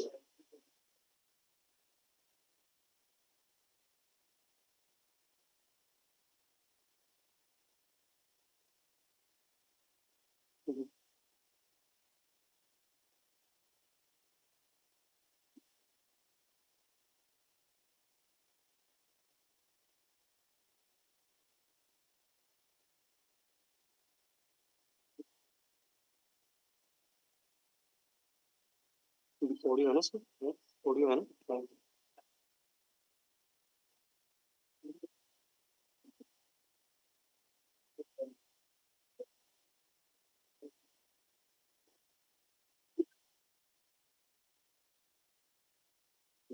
It's not much of a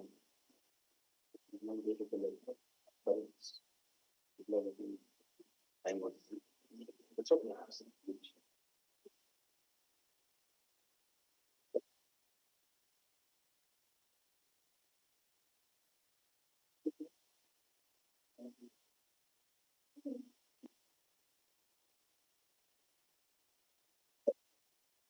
This is the spray which we do. It's a company's video how we do it. The drone is moving in an autonomous mode. It's not a manual mode. The path is set and it is covering that same path which is given to it. Yeah.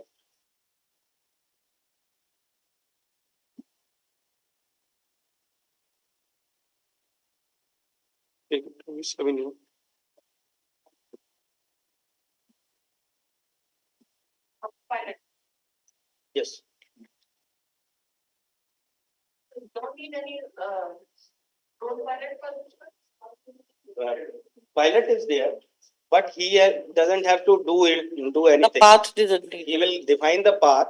He is there just to monitor it because it works on that long coordinates. Okay. So it is your reading, manual reading that this should be the path and this is the lat long. Okay. If some error is there, it goes out to That pilot. we can control it. Yeah, then manual takeover is. And then apart from the spraying, is it being really practically used or just a demo? No, it's practically used. Our company has done almost in this financial year only we have completed around 20,000 hectares of spraying. Okay. In which states? In UP, Western UP, and in Maharashtra, in MP. And for all kind of for fertilizers, pesticides, or just for a very specific ones? No, it's all the today all the companies are providing their chemical and fertilizers in liquid form. In liquid form. Or the form which can be dissolved in water and then can be sprayed. What is the carrying capacity of each drone?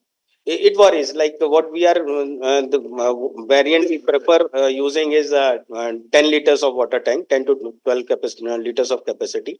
And this can cover how many hectares? It covers around, in 1 acre, it covers, do for 10 liters and it is done in 5 minutes. 5 minutes, okay. So after 5 What's minutes. What's the cost of one drone? It's ranging from 3.45 lakh to 7, 8, 10 lakhs, 12 lakhs. Okay. So it's on custom hiring basis. Sorry? It's on custom hiring basis. People are buying it. People are buying, or they are hiring it.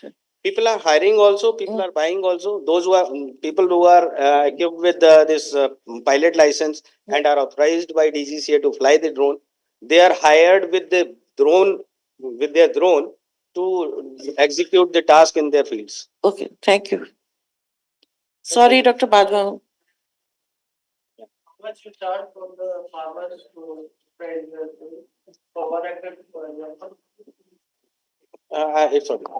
Actually, this rate varies from because in India everything varies from north to south and east to west. So it's something from 350, 400 rupees till 800 per acre. So, but the fertilizer is of the farmer. Yes, sir. But the material belongs to the farmer. Material belongs to the farmer. Farmer has to buy the material and then you will only provide a spray service. Yeah. Again, it will be done by MD. It will also be done by e-commerce. Those were for the trees, for the tall crops, no? For the forest, all that. But now this. Because US is different. They are 150 acres. One farmer owns 150 acres. Yeah, those 400 acres. and It's possible to do this. no, that is their land holdings in India is also large, By the but aircraft, I mean, to say yeah, by the for aircraft. Yeah. So the aircraft 400 acres is okay. Now they are also adopting. They are moving to drone technology because it is cheaper than doing it through aircraft.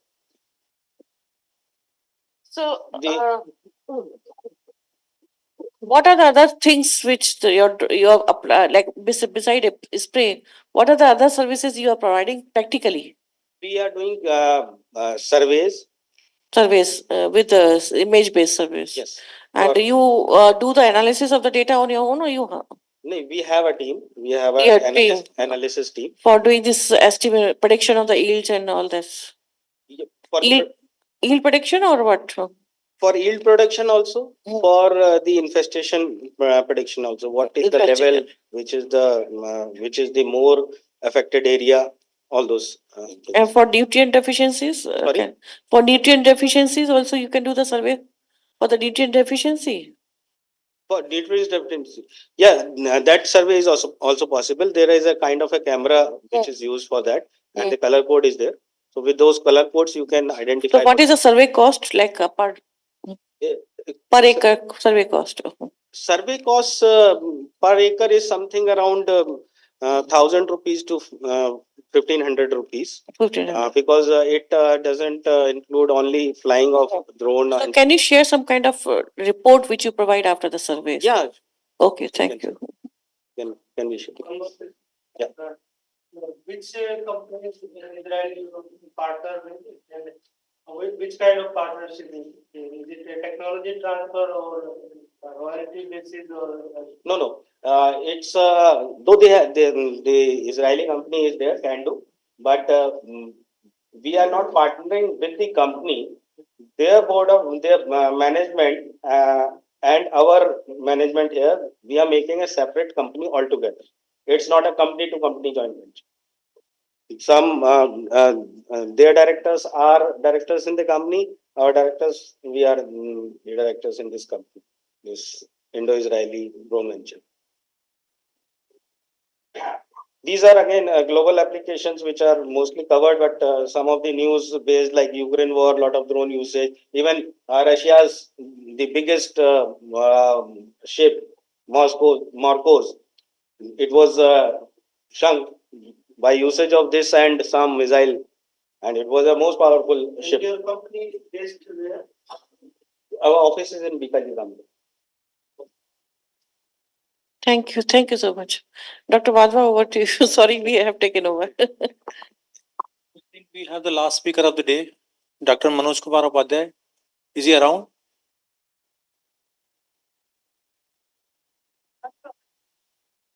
He's left, I think. So we have come to the end of the session, and I hope. Thank you. There was okay. Thank you, Major Tomar. It was a nice, informative presentation. I feel people are getting activated hearing your words, and they will be asking more questions in future. Sure. Dr. Nutan is there, and we'll be in touch with you. Okay. Thank you so much. Oh, thank you so much, sir. Thank you so much. And very good evening. I'm just here presenting the vote of thanks. On behalf of Amity University, I extended my heartfelt gratitude to each and everyone for your valuable contribution to today's discussion on the role of AI in the horticulture sector. Your expertise and insights have the path forward for innovation and the progress in the field. We are deeply thankful to Dr. Gulsha Wadwa for chairing this event and providing us with his guidance and wisdom throughout the proceedings. And we have learned a lot of things from the sir regarding to the AI, artificial intelligence, what is the role of AI in the horticulture field. And nowadays, a present government is definitely focusing and supporting for the AI in the field of agriculture and the horticulture. So this conference is helpful to us how just we can utilize beneficial into the field and provide a sustainable source as well as provide a technological source towards the farmers, how just they increase and doubling their yield to minimize the input and increase the output. Our sincere appreciation goes to keynote address, Mr. Anupur Rotangi, invited speaker Dr. Sarika Jain, Major T.M. Tomar, Dr. Randy from USA. We would like also express our gratitude to all the participants for their active engagement and throughout the contribution, which we have made this event the success.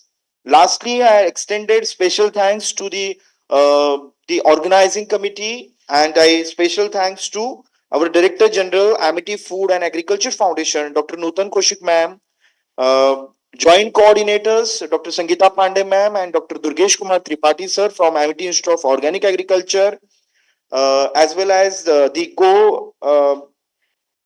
conveyor Dr. Rahul Gupta sir for your contribution. And last, my sincere students, for your contribution is also important, and you are help to us for successful this today's session. So thank you so much for all of you. Thank you so much. Proud last thanks from my side. I thank Dr. Wadhwa for accepting this kind invitation. Though I know government officials nowadays, because of this being the election year, are very busy in dealing with many things. Because you must have seen that during the inaugural session also, Dr. Pandey could not join ADG Agriculture. He joined online because he was called for some meeting urgently. So I'm really grateful to you that you make it a point that you attend this physically over here, and you came to university. So thank you so much, sir. And then I'm thanking you all those who are present, still being there's a parallel event going on. B Parag, the singer Parag, Parag, what's his name? Parag.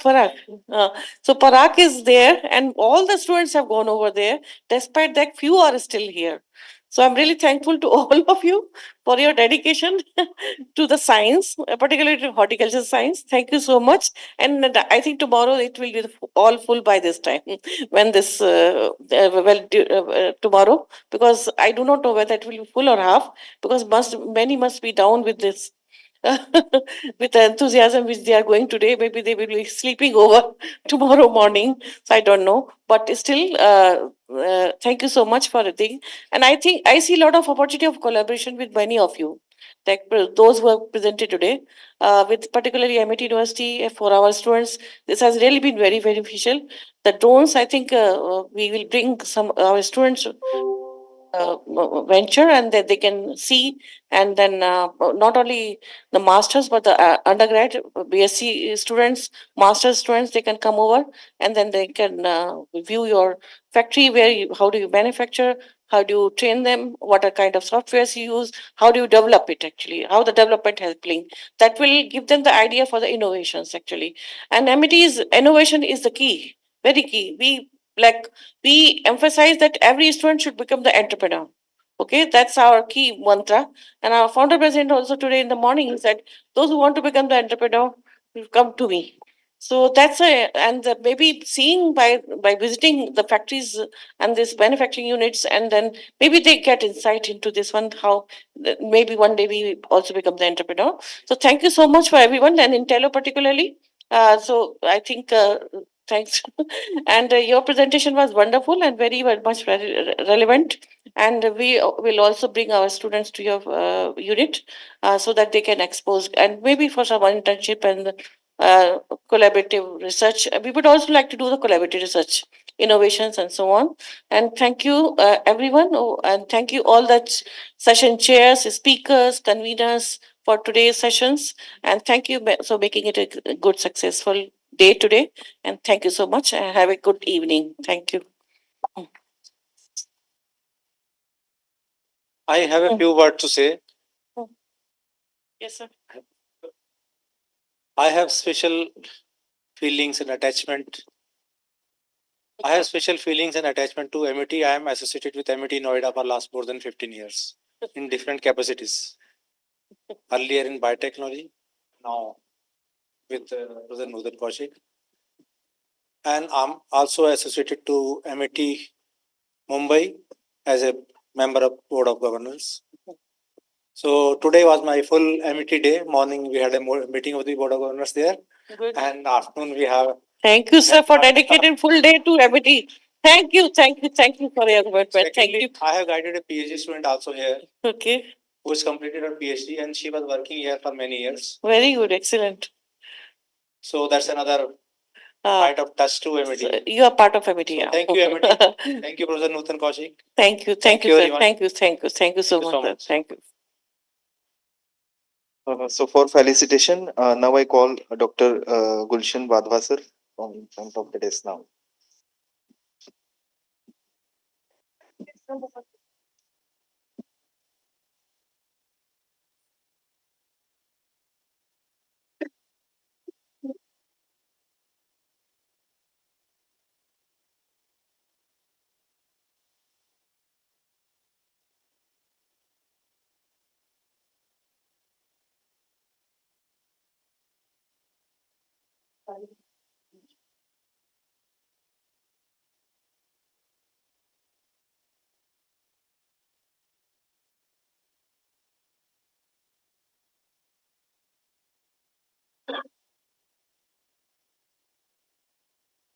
Now I call Major T.N. Singh Tomar sir.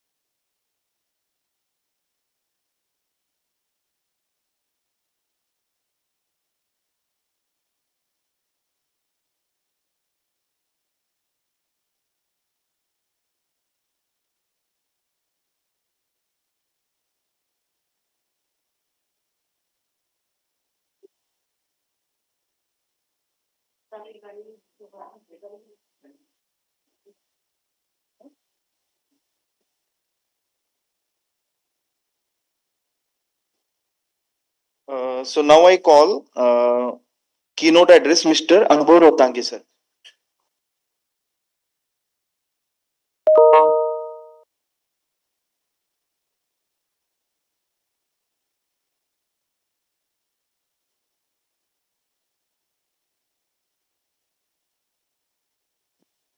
So I request to all of you, please join for high tea at F2 launch.